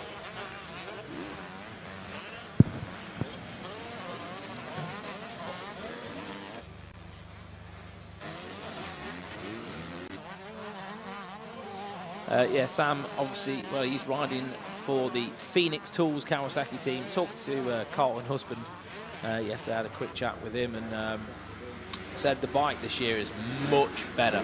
That new Kawasaki with the electric start and everything, whole new engine, much better package. So Sam Atkinson on a good bike, and looks to be in a very comfortable position at the moment. But having said that, Alfie Jones is coming. Alfie Jones is there. We know how strong Alfie Jones has been throughout the weekends. Jude Morris looks fired up and racy as well. So Jude Morris looking really comfortable. But Jones at the minute, again, looks like the strongest rider on the track in that sort of khaki camo gear on the black bike, running the red plate as well. So Sam Atkinson is really going to have to work for this one, because well, Sam Atkinson, Alfie Jones and Jude Morris really close together at the minute on the track. They're sort of breaking away from the lead rider in the MXY1, which is Bailey Johnson, followed by Ollie Colmer, I think, at the moment. So Colmer coming through on that GRT whole shot Husqvarna, KTM. I'll get there. So I did a U then. Where people keep swapping and changing. What's the matter with them? It's the same thing, isn't it? You know, we might as well just start saying KTM Group. I noticed the other day on TV, Roger DeCosta was wearing a jacket. First time I've ever seen it. Gas, KTM, Husqvarna on one jacket, and it just said KTM Group underneath it. So, may as well just stop. Listen, if the man is doing it, I'll let you call it. Roger DeCosta is the man, isn't he?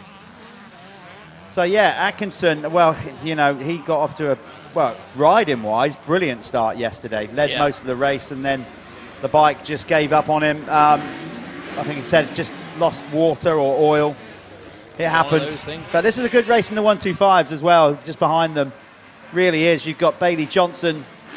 I wonder if, you know, because of that, I wonder if he's actually riding on a training bike now. I don't know. I'll have to maybe get a word from the team, but I wonder if it was his race bike that went pop. He might actually be on a practice bike. Yeah, could well be.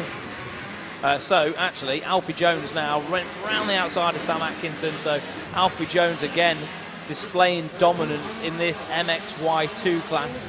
Still leading the way in MXY1. Bailey Johnson looking great. Ollie Colmer, though, is there and is applying pressure. So those two disappearing from the rest of the pack. But, having said that, Charlie Heyman's there, just behind of Tyler Westcott right now. Obviously, talking to Charlie Heyman's father, he's got a little bit of an issue at the minute with his stomach muscles. There was a crash, and his muscles are actually sort of bulging out of his stomach. So he's in quite a lot of discomfort. Obviously, there's some sort of hematoma going on there, or a big, large amount of swelling. So I imagine Charlie Heyman's in a bit of survival mode right now. It can't be comfortable, especially in the abdominal area as well. No, you don't need that in your life, and you don't need that riding around FatCat. Definitely not. In your life. But this is it, you see. This is it. Motocross is brutal. That's what we do. We've had the official timing confirmation. Timing and scoring for the overall victory at round one for the 85cc Open. And it was indeed Billy Askew with an 87 points haul taking the overall here at round one of the championship. So here we going into Hawkstone with the red plate. Tyler Hooley still got second overall. Damage control. Well, yeah, he'll be gutted though. I hope he's okay. New race leader, by the way. While I was calling that, Alfie Jones has now gone into the lead past Sam Atkinson, but Sam's going to fight back round the outside. He looks good, Sam does at the minute. He's sort of, oh, look at the momentum he's just carried into there, but it is wide. That corner, when you do get the outside, you do lose. I mean, it's a lot of track. It is a lot of track compared to the inside, but Sam doing the right thing, riding on different lines, you know, from Alfie Jones. He's just staying on his own line, trying to get out of the, you know, basically setting up passing opportunities for himself. It's the only thing he can do now. But Alfie Jones looks good. It's been in control all weekend. So going back to the overalls for the 85s, for those of you, because we're not going to see them again on the live stream. They're done for the weekend, round one.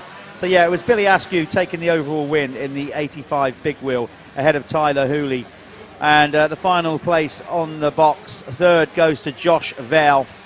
Ben Musto came in fourth overall on the weekend ahead of Ryan Waggett. Harrison Greenoff getting fifth ahead of Ashton Bowden. Then it was Max Harris. He got eighth ahead of Kyron Karen. And Brett Kelly rounded out the top 10 in the big wheel 85. In the small wheel 85s, absolutely no doubt about the race winner. Smashed it out of the park. Cole McCulloch on the GRT whole shot KTM.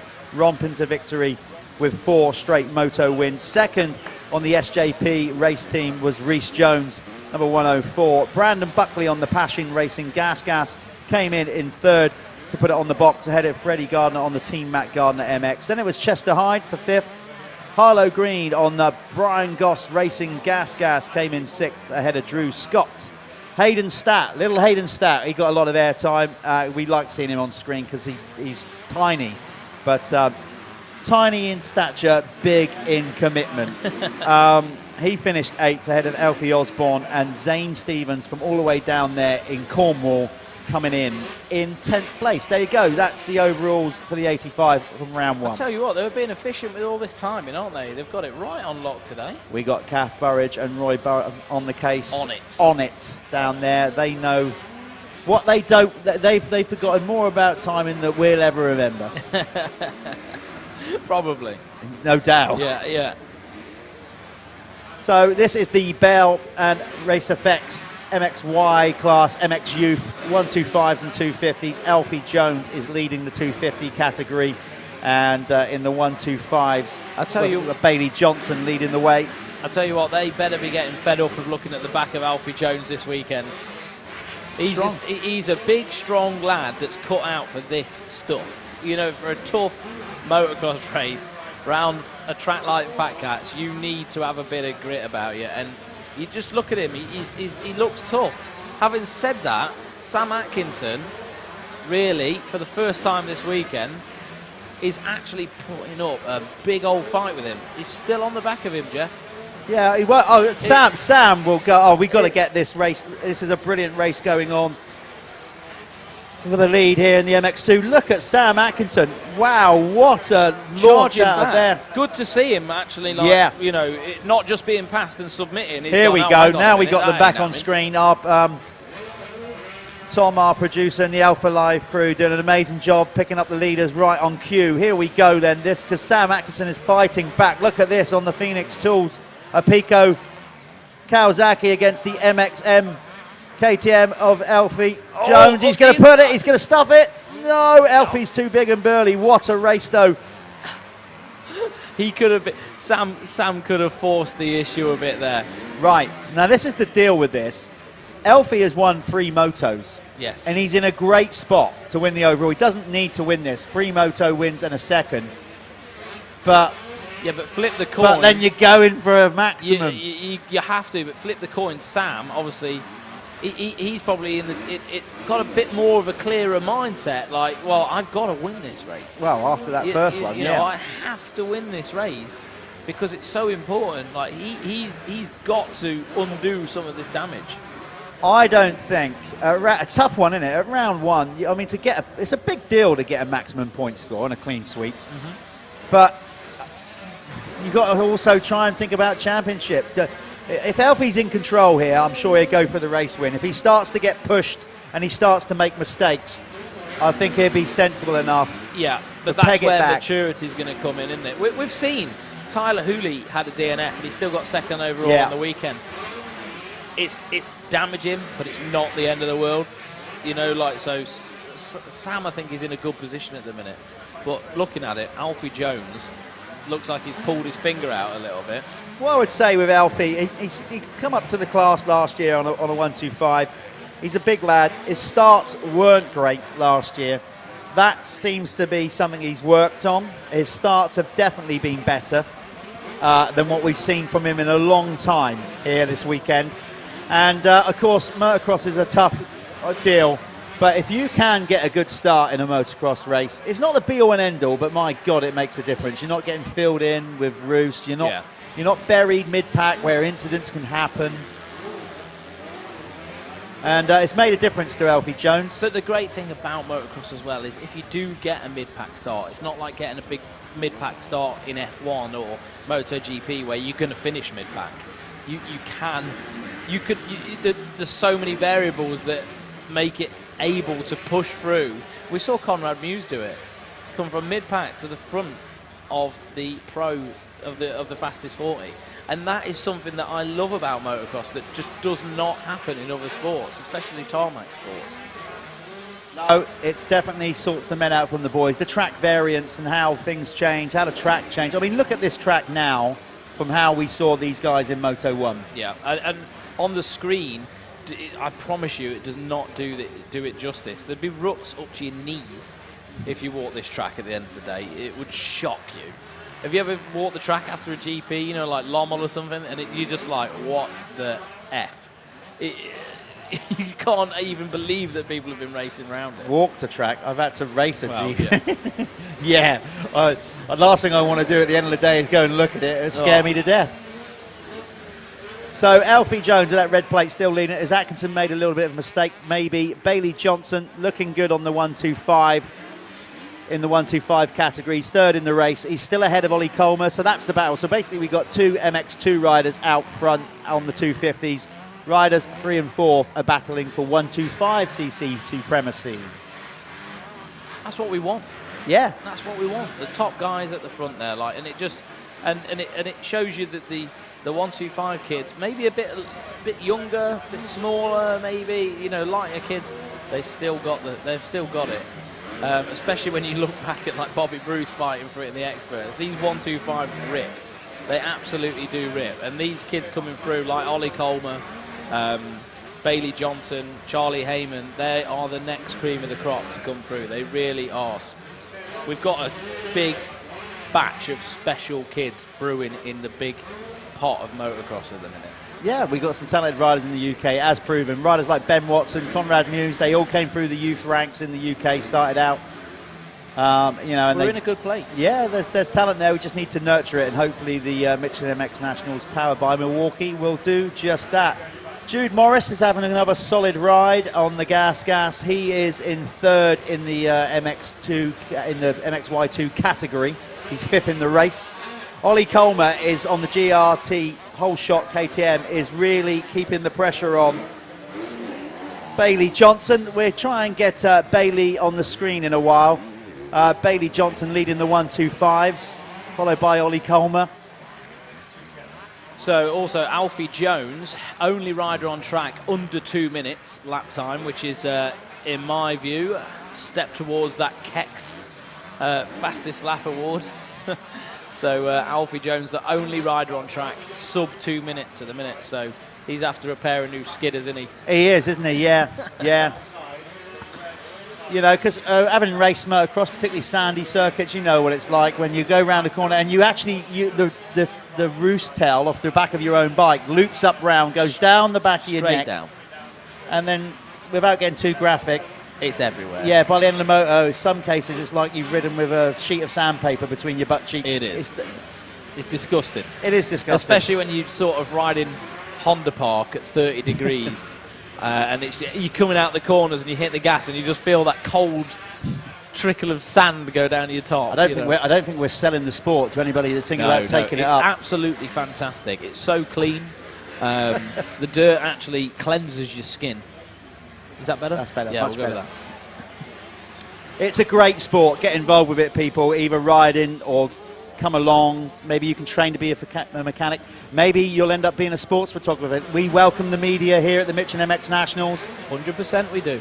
You know, we want more photographers, more videos here highlighting our beautiful sport. So if you want to get involved media-wise, go on our website, see where you can apply an application, and then we'll look for it. Obviously, we're going to give you a media pass if you are legitimately supplying photography, video content for teams or websites such as, you know, like Dirthub, Moto Head, Dirt Bike Rider, all those Gate guys. Drop, those guys, all that. Let's just get as many of you guys here, and let's get our beautiful sport out there for more people to see. I got to say, there was tons of photographers here yesterday. You know, like the working for teams and things like that. I noticed loads of old faces, and a couple of. There's a kid I know who lives pretty close to me.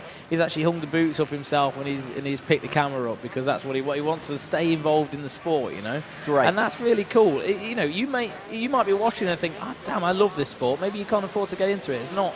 Motorsport isn't accessible for everybody, but you can still pick up a camera and enjoy the damn thing.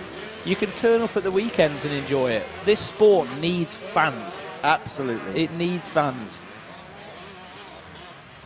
And as you can see, if you're watching motocross for the first time, it's not like we've seen some motorsports. You could argue Formula One, with all its technical stuff, as great as it is. Sometimes I've watched a Formula One race where the only time you'll see a change of position is when they pit stop. That doesn't happen in a motocross race. No. You might get a guy that gets the lead and rides off into the distance, but somewhere in that race, there's a battle royal going on somewhere. Someone could have come from 20th to win or anything. I think the thing is with motocross, and I think the thing that's sort of hindered it for the last sort of like, I think 10 years, right? Tell me if I'm wrong. F1, I will. F1, MotoGP, British Superbike.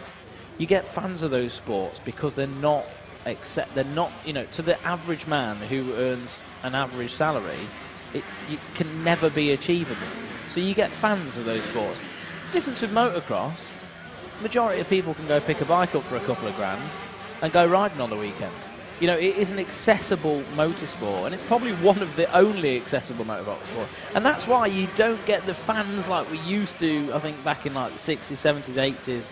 You know, because now people just go ride them themselves. Yeah. You know, like people just want to go ride. And that's cool. I love that. I love As that. I said, the last 2 or 3 months in the industry has been booming. Sales have Insane. skyrocketed. Yeah, they have. Power sports in general, Absolutely. like it's just gone crazy. So that's a good thing. We got 1 lap to go. Barry Ward, our flagman, is on the case as Ollie Colmer comes across the line. 1 lap to go for Elfie Jones to make it a clean sweep in the MXY 250 class. And it looks like Bailey Johnson is on track to possibly win the overall in the 125s. Our spotter, Chris, has just highlighted there's lots of riders taking their hands off the bars and shaking them out. Good spot. Definitely arm pump. So when the circuit gets like this, it's so jarring on the arms, isn't it? Good. Explain this to me, because I'm one of the fortunate ones that have never suffered with arm pump. I get it. You do. I can ride through it by concentrating on what I'm doing with my legs a little bit, but I still get it. I'm a human being. You're obviously not. Sometimes when the circuit gets so tough on the arms and you actually start controlling the bike with the upper part of the body, which is obviously not what you should be doing, but as you tire, sometimes there's no other option, then your arms pump up and you'll see the riders just trying to shake their hands out on the jumps just to get some of that circulation back in their arms. Worst one for me, I actually get a numb hand. My throttle hand, just goes numb. For no reason. No, I think it must be carpal tunnel or something. But literally, if I take my hand off the bars for a second, it's gone. You know, so these riders, not only do they have mechanical things, they actually have to look after their own bodies as well. So Alfie Jones crosses the line, gets a clean sweep. Callum, with his arm pump, is off down there to interview him. Don't get arm pump holding that microphone. So, so Callum explaining there what arm pump is all about. Obviously, you've got to bear in mind that your hands are constantly moving, you're pulling your fingers in and out. You could do it at home while you're watching over the next race. Just constantly move your fingers in and out while you're watching the next moto and see how long before your forearms go solid. So that was the MXY racing, a clean sweep for Elfie Jones. So I can tell you that he is indeed the overall winner from round 1.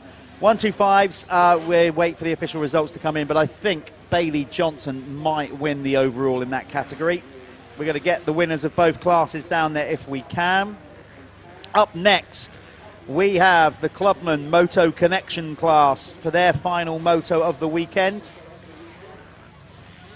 That one, they're going to be coming out. And then we got the Amateurs Expert, and then we finish off our racing here at day 2, round 1 of the Michelin MX Nationals, powered by Milwaukee. with the fastest 40, and I'm guessing without Dylan Walsh lining up because he took some hit. But we'll try and get some information on that as we get nearer the time. Let's wait for the riders to come in and pass down very quickly to Callum with the winners.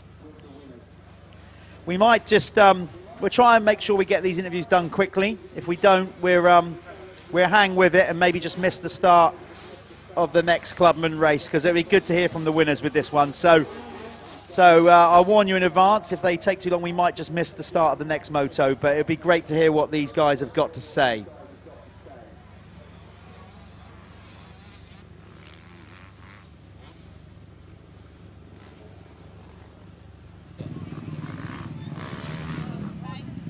You good? I'll go this side.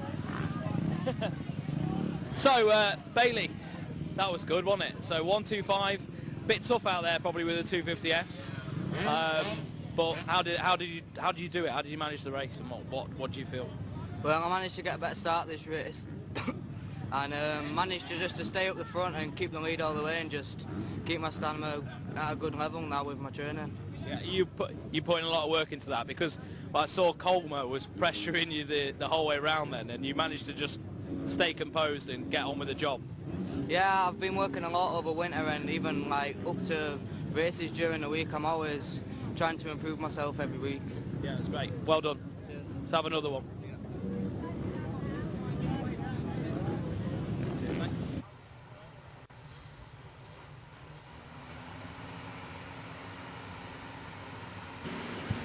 Okay, this is the Clubman coming off the line, Moto Connection. We're going to film these guys for the first lap, then we're going to hand back down to Callum in the winner's circle to catch up with the winner of the MXY 250 class, Alfie Jones. But let's just get this first lap down. Let's show some love towards these Clubman riders.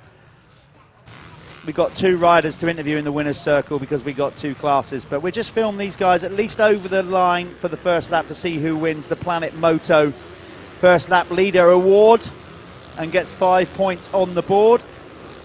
Once we get them all over the line, we'll quickly hand back down to Callum to get some words with Alfie Jones. First rider over the line was 240, which I think is Christopher, isn't it?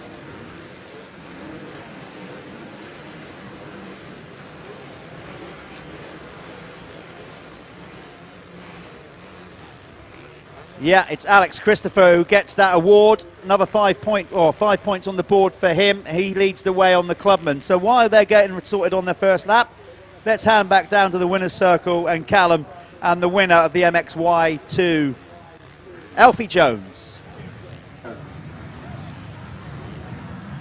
Well, how was that, Alfie?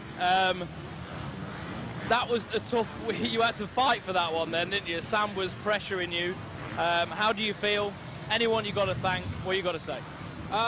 First of all, I'd like to thank Middlesex MX, get my bike ready for this year. Shore Haulage, SHJ, Commercial Lettings, Arc Joinery, Rip and Roll, CI Sports, Rock Oil. I'd like to thank Planet Moto for a good winter over in Spain, and just everyone else that helps out. I couldn't do it without them, and Debt Pipes. The mate. That was hard work, wasn't it? You came in here and you were like, I am hot. It is warm now. I was saying I'm sat up there in a greenhouse. I'm not out there doing a workout, but that was tough, wasn't it? Yeah.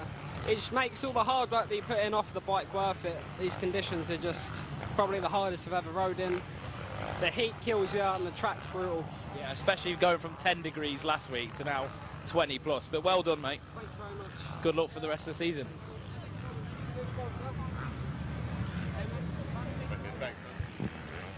Nice one, Alfie. Nice one, Callum. Right, there you go. Back to the Clubman as they sort themselves out on the opening lap. Of course, we get them across the stripe, which is the finish line. That's where the transponder picks up the little orange box. Oh, the leader's just gone down. Is he that the leader? Yeah, he had a massive lead as well. How did he put... Alex Christopher, had a massive lead on the first lap and then just dumped it on the first corner, but he's still in the lead. So there he goes across the line. You can see number 69 there coming through in third. So there's our race leader, number 240. Alex Christopher. He took the Planet Moto first lap leader, 5 points. Matt Pocock in second, Ivan Kerr in third. Then it's Charlie Green, Lee Tolan, Rory Watton, Sam Cornwall, Ashley Senior, Dean Douglas, and Jordan Andrews. That is the Clubman MX1 top 10 as it currently runs after one full lap. In the Clubman MX2, it's Keaton Stewart, number 69, leading the way ahead of Ben Wainwright. Matthew Fuller for third. Mitch Collins, number 173, is in fourth ahead of Guy Prince. Daniel Shutt is in sixth. Seventh, Max Fletcher, number 6. Then it's number 108, Michael McAllister for 8th. 9th is Elliot Pugh, and Ricky Roberts rounds out the top 10 in the Clubman MX2. What you see on your screen is the current running order in the entire race. MX1 and MX2 Clubman combined. So it's been a pretty good weekend for Alex Christopher. I think he's possibly on track to win the overall. Having said that, you've got the rider there, where is he down in the... Ivan Kerr has taken a couple of race wins, so it's going to be tight between those two. Going back to the previous race, we knew that Alfie Jones took the overall win in the MXY 250 class with 4 straight wins. My calculations were indeed correct. Bailey Johnson took the victory on his gas machine in the MXY2, going first, second, first. So a convincing weekend for Bailey Johnson. Ollie Comer on the GRT whole shot KTM. He gets a second overall on number 465. Then it was Jaden Haig in third with the SJP Moto machine. Leon Ongley came in 4th overall, and a busted and beaten up Charlie Heyman. Damage limitation weekend for him. He comes in 5th, but expect him to be right back on form in 3 weeks' time or 2 weeks' time when we go to Hawkstone.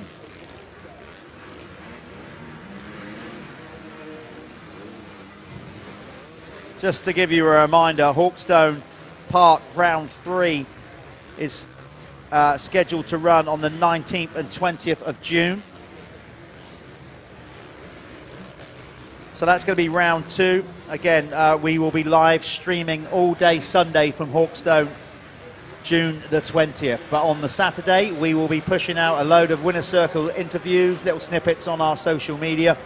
But we are just live streaming on the Sundays for now at the Michelin MX Nationals. Maybe going forward, if you like what we do enough, you'd like to see us over 2 days. I don't know. Maybe if we have enough support and good feedback from you guys, maybe we could do a 2-day stream. But right now, we're just concentrating on the Sundays. Just had some news, not official news, but from someone close to the team at Revo, Severn Kawasaki. Maybe a suspected leg fracture. Oh dear. However, Dylan's words, I will be racing next weekend. Right, there you go. At the British. There you go. So, okay. Yeah, well, he's a tough kid. He's a tough kid. And he's got a lot to prove, hasn't he, I think? And he really, what happened? Do you know what happened? From people that I've spoke to, over the bars, high speed over the bars after the rollers. Just a simple rider error? I think simple rider error, probably positioning, got it wrong. He was pushing, wasn't he? Yeah. Things can go wrong on a 450 really quickly, so hopefully he's going to be okay. Good. But not too, I don't think it's too serious anyway. Check it out on screen at the minute. Look at that. They've just got the umbrella set up over there. They're tanning the back of the legs. Don't blame them, mate. That's how you do it. Did they hear that? Maybe they did. I don't know. I don't know. But Alex Christopher is our race leader in Clubman MX1. And he needs this because, as I said, we had previously number 45, Kerr, has taken 2 race wins. So this is going to be tight on the overall for MX1. Kathy Burridge and Roy Barton doing a great job in timing. They're going to bring us pretty much as soon as they've sorted it, probably about 5 minutes after the race, or even less than that, they get up the official results.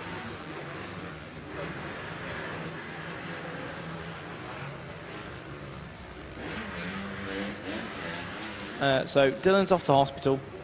and they're hoping for just muscle damage. Okay. But if I get anything, I'll let the viewers know. Please do. Thank you very much. Alex Christopher is leading the way, as I mentioned. Matt Pocock in second in the Clubman MX1. Then it's Ivan Kerr up to third. It's going to be real tight on the overall in this MX1. Lee Tolan, look at that, the Acer United Gas team owner. He's up to fourth ahead of Rory Wootton. In the MX2 class, Clubman, it's Ben Wainwright found his way to the front again. He's looking good. Keaton Stewart, number 69, down to second. Daniel Shutt, as I said, took his first moto win ever yesterday, up to third ahead of Max Fletcher. And Mitch Collins for fifth. That's your top 5 in each class. Yeah, Ben Wainwright looking really good at the minute, actually, isn't he? Like, I think, like, if you're looking from last year to this year, definitely improved. He was always sort of there, you know, knocking on the door, but seems to be doing well now. And I think he's put a lot of graft in over the winter. I mean, I know they do a lot of practice. And the Wainwright family is just a racing family anyway. They just live and breathe motorbikes. But it's good to see Ben actually, you know, paying off for him a little bit. He's a mint young lad, local to me, so I know the family quite well. And yeah, well done, Ben. Good job. Yeah, well. Yeah, he's absolutely smashing it at the minute in the MX2 class, that is for sure. Matthew Pocock. Yeah, Matty, as we said, the Pocock clan, 4 brothers, all raced. Two of them phenomenal riders. Yeah. I'm not taking anything away from Matthew. No, Matt's the youngest, I think, by my recognition. Yeah, I don't think Matt ever... he is, but yeah, he is. Matt didn't ever take it quite as seriously, did he, as the others? He didn't start riding really properly until a bit later on. But Mel Pocock, obviously, phenomenal rider, GP's experienced. He's done it all. Had a serious injury, which unfortunately sort of ended his career, didn't it, in the end? And his brother as well. Brad. Brad was actually better than Mel. Oh, you're opening a can of worms there, aren't that's actually Mel. They say that's in the... Brad was the boy, you know. Are you sure? There could be a rift in the Pocock family household. He'll come walking up here, won't he? Big Mel will be up here in a minute. But Brad was phenomenal on an 85. I don't mean adult stuff. On 85, Brad was summit special. And again, injuries. He was always the one that sort of went cartwheeling down the track. But racing in that family, they love racing. Yeah, well, Mel Senior got them into it. He started. And I think Mel's dad before him. So there we go, a bit of a racing dynasty with Team Pocock. Back to this, Alex Christopher is, as you said, in the lead. But Ivan Kerr now up to second. Now, as I said, I'm not even going to go there because I've done this before, try to work out the overall. Got it alarmingly wrong. I think our point system... I think we did a few times the other year we got it alarmingly wrong. But, you know, it's difficult when you're up here, isn't it? We're in the hot seat, Jeff. It's 25 points for a race win, basically. Yeah. For those people who are watching, this is how we score the riders at the Michelin MX Nationals. If you take a race win, it's 25 points. If you get a second, 22. Third is 20 points. Then it goes down 18, 16, 15. When you get to 6th place, then there's only 1 point after that between each position. So it goes 15 points for a 6th, 14 for 7th, down to 20 point scorers. So when you win, you get that extra little points buffer of 3.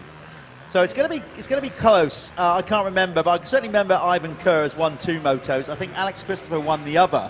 Christopher won. Yeah, he did in the first race today. Yeah, I think he did. So we'll see. But anyway, Kathy and Roy in timing will sort all that out for us.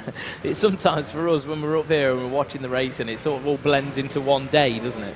But he looks good at the minute, Ivan Kerr does, doesn't he? Got a rider down, that's number 4, Elliot Pugh, just crashing behind the Moto Exchange barrier there. Flag, sorry, there's Pugh. I think that was him that hit the deck. Alex Christopher, nearly a 20-second lead. He's got this dialed this time round, hasn't he? But, I mean, that's not just happened consistently, that's just happened in this race, you know what I mean? Like, so he's obviously figured something out. Obviously feeling good. He must be in half-decent shape to be able to go out there and do that.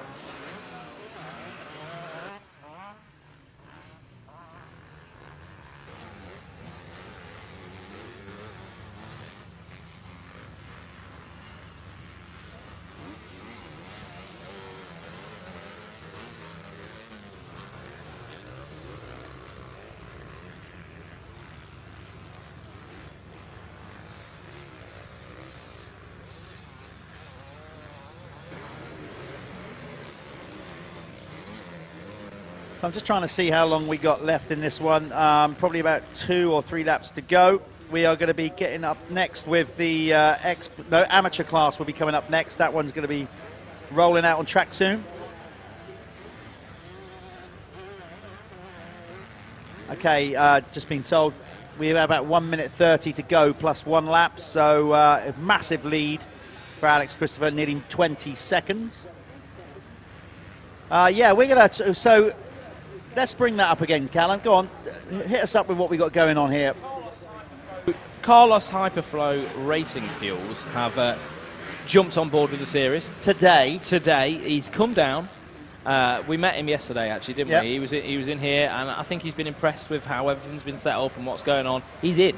They have amazing fuels for bikes. They've developed an awesome 4-stroke fuel, 4T, I think it's called.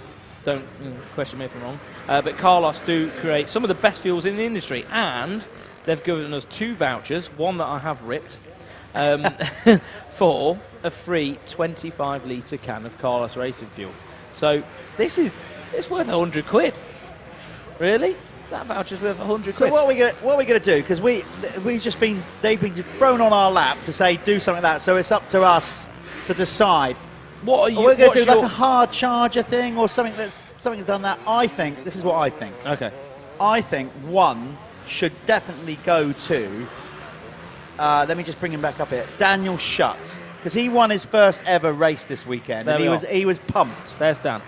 Okay, and they were over the moon with that, and his pit crew were buzzing. They were nearly in tears. Awesome. Mint. So for that reason alone, Daniel Shutt, you have won a voucher for some Carlos Racing Fuel. Well, basically, as we said here, for a 25-litre can of fuel. 100 quid, that, isn't it? 100 quid's worth of fuel coming your way, Mr. Shutt. And I think I'd like to give that to Ben Wainwright, because I think he's stepped it up. And you know, I know he was sort of there for podiums last year. We've seen him there before, but he's really stepped it up this weekend and smashed it. So I want to award the other one to Ben Wainwright. We have the power. We can do it. Nobody else told us what to do with them, so we just did it. So there we are. So yep, fair play. Yeah, you happy with that? Absolutely. Yeah, hopefully they are too.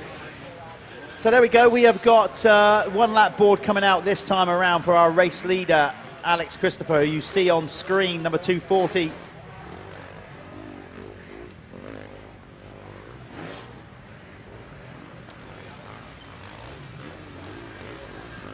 Here he comes through the Woot section, the waves, back across the start straight. Who knows, next time around there might be the Carlos waves. Yeah. Get some. It's just great that somebody's come to the event today and been blown away by it, and has been that impressed by it. Remember when we spoke to him, he said he couldn't remember the last time he'd gone to a motocross race. Yeah, how cool's that? It's really cool. Like, he was like talking like 80s. Years. Yeah.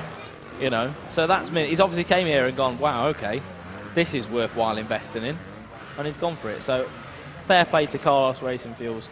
Thank you very much. We thank you. Yes, we do. So there's Wainwright across the line. He's leading. No, he's still leading the, or is he the MX2 class? Let's have a look. Yeah, he's in the lead with that. So he's got his fuel voucher as well. But it's Alex Christopher leading this one, and with a convincing lead.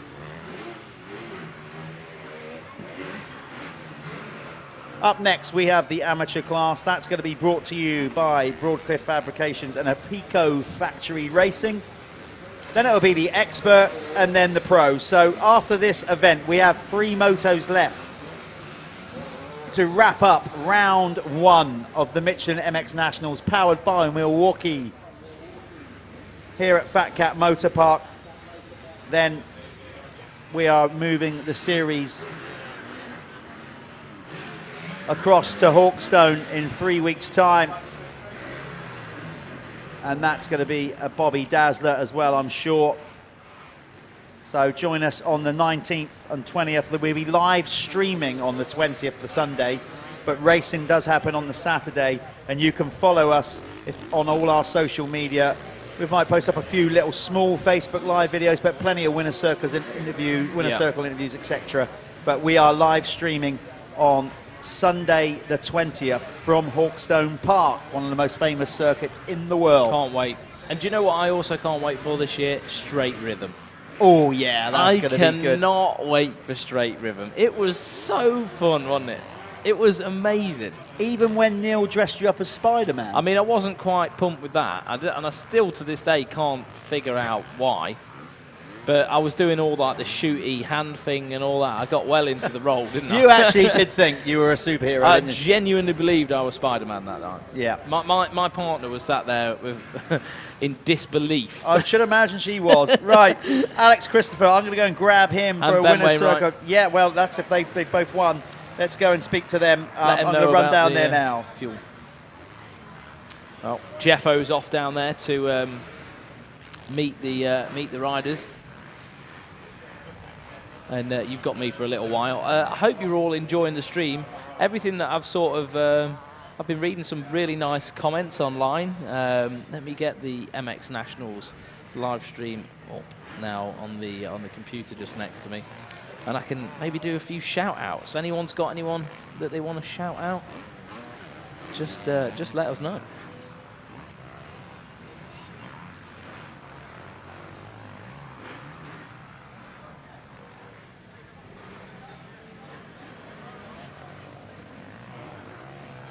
So I've got it up next to me now. Someone says, well, Valerie Webber says, I would happily pay for 2 days racing if we could get coverage like this. Well, that's it.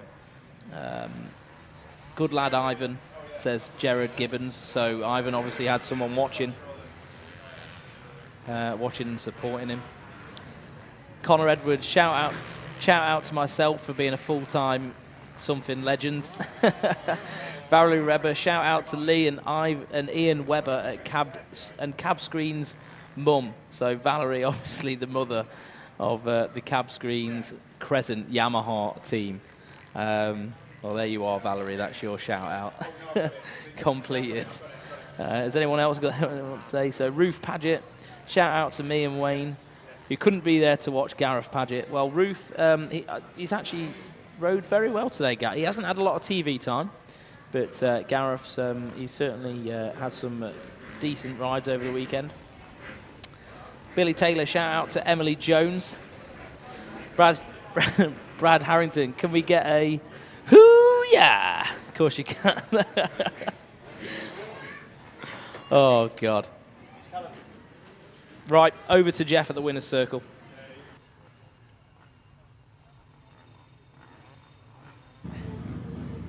Okay, I'm here with quite exhausted by the sound of it, Alex Christopher. Alex, you've had a great weekend. You've gone 1, 2, 2, 1, taking the overall. You're out of puff, but it all seems worth it, right? It feels amazing. I've been doing the MX Nationals now for 3 years, and best I've had before was a third, and this year I thought I'd go for the championship, try my best. Good start to the year. What was it like out there? Because obviously it was really hot yesterday. I mean, you're puffing. The track's brutal. I mean, this is my local track. It's never like this. It's never as rough as this. I come here, you know, I've been here 4 times this year now, and this is as rough as it gets. These MX Nationals boys know how to flip a track up.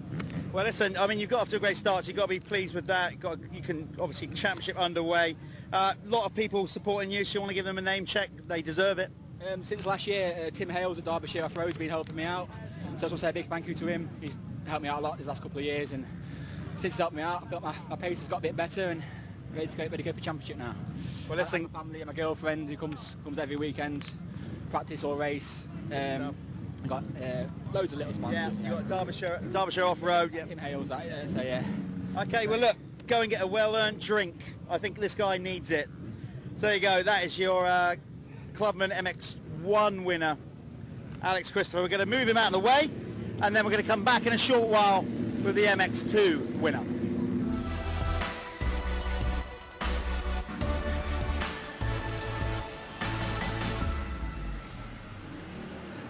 So we're back to me, and this is the British Amateur Championship, MX1 and MX2. Just a few last shout-outs before they come round.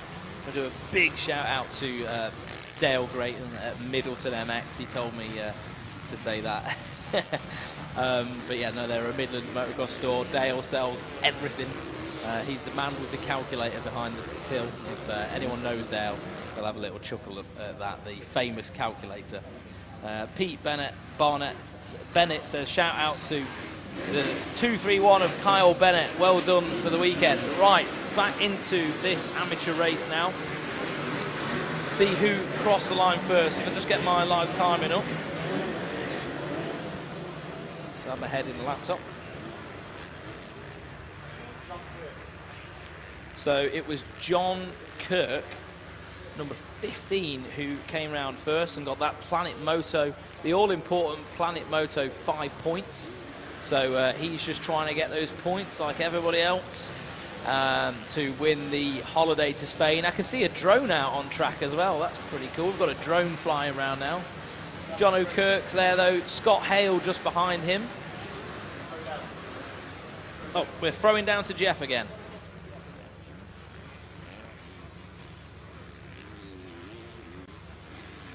Clubman MX2 overall winner. We worked it out. Ben Wainwright, you've taken 3 moto wins and a 4th. Just tell us what happened in that one with a 4th. Remind us, because that was yesterday, wasn't it? I got a good start in on the second one, weren't it? Yeah, second one. I crashed halfway around on the first lap. Was probably about 28th on the last lap. Just kept consistent and pulled my way through and got up to 4th. So I was pleased with that. You got off to an absolute flyer. Let me tell you something you don't know. You've been awarded. Callum has selected you. We've been picked up a new sponsor throughout the day, believe it or not. Yeah, it's called Carlos Fuels, and they've given us a voucher, and you've won it. So you've just won to win 25 litres of their fuel. So there you go. Winning this baby then. Yeah, that's beautiful. Yeah, so that's pretty cool. So you're leading the championship. It's all gone. But he also made me laugh just a minute ago because let's be honest, neither of us are too vertically challenged. Ben's just gone, I'll get off the bike and stand next to it because I can't touch the ground. Yeah, it's short syndrome, innit? Good things come in small packages, mate. That's the bottom line.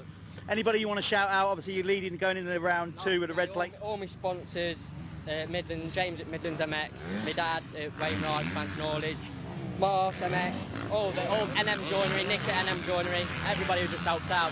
Really thumbs up. Go and have a well-earned drink. Nice work. There you go, Ben Wainwright, Clubman MX2 winner.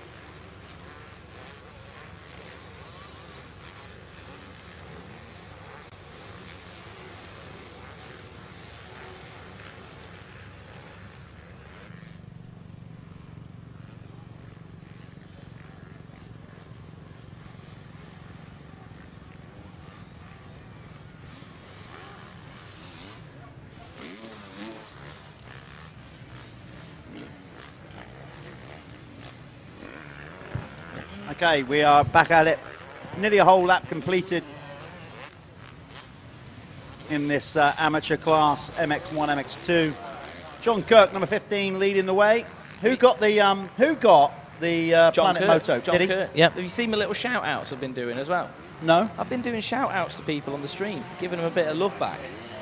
April Drew, SR Tuning wants to give a shout-out to Sean Springer. Well done. See, I'm getting it. I'm involving the stream. You've got to be careful, though, because what's happening with this is Mel, your better half, and by say better half, I genuinely mean that, is seeing that you can multitask, and what that is going to happen, what that means is when you get back home, you got some chores coming your way, that's boy. true. Maybe we should stop doing that. I'm actually having trouble doing the shout-outs on the stream, ladies and gentlemen. I just can't do it. Well, that's cool. So, yeah, all those people engaging with us across all platforms. We're going out on our Facebook page. If you're watching on Alpha Live's YouTube channel, thanks for tuning in on that. Remember, the guys that are producing this Alpha Live for us, they do go-karting, varying other sports. Check out their YouTube channel. We got Chris Kazora here. Like I say, Chris is the commentator for the Bridgestone Masters, and he also does go-kart commentary. It's a great channel to follow. So thanks to them doing it. We're going out on Dirthub's Facebook page as well. So if you're watching them from Dirthub, welcome. Hope you're enjoying what you see. I think Milwaukee as well. Yeah, Michelin. Sean Wainwright, fastest man on the track at the minute. He's got the new skidders at the moment. So, yeah, we are winding down. We got 2 motos to go after this one. And then we're done for round 1 of the Michelin MX Nationals powered by Milwaukee. It's going to get tough these last few races because it's getting warmer out there and the track's getting rougher. It's hot. But Ben, I heard him saying it was disgusting out there, wasn't it? Really hot, really rough. Maybe we should stop doing those winner circles interviews because, you know, maybe we are... People are going, I'm never going to take up this sport. It sounds terrible. So, at the minute, John Kirk out front under a little bit of pressure now from Sean Wainwright. Sean Wainwright came around and he's the fastest man on track at the minute. So he's got those skidders in the bag at the moment. The Keck's fastest lap. But yeah, Sean really is applying the pressure to the back of John Kirk now. So see what he can do about it. It's going to be a bit of an enduro mode coming to the later end of these races for sure. Everyone's in a bit of a survival mode. Just saw Scott Hale come past then as well. Races everywhere throughout the pack. Who we got on screen now? Let's give them a shout out. So the 48. Who am I looking at? The 48, that's Justin Robinson, just slamming up the inside of Toby Light Brown then as well. That was a really good pass. They actually got that on camera as well. We're on the drone. Some drone footage action. So Steph Smith says, let's go JK15 with the Scottish flag.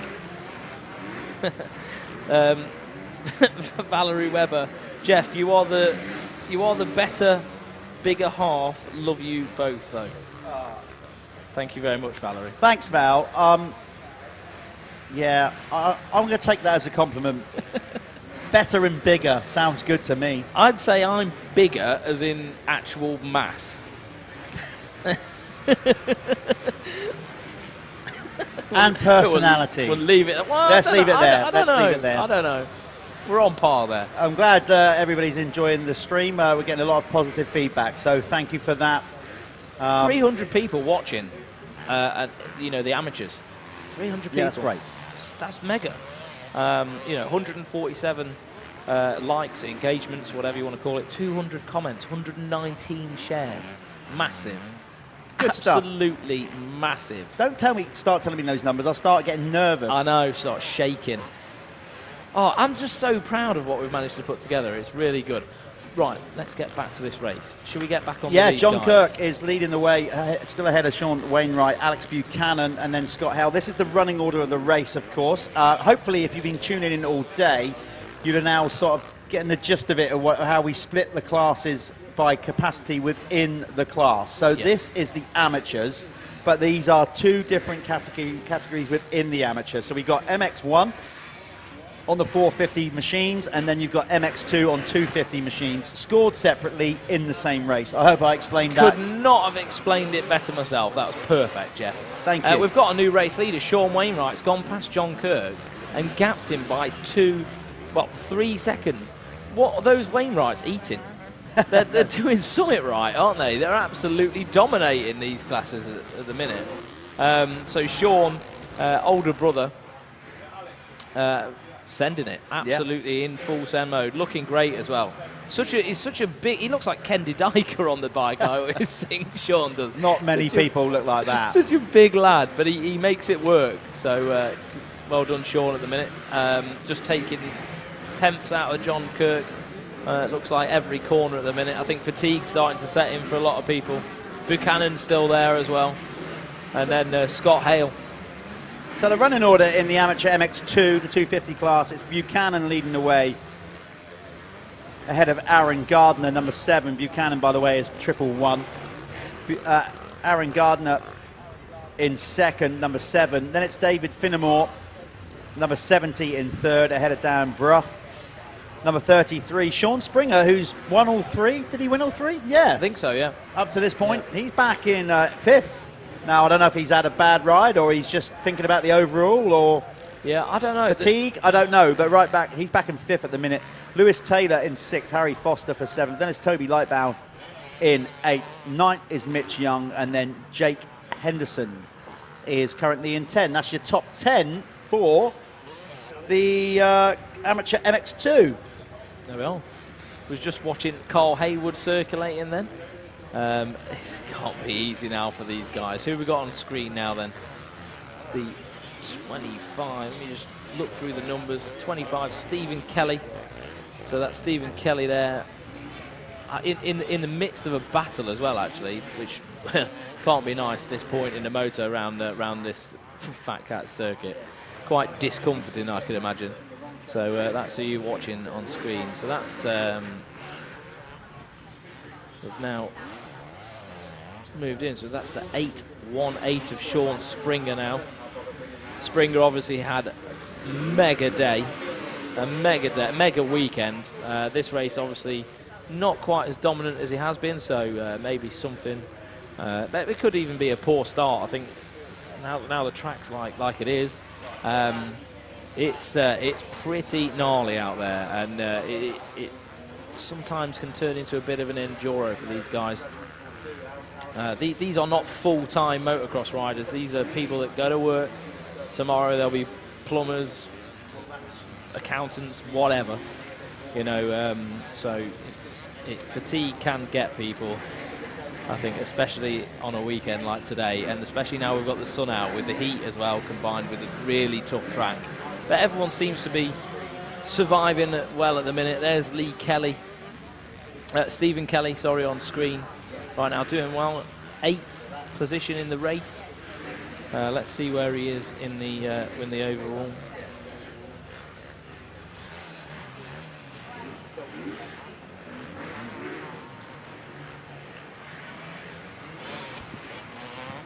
Okay, I was just off air a little while there because we just had a little bit of a issue with the official results of the 85cc class. It was a transponder issue. Nobody's fault as such. Technology sometimes goes wrong. So we've amended that now. So the 85cc racing you saw earlier on, the overall for the weekend, this is when you have all 4 scoring rides put together. Yeah. So Billy Askew still took the race, the championship lead in the red plate, but Ben Musto, he had some timing issues with his transponder. He's moved from now officially into 2nd place in the championship, 3 points behind. Tyler Hooley then gets pushed back to 3rd, and Josh Vale to 4th, and of course everybody else thereafter was back in their normal positions. So there we go. So technology is great, but it's sometimes right up to the point it goes wrong. Yeah, that's true. So I'll just do a quick rundown of the top 5. I'll do the top 10 in both Amateur MX1 and Amateur MX2. So Amateur MX1 is being led by Sean Wainwright with the fastest lap of the race, so some new skidders for him. John Kirk in 2nd, Scott Hale 3rd, Stephen Kelly in 4th. That's the 25 on the KTM, which has been shown on screen quite a few times. Brad Thornhill, younger brother to Dan Thornhill and part-time mechanic for Dan Thornhill in 5th. Christian Neeson in 6th. I think Christian Neeson, he owns DK Off-Road, actually, the Neeson family. Joshua McCorkle, he's in 7th in the MX1 class. Paul Atkinson in 8th, Charlie Roper 9th, and Talon Aspenden. Why have you got to ask me that? When I've literally just put a cherry tomato in my mouth trying to cram some food in. So Talon's rounding out the top 10. And then Amateur MX2, Alex Buchanan's leading the way. Sean Springer has been working his way well up the order in second, but Alex Buchanan, fastest man on track in the MX2, so I can't see him getting caught anytime soon. David Finnemore in third, Dan Brough fourth, Aaron Gardner in fifth. Sixth is Lewis Taylor, seventh Harry Foster, eighth is Lewis King London, ninth is Toby Light Brown, and rounding out the top 10 is Mitch Young. Oh, thank you. I've been handed a sandwich. That's lovely. Baby Bell, tomatoes. I'm being looked after. Right, you can take over for a sec whilst I scran this.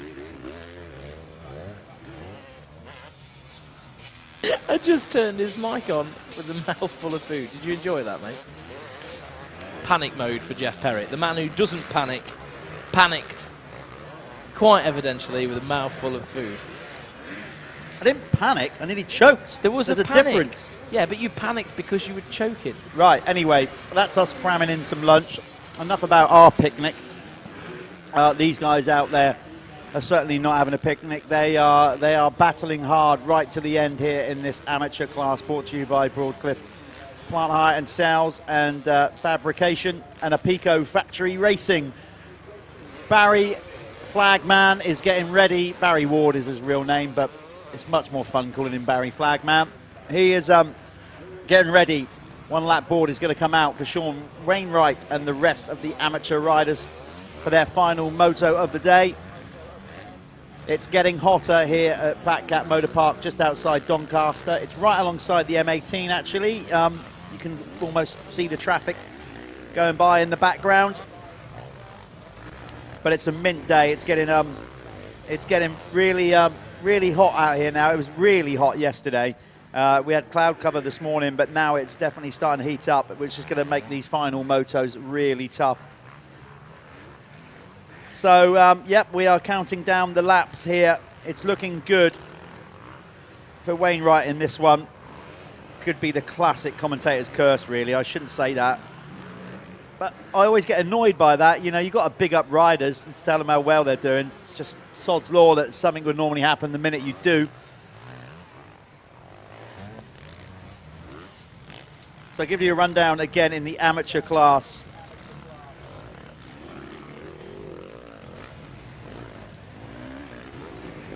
In the MX2 category, yep, we've got Alex Buchanan, 111 leading the way. Springer now up to second. Right, so I need to keep an eye on this because Sean Springer is trying to make it a clean sweep in MX2. Where is he on track? Let's see if we can find him out of our booth window here. We're trying to find rider 818. That's the rider we want to try and find. He's closing in, I think, on Buchanan. 111. Let's see what the gap's down to. It's just 2 seconds in it with 1 lap to go. So that's real interesting. There's Springer over the finish line on the red gas, number 818. He is closing in on, or has he overtaken him already? Trying to figure that out for you. He was in second. He was 2 seconds behind coming into that lap. We now think that Sean Springer's in the lead.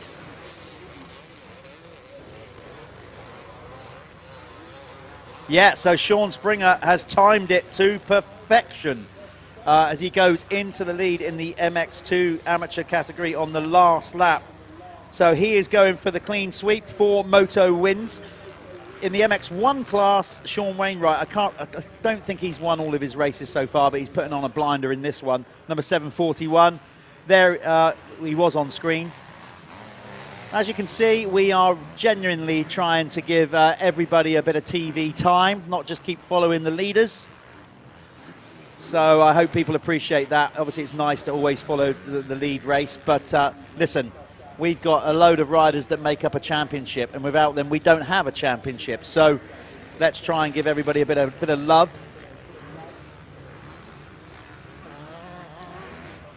How's that baby bell? Wow, your missus makes a good pack up. I'm in. I'm in. I'm moving in. Oh, no, you're not. Make me a bed up, boy, because I'm moving in. Yep. I'm not sure about it. I don't think I can handle you 24/7. Okay, we're fed, watered, so we're going to get an energy hit to finish off these last two motos coming up. Up next after this amateur race, because the flag is coming out for Wainwright. Here it is, a race win for Sean Wainwright in the amateur MX1. He's going to come up to the winner's circle. Do you want to go and do these ones? I can do these ones. Crack Would you on like me down do there these to ones, the winner's circle, my man. See you later. And speak to Springer as well. So as Callum makes his way out of the booth down there to the winner's circle, we're going to speak to Sean Wainwright and number 818, Sean Springer. They're winners collectively of the Amateur MX1 and MX2.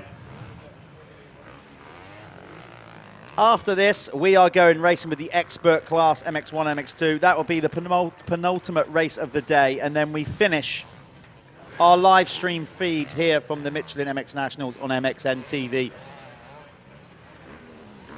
with the fastest 40 brought to you by Michelin and Milwaukee. Dylan Walsh is definitely not going to be lining up. He has been taken to hospital with a suspected fracture in his leg. I really hope he hasn't. It was a big end-over-end experience for the Brit that spent most of his life as a Kiwi, but he was born in Kent, moved to New Zealand, I think, when he was four. So Dylan is back. Told me an interesting story yesterday, actually, Dylan Walsh. He said he was at Canada Heights last year, and some guy come up and tapped him on the shoulder and told him he was his uncle. They never even knew, because obviously Canada Heights is in the Kent area, and a bit of a family reunion. But it's good to have Dylan Walsh racing in the UK on a full-time basis back here, and I really hope that he is not too bruised and battered and nothing broken, and we're hopefully maybe see him back at round 2 at Hawkstone Park. Again, talking about the pros, if you tuned in and saw that first race and you didn't catch what we said, you wonder where Tommy Searle was.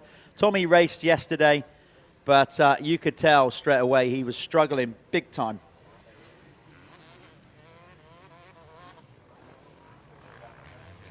So we just got Callum. I'll come back to Tommy Searle's story in a minute. We got Callum down there with Sean Wainwright. So I'm down here with Sean Wainwright. 3 wins out of 4 this weekend. Cracking job. You've done now. You can clean yourself up. Right, straight back in the van. He wants to chuck the bike straight back in the van. Have you got anything you want to say just to round out the weekend? Yeah, just want to thank all the supporters, all the sponsors and everything. Just been a fab weekend. Yeah, you've got a few people on the stream rooting for you. Big family, the Wainwright family, Motocross family. Your brother's done well as well. It's been a good weekend for you guys. Hopefully, see you next round. Yeah, of course we will, yeah. That's it. That's Sean Wainwright. 3 wins today over the weekend.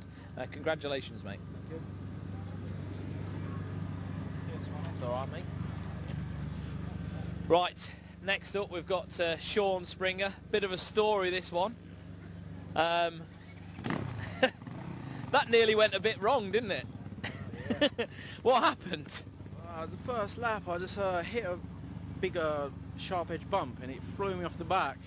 I was holding the throttle and I ended up into the soft stuff. Lucky I was survived, but I just got back up and dug deep, and I finally I got a moto win, so I'm happy. Yeah, 4 moto wins from you, Sean, and well, the first moto today was a master.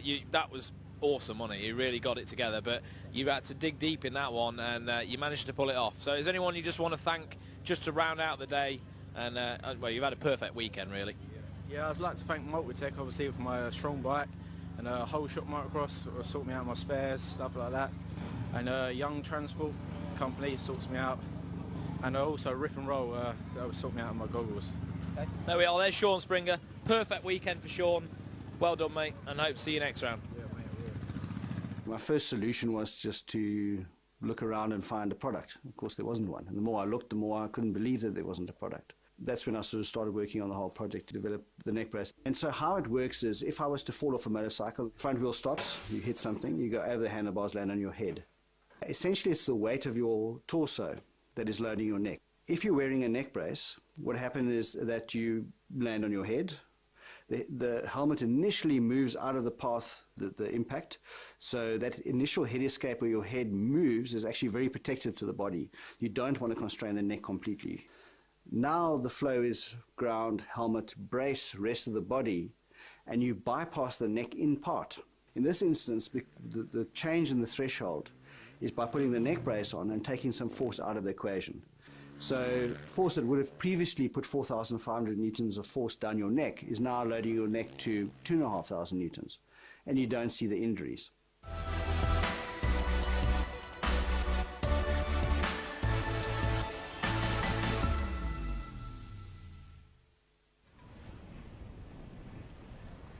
Welcome back, folks, on the live stream, and here at the venue we're just grading out the start straight, because of course we crossed the design of the course here.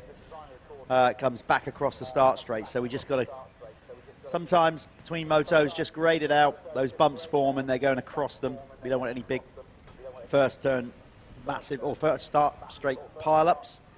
It's like being at an MXGP, isn't it, having the start straight graded? It's full factory, yeah. They can see our hard working. I know it doesn't look like they're working hard at the minute, our flaggers, but they've been out there in the blazing sun for most 2 days solid. They don't get much of a break. They love it. So our clerk of the course there to the right on the screen, that's Andy Watts doing a killer job out there, keeping everybody safe along with our medical crew. So just might as well go through a few of these. So Phil Coffin, great footage, gents, watching from Thailand. So we're all around the world. Matt Hill, what time's the fastest 40? So we've got the experts now and then fastest 40 after that. So give it half an hour or so and you'd probably just be about right. Valerie Webber, you're totally right about not just following the leaders. Everyone has a place and needs a mention. Wonderful to hear you say that. I love this. So positive, mate. Good, good. You can see the start line there. That's been well groomed. This unique start at the at FatCat for the MX Nationals, the drop down kind of BMX style Red Bull straight rhythm deal. That's worked well. Yeah, it's cool. It just adds something to it, doesn't it? I think, did we do that last year? We did do that last year. It was sort of an idea. I think it was one of Neil's wacky ideas, was it? I'm not sure, but it worked well. Actually, we did it way back at Preston originally. Yeah, that was, So that's worked well. And, of course, the Michelin MX Nationals, powered by Milwaukee, was the first national championship in the UK to have the mesh start grids like the MXGP and Supercross. And, of course, that just makes it fair for everybody. Yeah. Some people moan about it, say, oh, it takes the skill out of it. Well, you know, really, you're just making it fair for everybody to get off the line. And you haven't got a short guy who can't touch the floor. You know, so that's why they use the start blocks now, because the bike doesn't sit in a rut. So the short people do need a little bit of help getting their feet towards the ground. I'm in that bracket. I'm also in that bracket. When I was trying to do the starts with you yesterday, and I had no hole shot device on, it was sketchy. I was like just tiptoeing either side when I was standing there. I'm going the other way now. I'm kind of sort of stretching out. I'm becoming nearly as wide as I am tall now. I did that a few years ago, Jeff, so I'm a bit ahead of you there. Callum, are you happy? Yeah. Well, that's all that matters, isn't it? No, I don't care. I'm good. Good. I'm good with. I'm good with being fat. That's a nice truck, That's, isn't it? yeah, Relax to Race. That's Scott Roper and the Relax to Race brand. That's an arm pump CBD oil, and doing a great effort there. Scott Roper and the team launching that brand, and Truck yeah, he cool. made that truck as well. That's his. Looks That's awesome. what he does. It's awesome inside. Very pimp. Look at some of these trucks. You know, they don't mess about, do they? No, you can get some of these parents. You know, like it just shows you what the effort they go. Like, they live in these things. You know, a lot of them will live in these trucks, going all over Europe, and that's their life. Inside some of these like campers, that's everything they've got. You know, so big shout out to the mums and dads that do that for their children. It's phenomenal what you guys do. Okay, I've just had the overalls handed to me for the Amateur MX2. Still awaiting the overalls for Amateur MX1. Sean Springer, as we know, took all 4 race wins, so therefore winning the overall and the red plate going into round 2. David Finnemore on the GG Ross machine coming in second, ahead of Dan Bruff on the Pinewood Energy machine. Then it was Alex Buchanan in 4th, 111. Aaron Gardner came in 5th. Lewis King London for 6th. That's the top 6 in the Amateur MX2. I've been given 2 copies of Amateur MX2, so I think one of them was meant to be Amateur MX1. So Or we're you'd going like to to sort think that so. out in a minute. Becky will be panicking downstairs for you right now, I'm sure. So we're going to remove the giant Tonka toy off the circuit. They're just facing up this jump for this expert class and the final pro class. As you can see, we are getting them stacked and racked on the start line, this final expert race. Moto 4, they get 2 motos a day. That's a race for those of you that are tuning in for the first time. We call races in motocross motos. So here we go. This is Moto 4 for the expert class, MX1, MX2 combined. And this one brought to you by Broadcliffe and Apico.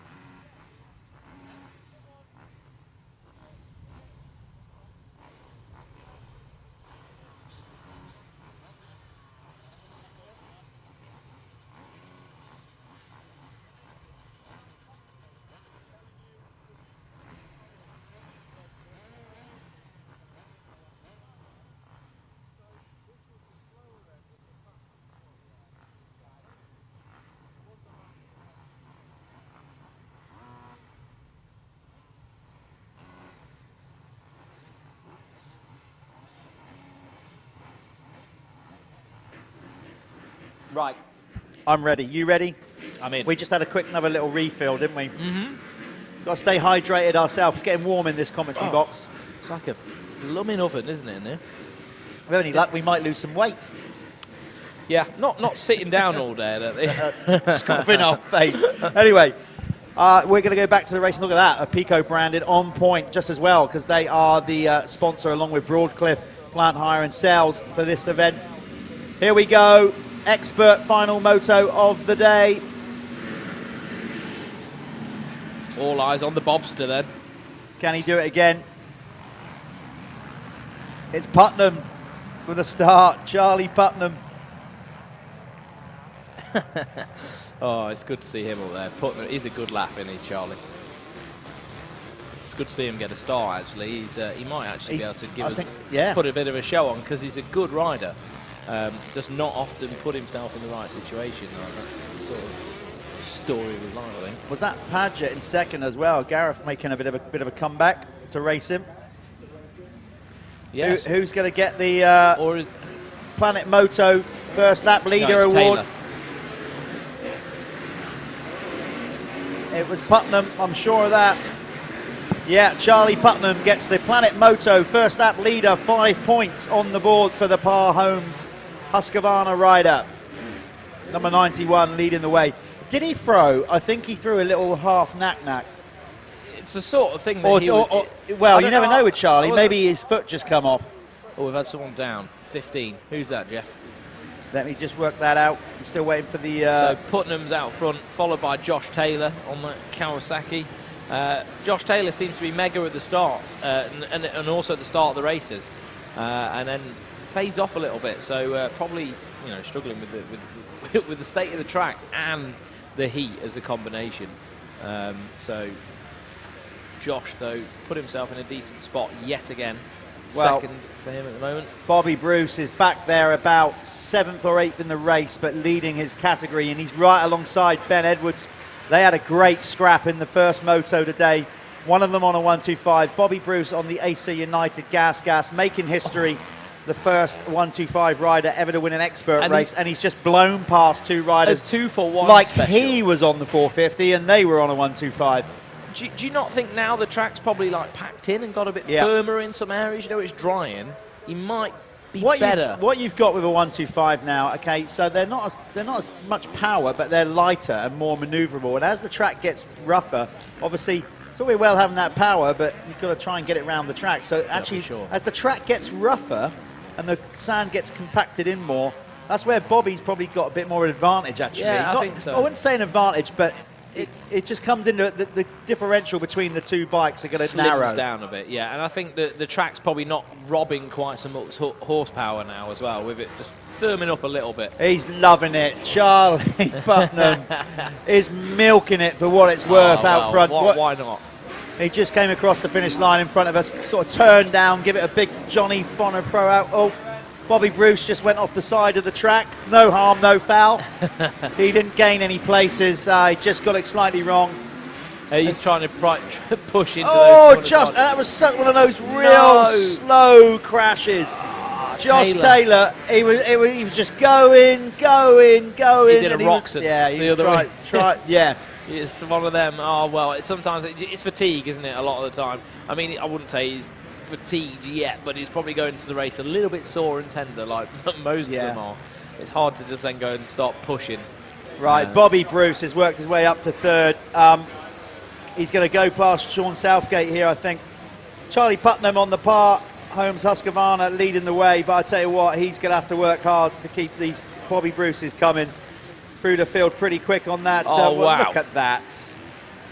There he goes, as he blows round the outside of Sean Springer. Now you can see the technique in Bobby here. He's just making that bike bounce over the holes. He's keeping it lit, keeping the momentum, hurling style almost. Momentum. I said this earlier, like when you watch hurlings around the sand. See there? Yeah. As he just preloaded in and bounced. Look, I even did the sound effect. Yeah. Boom. And he's just got over the bumps because it's just all about keeping the wheels turning. Always keeping the wheels turning, always just driving on. And it's momentum.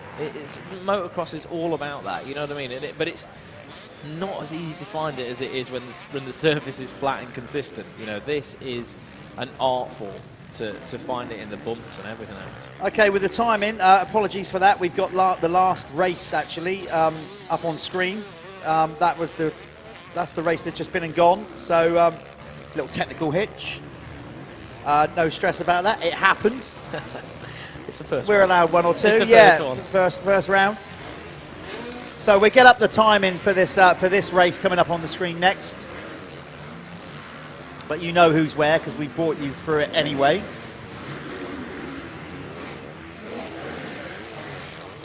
Yeah, so Putnam's still out front at the minute. It looks really comfortable as well. Charlie Putnam, he knows how to have fun, doesn't he? Like he's a fun, like lovable character, isn't he? So like, I mean, you can see that on the bike as well. He has that flair, doesn't he? He just loves riding dirt bikes. Charlie Putnam is a laugh to be around, no doubt about it.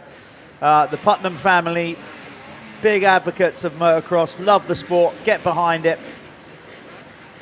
Yeah, I mean, like they're doers, aren't they? They're people that put in. There's no take from them guys. It's all in. I mean, his dad has been involved for years. Involved with this very series, without the Putnams and so Clinton. Many teams and things like that. It's fair play to them. And I can tell you right now, this series probably wouldn't be where it's at right now without the Putnams' help, investment, and support. So great to see him up there, and it looks like he's just enjoying the bike, if I'm honest. Give it another 5 minutes when he hits the wall. I think he's in it now. Bobby Bruce. Bobby Bruce is going to go into the lead here down the far side. Look at his momentum round there, man. He is flying. So Bobby Bruce just ahead of Sean Southgate, who you see on screen. Bobby Bruce has now gone into lead, bouncing and hopping his way around this circuit. Looking amazing. There we go. That's the current running order, but Bobby Bruce has now gone past. That will upgrade and refresh when Bobby comes over the line, which he's going to work his way up to the finish line pretty shortly. We've got filming Putnam there. He's now in second place. There's Southgate on screen in third. There's the new race leader, 5.79. He's already done it once. He's on his way to do it again. I tell you what, Lee doesn't half know how to put a sexy looking bike together, does he? It looks mint, doesn't it? The gas theme with the Troy Lee gear. Like I love how it's sort of stuck to the sort of US style as well. It's sort of conforming, isn't it? It looks really cool. Yeah, that's the other thing. A lot of teams in the UK, they put so much investment in time and energy into it. It's so nice to be in a position to reward that with a live stream. Finally, a live stream going out, getting our sport in the UK, free of charge, remember, going out across the globe. So it that alone, we're sat here in a privileged position to give back to the teams and riders that deserve this kind of airtime and coverage. 100%, because people like Lee, who owns the ACE United gas team, he doesn't get anything from doing this. He loves doing it. Yeah. You know what I mean? He don't get anything back. He just loves it. Same as the Revo 7 Kawasaki team. They just love it. Yeah. There's nothing back. It's just pure love for the sport. So to be able to give them something, give them a little bit of credibility, you know, showcase their product, really, it's cool. Yeah, and hopefully more and more people watching around the world will see the value then of getting involved in motocross. You know, there might be some new sponsors coming in. Which would be great because you're going to get good exposure. So Sam Prince says Charlie's Showtime Putnam. Well, yeah. On it. He was on the first lap. He definitely did a knack-knack. For those of you that are wondering what a knack-knack is, it's where you basically in mid-air swing your one leg over the opposite side of the bike. And I think Charlie had an attempt at it. I wouldn't say it was a full knack-knack, but fair play. He was loving the fact that he took the Planet Moto First Lap Leader Award and threw down a knack-knack. Yeah, fair play to him. He loves that sort of stuff. It's just him all over, isn't it? And like, he's still there, you know. Like, the anchor hasn't fell out yet. Charlie Putnam's still in the top three. You know, the Michael Essie hasn't happened yet, so... Where is he now? he's in third place at the minute, so Putnam's still in the top three. Sean Southgate now moves up to second behind the leader, Bobby Bruce, on that Acer United gas.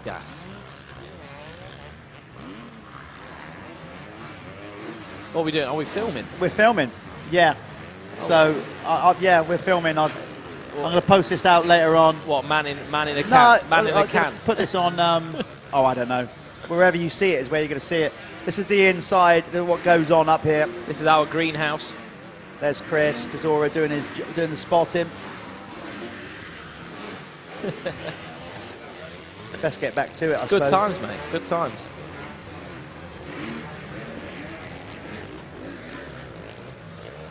So here we go. We are counting down this final moto. Let's see how far we are in. We go on to, you got the timing difference. Bobby Bruce with a 3.24 second lead ahead of Sean Southgate.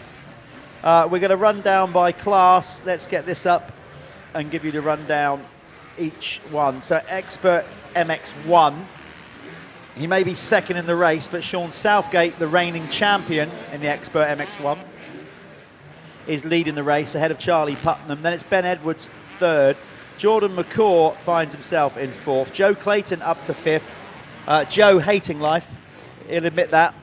Sand is not his strong point, but he's toughing it out to get some points on the board from round one. Remember, he finished runner-up last year on his Team Green Kawasaki. Sixth is Josh Taylor, Richard Bird in seventh. Eighth is John Robson. Then it's Steve Bixby in ninth, and Ben Hayward currently in 10th. In the MX2 class, well, no mistaking the race winner on that Acer United gas. Bobby Bruce out in front by 31.5 seconds over his nearest rival and teammate, Tom Murphy. Cullen Scott has moved his way up to third on the Team Green Kawasaki. Fourth is Jack Lindsay. Then it's Ben Kennedy, the Irishman, Ulsterman, ahead of Jake Preston. Ollie Beamish is in seventh. Another Ulsterman, Ryan Mawhinney, is in eighth, ahead of Gareth Paget. And then in 10th is Jack Moore. Very well done, sir.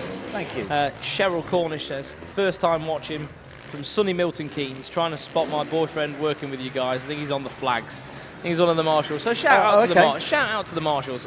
Without them, this race couldn't happen. There's so many people that without, we just simply don't have a series, a championship. And like I said, it's a big community. What I've always sort of described motocross as is effectively, we're like, not a traveling circus, but like think of a caravanners club, but make it really exciting. Yeah, for sure. Rather than bringing out the plastic bowl set and and whatever you do, the old swing ball, we bring out a load of motorbikes and shred around tracks around the country. Yeah, it's true. It's true. That's what it is. Yeah, we're a travelling circus. Yeah, but a good one. So this one's I do want to read this one.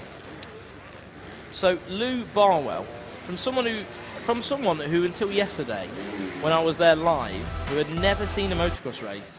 I thank you for your commentary and how much I've learnt today. Well, it's back at work, driving trucks. You filled my brakes in and certainly converted. So we've got a new motocross fan. I'll take that.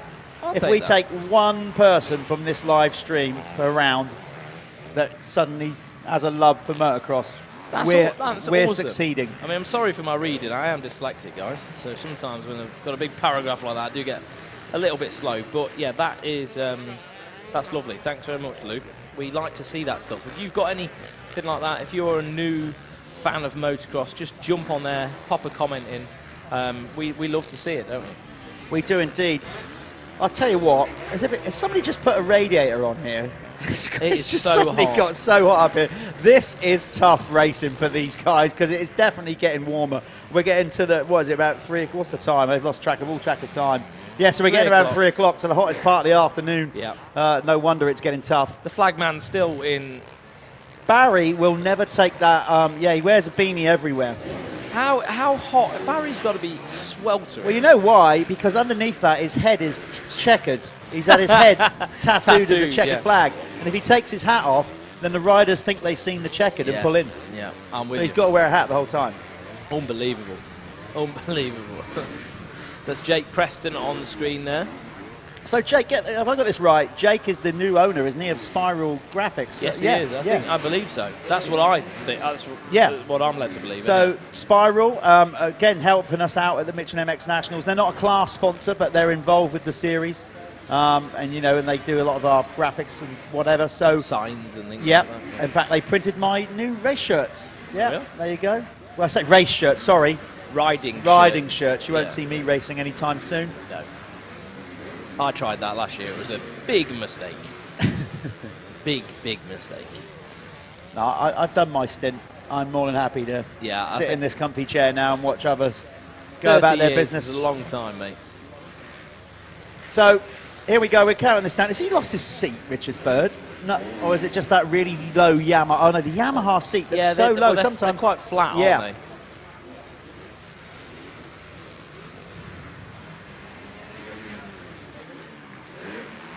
So Bruce now, nearly 5 seconds ahead of Sean Southgate. It's got to be sort of nearing to the end of this one.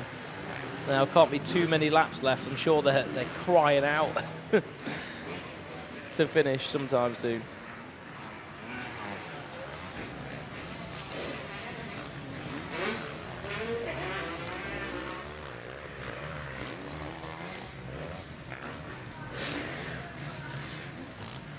Right, so I'm just going to run through the top 5 in each class of this one quick, just while Jeff gets ready to go through some results. Just give me 5 minutes, 2 seconds, sorry. So Expert MX1, Sean Southgate leads the way by Ben Edwards. Jordan McHugh is in 3rd. Charlie Putnam drops back to 4th now. God, it's all changed. Charlie Putnam's dropping down the order, so Richard Bird in 4th, Josh Taylor 5th. But Charlie Putnam does have the fastest lap of the race, so I don't know, may have some new skidders, Charlie. And then MX2, Bobby Bruce, and then Tom Murray just picking off Ben Kennedy for 2nd as well. Ben Kennedy now back in 3rd, and Cullen Scott rounds out the top 5, so not a bad ride for Cullen. No, Cullen has moved up. He was last year's MXY2 winner. There's Ryman Winnie trying to put a move on Jack Lindsay, the Team Green rider. He's going to try and tee him up. Look, go to the inside. 2 youngsters there moving up to the expert class. Yeah, Cullen was last year's MXY2 winner. His first national title. Again, Cullen he's British. He was born in the UK, and then the family moved out to South Africa, and he came back a few years ago, a number of years. Had a nasty double leg break and a real horrific crash at Callum back in 2 or 3 years ago. So to come back from that and win a championship was a big deal for him. Yeah. A lot of emotion this time here last year. You know, the family were really emotional about it. So Cullen moving up on the Team Green team to the expert class. So his first year in adults effectively, and that's why this expert class is so good. Yeah. You're not jumping, trying to straight in with the real fastest 40 and be demoralised. Yeah, for sure. It's a stepping stone class to that pro class, and that's what I really like about it.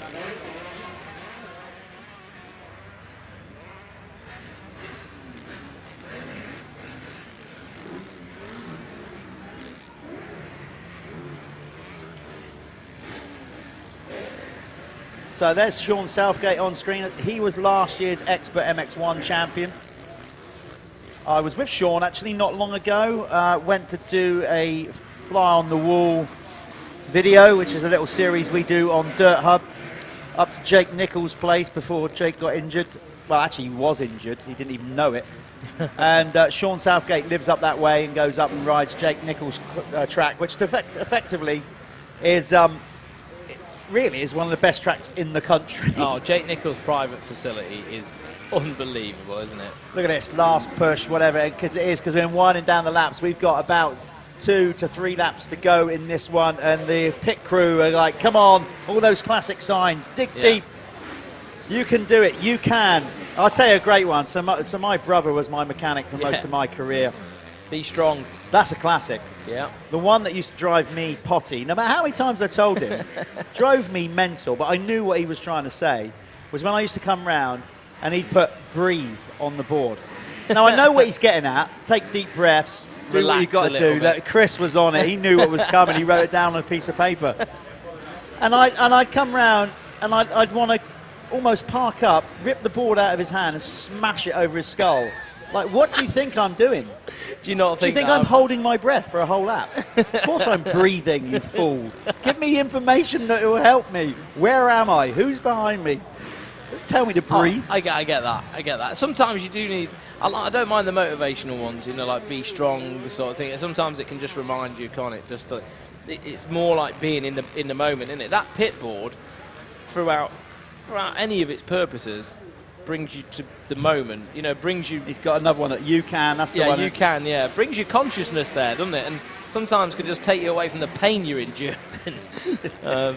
So really quite important having a good pit crew there, giving you good information. I'm sure Bobby Bruce gets some decent information. Oh, he will. There's Gareth Paget. Gareth's been out of the game for quite a long time. I think, did he have a real bad injury or an illness or something? I can't remember, but he's got he rides off the cuff. Padge. He certainly cuts it loose, but I think he's feeling the heat of being out of the game for a long time here, coming back on a track this rough. But it's great to see Gareth Paget back out on a racetrack. It really is. Yeah, he was a wicked rider. But I mean, it's still a great rider, but back in the day, like, he was like a prodigy, wasn't he, when he was coming through? Yeah. He was one of the kids that everyone thought, yeah, he's going to do something, but I don't know, personal reasons for whatever, you know, it didn't work out for him. But he's out there racing. He's hit the wall, he's suffering, but he's still doing the jumps. Ruth Paget's on the stream here. Come on, Padge, 7. Okay, so Ruth, I don't know what your relationship is with Gareth.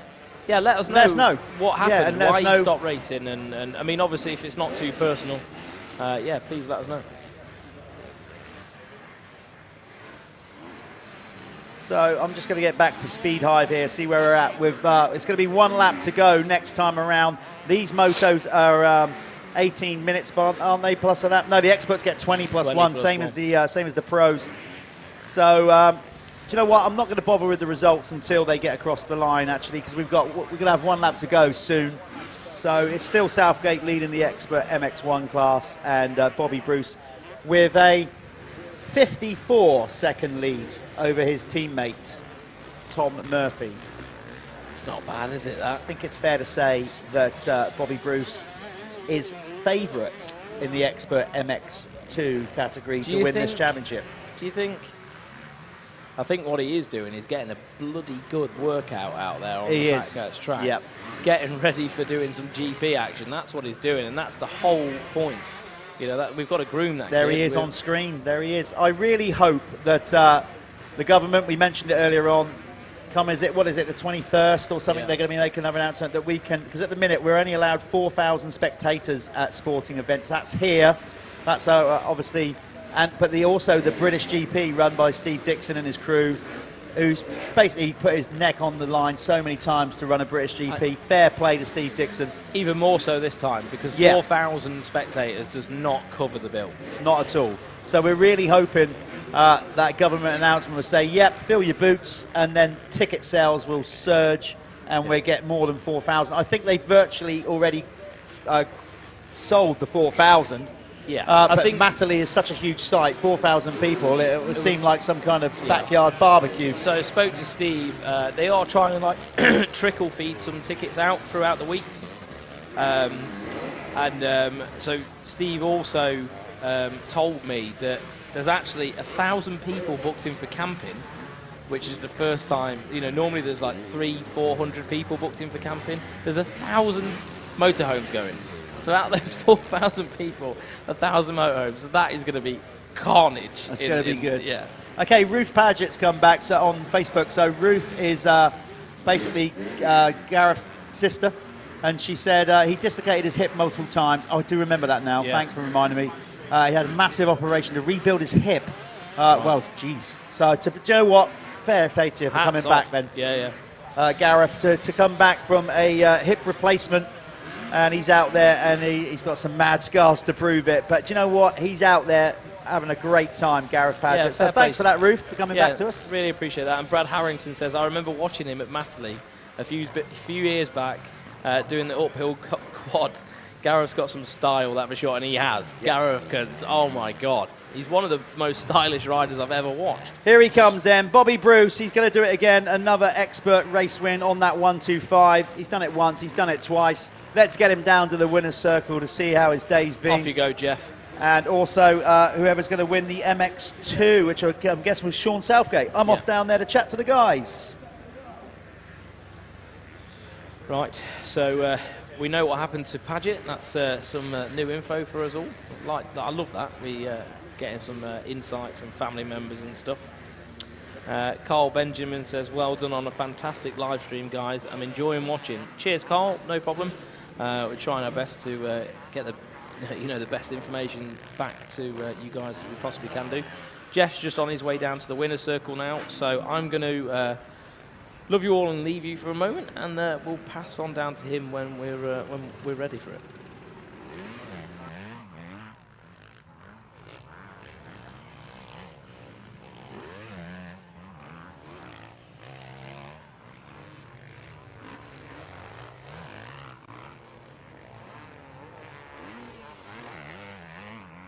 A moment.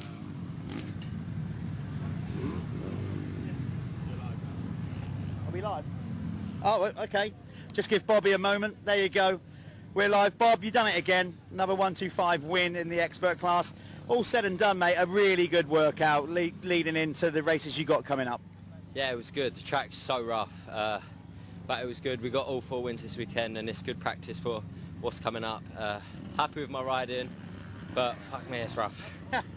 You were, so apologies for that, but he summed it up well. Listen, you were carrying some serious momentum around the outside.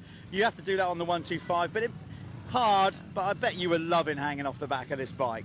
Yeah, it's good. The boys have built such a good engine, and it rips through the sand, so it's a machine, and it's nice to ride. A well-earned Nando's, because that's what kids do. What are you going to do? Are you going to be stopping at Nando's on the way back? I don't know, McDonald's is probably a better option. He's earned that too. Go on then, on your way, the overall winner for the Expert MX2. We're going to bring Sean Southgate straight in as well, if Sean's ready to go. Well done, Bob. Good work on the Acer United gas. Come on in, Sean. Puffing and going. Is it harder than Jake's track? Last time I was talking to Sean, I was up at Jake Nichols' track where we had Eelgate, but that's a different story altogether. Sean, last year's champion, that looked tough out there, but and you look a bit out of puff, but you've got to be happy with that last moto result. Yeah, definitely. I've been struggling this weekend. The last time I rode deep sand like this was when we was here in October last year. So yesterday and this morning was a big shock, big surprise with fitness really, and that last race I made a little small adjustment, and I can't believe the difference there was. It really did help. It was a good race. I was going to say, suspension-wise, you got ERS on there, so that's Eastwood. I know you work a lot with Mark. So there you go. Good plug for you, Eastie, there. But how do you feel overall after round one? You feel happy with the start that you've got off to? I don't even know where you finished overall. Second overall, so, you know, that's a good start to your series. Yeah, definitely. Anything in the top 3 I was going to be really happy with. And then, like, with how much I was struggling yesterday. I don't know if that's showing on the screen. I don't know if that's showing. I don't even know what that's about, but I guess that means he's going to have a beer. What does that mean? Monster juice is what my mates drink every day. So there you go. Sean, go and get yourself rested up. Well done. Good start to your series. Over to Callum. Cool. That's okay.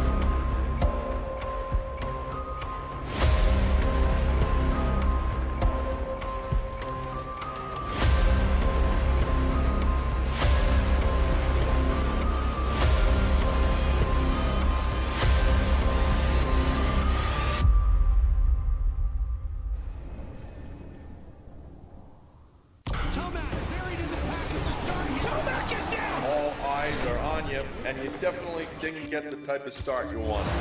The most important lesson my dad taught me was on those days, you don't really feel like going the extra mile. You just got to go out there and do the work. Tomac came to play tonight. The go time for me is the last half of the race.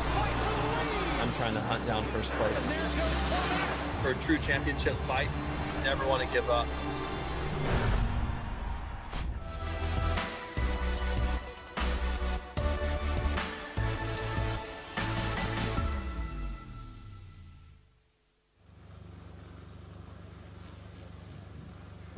Okay, welcome back. We can just see the fastest 40 Michelin Milwaukee riders out on track, sighting lap for their second moto. This is the final moto of today, of round one. We'll be going down to the winners at the winning circle at the end. Let's see if Conrad Muse can better start and challenge Harry Koulas. Of course, the first race was cut short with that red flag incident from Dylan Walsh, and we wish him and the Revo 7 Kawasaki team all the very best in a speedy recovery. Walshy has got some character about him. We like him. He's been a bit of a shot in the arm for British Motocross, actually. So let's make sure and wish he has the best speedy recovery he can, a healthy one at that. So they're coming out onto line. We are going to be at Hawkstone, remember, in 3 weeks' time, on the 19th and 20th. Please make sure you follow us loads on social media with all the information. As it stands, entries for Hawkstone, if you haven't entered or you want a wild card ride, if there's spaces available, they will go out on our Facebook page and our website. I think entries will be available from Tuesday, okay? So if you want to enter, that's go on, just keep an eye on our social media and basically our Facebook page, Instagram, and our website. We will be running on the 19th and 20th the same schedule as we have at round one. So that will be pros both days, Saturday and Sunday, as you're seeing here. But the live stream only goes out on Sunday. But what you'll basically be able to do on the Saturday is follow us on our social media. We'll have a load of rider interviews, little snippets from in and around the pits. Yeah, do as much as we can to keep you all informed and make sure that, well, mostly that they're aware of what's going on. Absolutely. No media blackout here. No. And then also, remember, in between these rounds, we will keep an eye on all our social media because me and Callum are going to put together a little live stream show. We don't know when that's going to be. Probably not this Wednesday. Probably the Wednesday after, I think we'll shoot for. Give us a chance to catch our breath a little bit. Up. Yeah, that's fine. And just basically get some behind-the-scenes stuff. So not this Wednesday, the Wednesday after. I've just made that executive decision right there. Yeah, that's when we're doing it. We'll let you know on our social media what time we'll be going live. It will be great. I'll put you in the diary. Yeah, thanks. It'll be great to get you involved with that, because when we do the live stream show, we can really engage with you guys like we've been doing on this live stream. We want your opinions. We'll talk about points, who's doing what. We can run through round 1 of the championship, where it's going, maybe introduce some new sponsors, etc. And we really love you to tune in. That's going to be not this Wednesday, the following Wednesday. We haven't agreed a time yet, but keep following us on social media, and then you can watch us on Facebook. And when you comment, we're going to see it. We can get you involved with the show. Yeah. Dare I say it, we might even get some fans on and bring them into the show. Why not? Why not? Why not? That's Let's try how and we build should something do. that people are going to enjoy. I'm going to give myself a little bit of a plug as well. Please right do, now. mate. You've earned it. If anybody needs any insurance for their motocross riding, anyone, any adults, maybe you're a plumber or whatever, and if you need protection, my company is Works Financial Services, or you can just find me on Facebook, Callum Swan. Lord Callum Swan. That's Instagram. Instagram, Lord Callum Swan. But find me on Facebook, Callum Swan, and drop me a direct message, and I will help you with anything insurance-wise, from income protection to life insurance, that will all cover you for any matter motorsport, to make sure you're safe when you're going. Well, do you know what? Now I'm back riding. I haven't got that, so you need to hook a brother up, especially when I'm on a track with you. Jeez. Got sketchy the other day, didn't it? Yes, it did. Right. So Sam Prince, shout out to Florian Mio, 247, age 17, relocated from France and living training with Callum Mitchell, great teammates, Par Holmes Husqvarna. Good stuff. Gary Craig, come on, Tony Craig, TC57, still going strong. The man's an animal. Drives down from Scotland all the time, so committed. Tony Craig, and I tell you what, he can still twist it for an old boy. Wendy Graham, come on, Brad Todd. So Brad the Cannonball Todd. see how he gets on. And Anthony Mead, speedy recovery to Jay Haig. Jay Haig had a bit of an injury yesterday, and hasn't been able to race today. So that was the Grendon Honda team. Both riders suffering. Tommy Searle had a bit of an illness. If you're thinking, where is Tommy? Well, he had a bit of an illness, and he wasn't able to race today just because it wasn't safe for him to do so. Our Swan dog, get where water can't get. Tells me. I get. Cheers, Adam. Right. Where are you, Adam? Why aren't you racing? Here we go. Yeah, keep those comments coming in. 5-second board is up. Here we go. The Michelin Milwaukee fastest 40. Come on, Conrad, get a better start. Give us a race with Kulas. Simpson with the whole E. Is it the whole shot, or is it Millwood pushing him wide?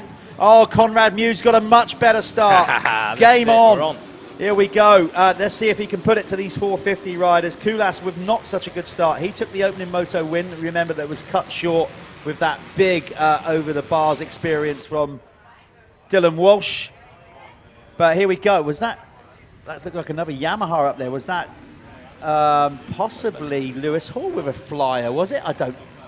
No, it was Thornhill. No, Kulas into second. Oh. So Simpson, Kulas, Millwood, Kellett, Thornhill, Mio with a great start. Yeah, Mio well up there on the 250. I'll tell you what, though, Lewis Hall is up there. He's there. Sean, though, he's gonna want this, isn't he? He is seriously going to want this. Sean Simpson on the SS24, his own team for this year and for last year, committed, travelling all the way from Scotland, doing the Grand Prix season. Working with his dad. As just a privateer effort. Brilliant. Remember, Sean has won Grand Prix races. Kulas, I can't remember ever winning a Grand Prix, but he's been a top rider for a long time, Kulas, and he is, like we said, hard as nails. He loves this stuff. This is the kind of terrain they've got a lot over in Estonia. Yeah, real soft, loamy ground, isn't it? I just want to say as well, for all these kids that moan about the suspension and Biolins and all that sort of stuff, Sean Simpson has actually stuck a pair of stock KTM forks in that bike this weekend because he preferred the feel of it, so they look like they're working for him. They do, yeah. You see a lot of people moaning about stuff that's it's no good, giving their dad all that shit. Well, Sean's on a stock pair of forks, and you can go and see his bike afterwards, and it will prove that as well. Ready to race is their slogan, so obviously that is. Those two are starting to check out a little bit already. Conrad Muse, what I will say is, oh my giddy aunt, what you didn't see on the screen there was Conrad carrying so much speed. He has got into third in the race. It's on. It is on. Come on. We want to see a 250 win. The first 250. Yeah, first 250 ever to win the fastest 40, and Conrad is in a position where he can maybe do it, but he has got two hardened, experienced competitors to get by. These two out front will not want this young pup coming along and stealing their throne. I'll tell you what, Sean. But here he is, look, good. Conrad Muse. Watch him over this finish jump. Look at him attack that on that 250. So hard into there. Have you seen some of the bikes actually sumping out going into there? You see chunks of dirt kicking up for where the actual frame is hitting the base of the ground. So Sean Simpson at the minute looking fantastic, really. He's wanted to get, obviously, a better feel throughout the weekend. He's been struggling for the last few weeks, and he really needed to race himself back into shape, didn't he? So the current running order, you see Simpson winning the MX1 category, Conrad Muse leading MX2. Florent Mio on the Par Homes Husqvarna is the second MX2 rider. And then it's Ashton Dickinson on the fast KTM. That's not, I'm not saying it's, well, it is fast, but his sponsor is fast, FAST. So he's there in third.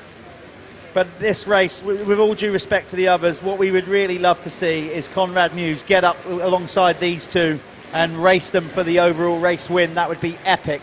Yeah, Koulas is closing in fast. Simpson, as we said, he'll love this. He won't want to be beaten, but I'm pretty confident Sean will go away from this weekend going, do you know what? A bit happier. This is just what I needed. Yeah. 4 motos on a rough circuit. Sort of just get his season on track to where he wants to be going into the first GP in Russia. Definitely. I think it's not been doing his head any good, has it, going up to this? And I think he's really had chance to just grit his teeth and just get into it. Harry Koulas, though, pretty much a perfect weekend. Well, he's putting the pressure on now. He's going to go for it. He's going to go for it. But that pinches up big time there. Sean's been around the block too many times to be pushed out of the way there. That was never going to happen, was it? Oh, my days. Look at Conrad. Here he comes.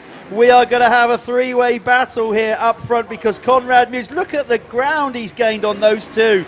Oh, this is brilliant. Remember, he's on a bike almost half the capacity of the two riders in front of him. Amazing. Yeah, and arguably at the minute, one of the fastest 250 riders in the world, without a shadow of a doubt. I sure as hell hope so.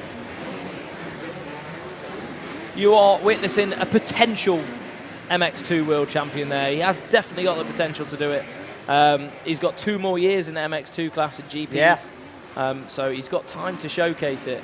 On top of that, is on the back of Koulas now. Yeah, well, you got Koulas and Simpson sort of gauging each other out, and in some respects, I don't think Sean's riding defensively yet, but they're just kind of sussing each other out. I wonder if it's been put on the pit board because Conrad's not necessarily in their class. I wonder if Sean pit crew and Harry's pit crew has already put on like Muse coming or something like that because he is. Yeah, and those two. Look at him, watch him down this bit. Please, let's stick on with Conrad. This is his forte, this section of track. He absolutely rails it round here. Look at that. Yeah. Look at that, Perfection. the way preloads. Perfection. And what was that, 10 feet gained? Yeah, instantly. And that's momentum, exactly what we were speaking about earlier. Oh. Using the holes to get traction and to build speed.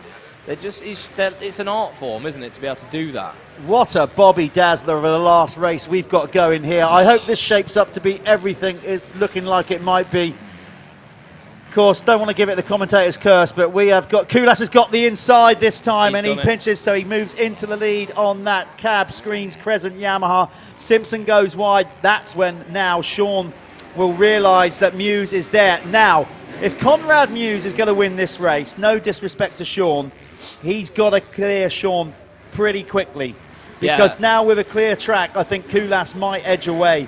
So Conrad Muse needs to follow suit and try and get past Sean Simpson as quick as he can. But Sean Simpson is a wily old dog. He's been taught by his dad, Willie, who knows every trick in the book. He's been there and done it, hasn't Absolutely. he? He's been there and done it. He's got 10 years on Conrad, so You know, that something that might make you quite happy as the MX2 riders have come round. Lewis Hall is in second. Great stuff from Luke. Oh, where is he out there? Number 9. This is his home track. Just there. But he's just doesn't want to get that arm pump. You know, a second will be as good as a win after Muse. Oh, for sure. Yeah, Lewis Hall. So he's on the Rob Hooper Racing Yamaha. All the top 3 are exactly the same pace at the minute. Yeah, at the minute. Fitness is going to tell. We'll see where we know where Harry... Oh, Koulas! No, it wasn't, sorry. Oh. It was his teammate, I think, Dan Thornhill. Sorry. The cab screen bikes, or was it Nathan Dixon? You just gave me a tremor. Sorry, dude. Oh, yeah. So... Here we go, Muse. Pass around the outside of Sean. Look He's at got that. it! Oh, my God. You guys watching have no idea how good Sean is in the sand. Yeah. And for somebody to just do that on a 250, on a 250F around the outside, we're watching a very special Conrad Muse this year. Listen, I guarantee it. Conrad was an 85cc world champion, okay? And then the weight of the world probably got to him. The expectation straight away on a factory team. In the interview you saw earlier on in the stream, he basically said it himself, you know. He had a couple of barren years there where it just knocked him about a little bit. He kind of lost his way. Yeah. The pressures, all the things of being a young kid, moving away from home, moving to Belgium. You know, it's a big deal for anybody to move away from home. Yeah. Move away from home when you're like 14, 15 or whatever age he was. That's a lot. And now he's settled. He's found a team that understand him. He's matured a bit. They've obviously put a brilliant program together, the Hitachi Milwaukee team. Fantastic bike. So Roger McGee's team, and Bry Connolly. Bry's been around now long enough to know what's required at that level to build a good bike. Yeah, for sure. From what I've heard, Conrad likes a bit of home time, doesn't he? Yeah. He likes being at home. He enjoys being in England. The whole factory team thing just was not working for his lifestyle, and now, like you said, the Hitachi team, they work around him. He's not just stuck into a program that he's not happy with. He's, I'd say somewhat in control of that program, and it's, it makes sense. Look how he's getting on. The last few years, he's just got better and better and better. Okay, that was Lewis King that crashed on that Yamaha out in the infield. You didn't see it on the screen, but I thought it was Koulas for a while. Look at Conrad, he's quick round that bit. This is on, this might happen. He kind of played it down, didn't he? He basically said, look, I just want to get some quality time. He didn't want to say that he would definitely be able to go out there and win this thing. But now Conrad Muse in the position that he's in, it's on. Mate, don't tell me now he's just going to go, I'm going to win my class. No. I'll sit behind Koulas. This is a take big my deal. prize money, thank you very much, and go home. No way. He's going to push right to the flag because it's good training for him. As you said, he is realistically our top contender for British fans for a world title this year. So we want him to just push to try and get that job done. Get behind Conrad Muse, guys, because this could be his year. He's got 2 more years in MX2 doing GP. So I've never seen him better. I've never seen him better. Oh, look at him go. This is great stuff. But big shout out to Harry Koulas on that cab screens. Crescent Yamaha. He is tough and he's got a lot of experience. Harry is Estonian. But he's a perfectionist, Harry, isn't he? I always remember the first race yesterday, interviewing him. Not too happy with the bike and stuff. I think they had to figure out some settings, and he won. He's gone into the lead. He's got him. Conrad Muse goes into the lead. So Conrad makes a move on Koulas. Right, let's see. Gloves are off. Is Koulas going to just come straight back at this? So could this happen? Could this happen? Harry Koulas is not. I can tell you right now, he will not just go. He regroup. Right now he'll regroup, but there's no way that he's just going to go, I'm interested in my championship. I'm going to let him go. I don't think so. I can't believe it. Harry Koulas this weekend has been great, by the way. He's been absolutely scalpel precision. Yeah, look at the way Conrad bounces over that little braking bumps there. See, now what's going to happen now is that Harry is going to got the opportunity to follow Conrad's lines with twice as much power. Yeah, he can. But I think, Conrad's just gapped him that little bit too much. I don't know whether Koulas may lose the toe on him Well, this is a 20-minute plus 2-lap moto. So how much time have we got left? I'm just going to check that out. We've got nearly 500 people. So we've got, we're 12 minutes into the moto. So we've got 8 minutes plus 2 laps to go. And Conrad Muse finds himself in the lead. Sean Simpson is in second in the MX1 class behind Kulas. Then it's Todd Kellett, 3-time Western Beach Race winner on the spin. Yeah, Kellett is in third and looking good. So it's good to have Todd Kellett back at a motocross race, as he's now contracted to Yamaha France doing all the beach cross series. But it's great to see Todd back for a one-off ride. As I said, maybe, just maybe, Todd might want to do a few more. Hawkstone, bit of him. He might be back for round 2. I imagine if it makes sense for him logistically and training-wise, then why not? It can't be a bad thing, can it? Just getting behind the start gate, building up your intensity. I imagine they don't get this sort of sprint pace training when they're doing the long sand sessions around Dunkirk and things like that.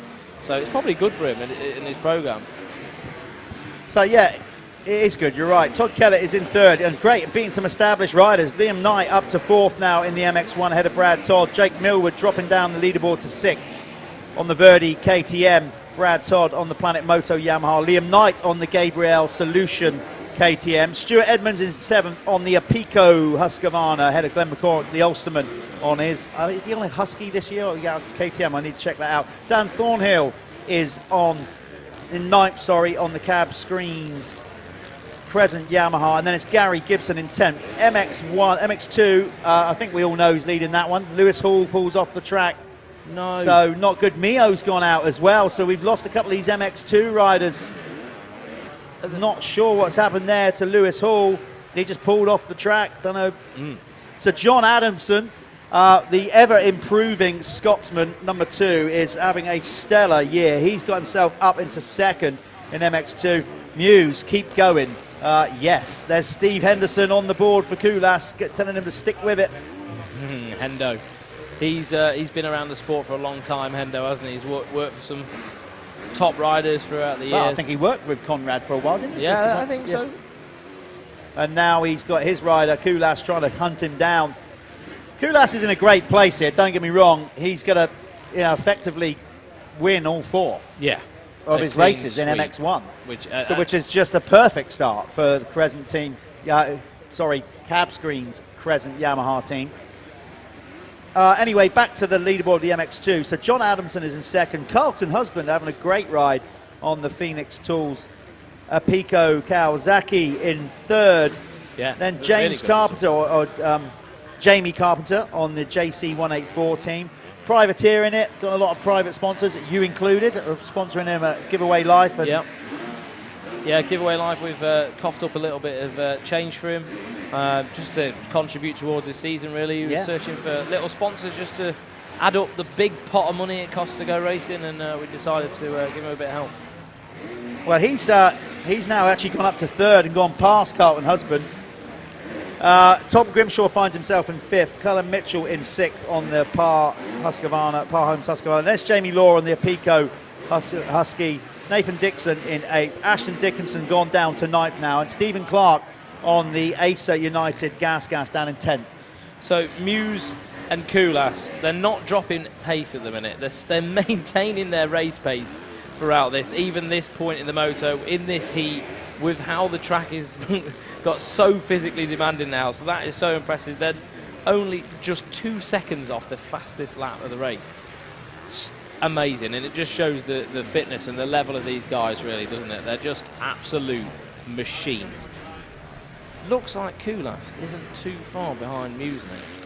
I don't know whether that was a camera angle or... No, I think it's more of a camera angle, because Muse is still going. We've got 16:17 on the clock in a 20 plus 2-lap moto. So, their lap times about just shy of 2 minutes. So, basically, Kulas, Jeff, we've got about 4 laps left in this moto. Is reeling Conrad back in.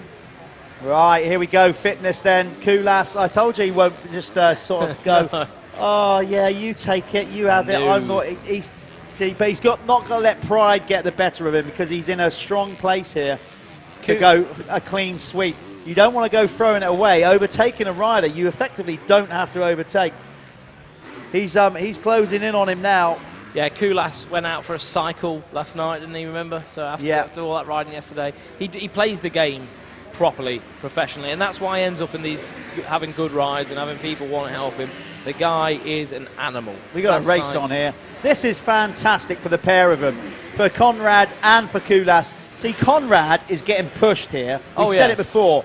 Great for his training. He needs it. Yeah, because at the minute in the MX2 class in the UK, he's in a class of his own. And here comes Kulas fighting back. We got an epic race going on. Kulas is coming back. Has Conrad hit the wall? This is, yes, he probably has, because Kulas comes back. What has Conrad Muse got left in the tank? He's ridden that 250 so hard. We got teased of our first ever 250. It's not done. I know it's not done, but it's like, why are you teasing me, you naughty, naughty? But he does look like he's just kind of hit the wall. Yeah. Kulas showing that all of his experience, that extra power on the 450.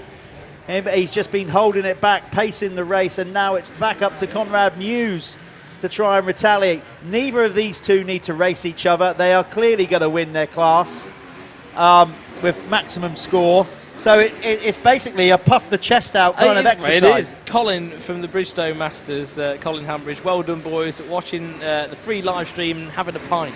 Smashed it. Oh, Colin, how dare you mention a pint at this stage of the game? Dangerous. Oh, nearly there. We're nearly there. Yeah, we are nearly there. I need a bottle. I don't think I've already drunk one bottle of water today. I'm in endangered dehydration mode as it is. Don't go collapsing on me just yet. We've only got 5 minutes, 6 minutes to go. Come on, dig deep. So, Kulas on the cab screens. Crescent Yamaha is now back in control, but Conrad Muse is not giving up, and I think Harry Kulas will know that. Oh, yeah. It's a war of attrition now. It's gonna be.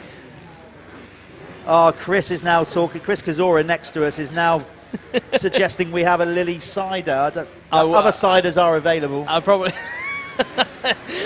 would have one right now. I know who's got some. Nibs Kellett. Get up here now. Todd's dad.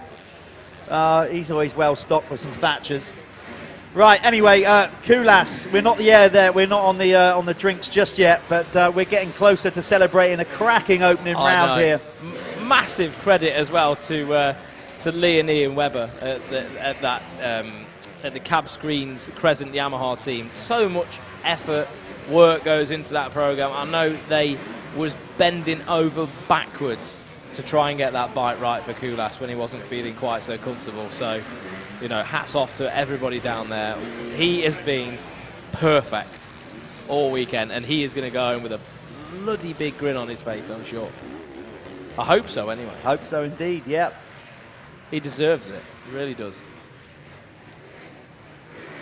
So Muse is still fighting hard, running order from the top to bottom, basically in class. Let's not do it as in the CCs. Let's not do it where they are in their actual race.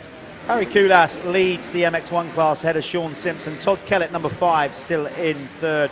Liam Knight on the Gabriel Solutions KTM is in 4th ahead of Brad Todd on the Planet Moto Yamaha. Stuart Edmonds on the Pico Factory Racing Husqvarna up to 6th. Dan Thornhill is in 7th, number 95 ahead of Glenn McCormick, Gary Gibson, and Jason Mira breaking into the top 10 on the Phoenix Tools. Pico Kawasaki. Conrad Muse clearly leading the way, as we said, and you can see on screen in MX2. John Adamson on the Gabriel Solution KTM having another blinder in 2nd ahead of Jamie Carpenter. Fair play to him, running top 3 on his own little privateer effort. Carlton Husband on the Phoenix Tools Kawasaki in 4th. Tom Grimshaw, Chambers Husqvarna in 5th ahead of Jamie Law. He's the 2nd of the Pico Husqvarna riders out there. Nathan Dixon, he's out there. I'm not sure what Nate's riding this year. I think he's on a KTM, isn't he? Probably Broadcliff Fabrications KTM. I'll find out exactly. We don't have that information on what Nate's official team title is this year. I'm not too sure. Callum Mitchell out there on the Par Homes Husqvarna with some support from Stebbins Car Superstore. He is in 8th. Stephen Clark on the Acer United Gas finds himself in 9th, and Ashton Dickinson on the FAST Fast KTM so in 10th. Conrad and Sean Simpson both lapping 155s. That is at the end of the day. when mad the track's- bonkers, that is. That is crazy. Yeah. Like, I don't think then times have dropped off that much from even the start of the day. What were we doing? We were doing 53s, weren't we? But we had a 5. We Yeah, had about- 5:53. A few more minutes in front. Yeah, of it. yeah. So yeah. They're 2 after laps to some pants, go. aren't they? 2 laps to go for Harry Koulas and the rest of the Fartist 40, brought to you by Michelin and Milwaukee. Now, it's very hot here. We got cameras. Believe it or not, it's so hot. Our camera down in the winner's circle is starting to melt, pretty much. So once we get this race done, we are just going to do the winner's circle for the 2 winners, and that will probably bring an end to the live stream. I don't think we've got the capacity to film all the podiums today. We'll take a viewer looking to do that for the second round, but hopefully everybody's had a real good name check today. Certainly to the victor it goes the spoils, and in the winner's circle. Yeah. But so just to let you know, we're not going to film all the podiums just because they take quite long to work out as well and present. So the live stream will come to a close once we've spoken to the winners of this race. I'll let you do that. I'll do that and sign off for us. Yep. So we have got just over a lap and a half to go of a brilliant day's racing. Well, weekend's racing. Yeah, absolutely brilliant. I've enjoyed everything. Even yesterday, we were sort of in and out of here watching the racing go on, and I really did enjoy watching the experts and the pros out together. That for me was really quite exciting. Seeing some of the expert riders just absolutely level up. People like Josh Taylor, who went and ran with the pros for a few laps. It's just really nice to see that, giving the kids that opportunity to do that. I'll tell you what, in a way I'm glad we're stopping because it is getting increasingly hotter. In here, I know. Oh man, the temperature is rising. So it's got to be 30 degrees in here now. There's a layer of water between my jeans and my legs, I think.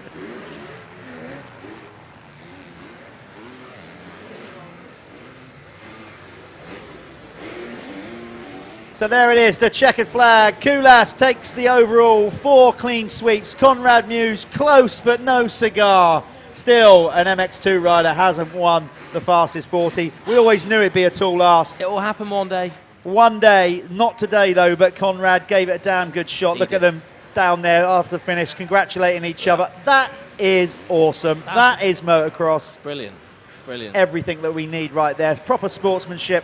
They didn't have to race each other, those two. No, but Conrad's had the perfect day when you think about the training side of it.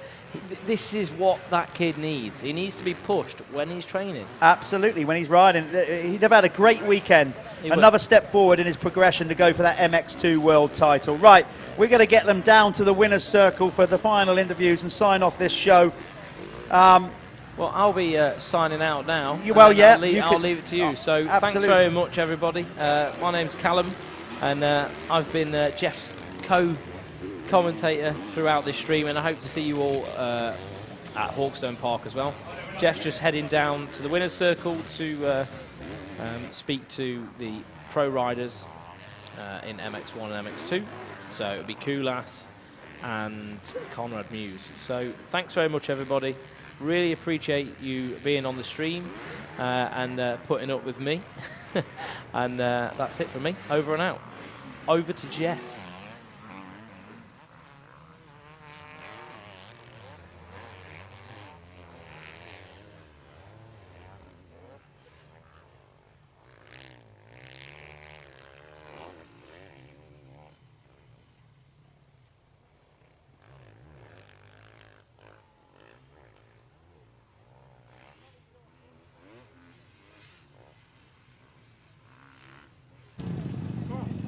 Okay, we're down here with the overall winner in the Pro MX1. Harry, I know how savage you are. You would have loved that challenge then, taking 4 moto wins, but getting pushed by the guy we're going to speak to next. What was it like racing Conrad then? Because obviously a 250, different lines. Did you have him covered all race? Did you think, I'm going to get him back? You knew what you were doing, right? Yeah, I mean, I knew something, because I watched him yesterday riding. But yeah, sorry, Conrad is one of the best in the world in MX2, and I've seen him, seen him in Holland, and I saw him yesterday. So I knew that he gonna be fast. Like, you know, he can push for the 20-25 minutes. As I was struggling a little bit with the bike yesterday. We made small change for today, so it was a little bit better. But obviously, I think we are still early in the season, you know, because we have third race since like 7 months for me, you know, after the injury also. So yeah, for sure it was like was nice to get 4 wins, 3 good starts. The last one was not that great, and I knew Conor was coming, you know. And then I knew like, okay, whatever. If he pass, I just gonna follow him. I tried to follow him, and he dropped me for one lap or 2 laps. But then I saw, okay, he makes also mistakes. So I was catching him, and then he made on the long straight mistake, and then I was able to pass him back, and I tried to like, okay, it's 3-4 laps to go, so I have to go it. I have to go, and yeah, I was able to breathe and make it happen. So for sure, it's really, really good for our cap screens, Chris and Yamaha team, and yeah, they're behind me all the time. So it's great to be here and healthy, and let's keep going, and yeah, we'll see what the other races brings. It's been a great start for you, obviously, for clean sweeping. It's been difficult for everybody, COVID and stuff like that. So just to be back racing with your team, all that, you know, and the team worked so hard. So to deliver on round 1 with a clean sweep, you know, it's been tough times. It's just great to be back racing, isn't it? Yeah, for sure, for sure. I think, I mean, I like it, the new program for 4 races in a weekend, so I think it's good. I bet you do. Yeah, I mean, it's good to come here and, like, you know, to stay 2 nights and have a proper gate drops, good riding, good level. Tracks usually they are good.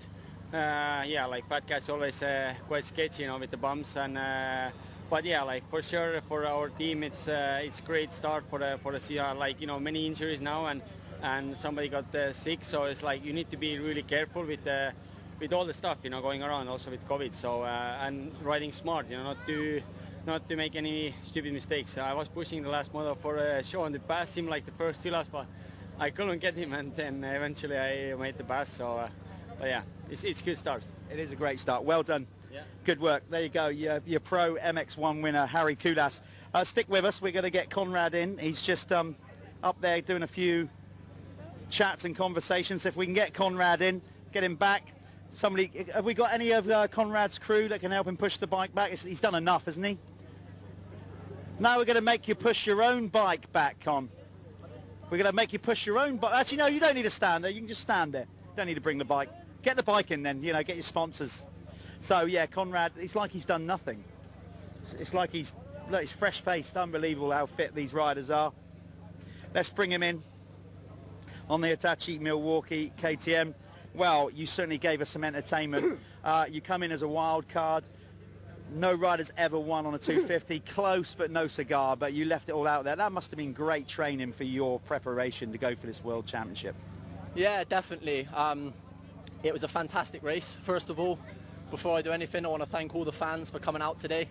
They are amazing. There were so many people here, and all my family that came today. It's nice to see them. And yeah, overall, it was just, this is why I come here and race, you know, like, at the end of the day, I'm almost happy I finished second in that last one, because I'm not letting my foot off the pedal now. Like, we got the GPs coming up, and like, it was a great race. Harry rode amazing. And I got to him, I passed him, I got into the lead, and all the pressure of being the first 250 guy to win, and all of that, just, I cramped up so bad. And like, at the end of the day, it's not an excuse. Harry was the better man today. And yeah, hopefully we gave the fans something to watch and cheer about. And yeah, for sure, I'll be coming back for an MX Nationals, and 100% I'll be the first 250 rider to win the fastest 40. That's awesome. Isn't that awesome? Sorry, we dumped a load of pressure on you. That's us commentators saying we're going to get our first 250 win. But on a whole, you know, it's been the track itself. You know, you just answered the question really, but I'll ask you again. This is the first time in a long time I think you've raced an MX Nationals. The 2-day format. You guys at a GP, you know, you get your qualifying and all that the day before. So has that been beneficial to come and do 2 days of riding? 100%, and that was one of my reasonings to Roger McGee, the team manager, that basically and BC, Brian Connolly, that it's a 2-day event, and we got them coming up, and it was a tough second day. It was a tough first day, but it was certainly a tough second day, and I didn't struggle with it. I felt good. But yeah, unfortunately, I went 2-2 today, and yeah, Harry was the better man today, and I take my hat off to him. It was gnarly out there. It was hot. It was bumpy. But yeah, we gave it a go, and like I said, when I go out on track, I leave it all on the line, and yeah, hopefully I done everyone proud. I know you don't just race for the money, but you've also got 2 days of nice bit of prize money as well to go and treat yourself to maybe a nice meal or something like that. Yeah, that would be nice. Get a nice burger on the table tonight or something. But no, once again, thanks all the Hitachi KTM Fueled by Milwaukee team. All my family for coming to watch. My girlfriend, she's done an amazing job. She's helped me get back to where I am now. And yeah, overall it was a fantastic day, and for sure I'll be back 100%. You heard it there first. We're going to get Conrad back at the MX Nationals. Nice one, mate. Go and get a well-earned drink. There you go. So Conrad Muse taking the overall victory there in the pro class. That's us signing off at the Michelin MX Nationals live stream. We hope you've had a great weekend's racing. We've certainly enjoyed it. We'll be back at Hawkstone on the 20th with the live stream, also on the 19th. So please join us then. In the meantime, follow us on all our social media. There's plenty going on. As I said, me and Callum are going to be doing a midweek show next Wednesday, not the coming Wednesday, to break all this down and talk about what went down. So keep an eye on us on social media. Get on there. Give us your comments on the shows, and thanks for watching. Thanks for all the kind comments for this round 1. We hope you join us for round 2 and the rest of the series. Till then, stay safe everybody, and ride hard, and we'll see you at Hawkstone on the 20th. We're signing out. Thanks a lot.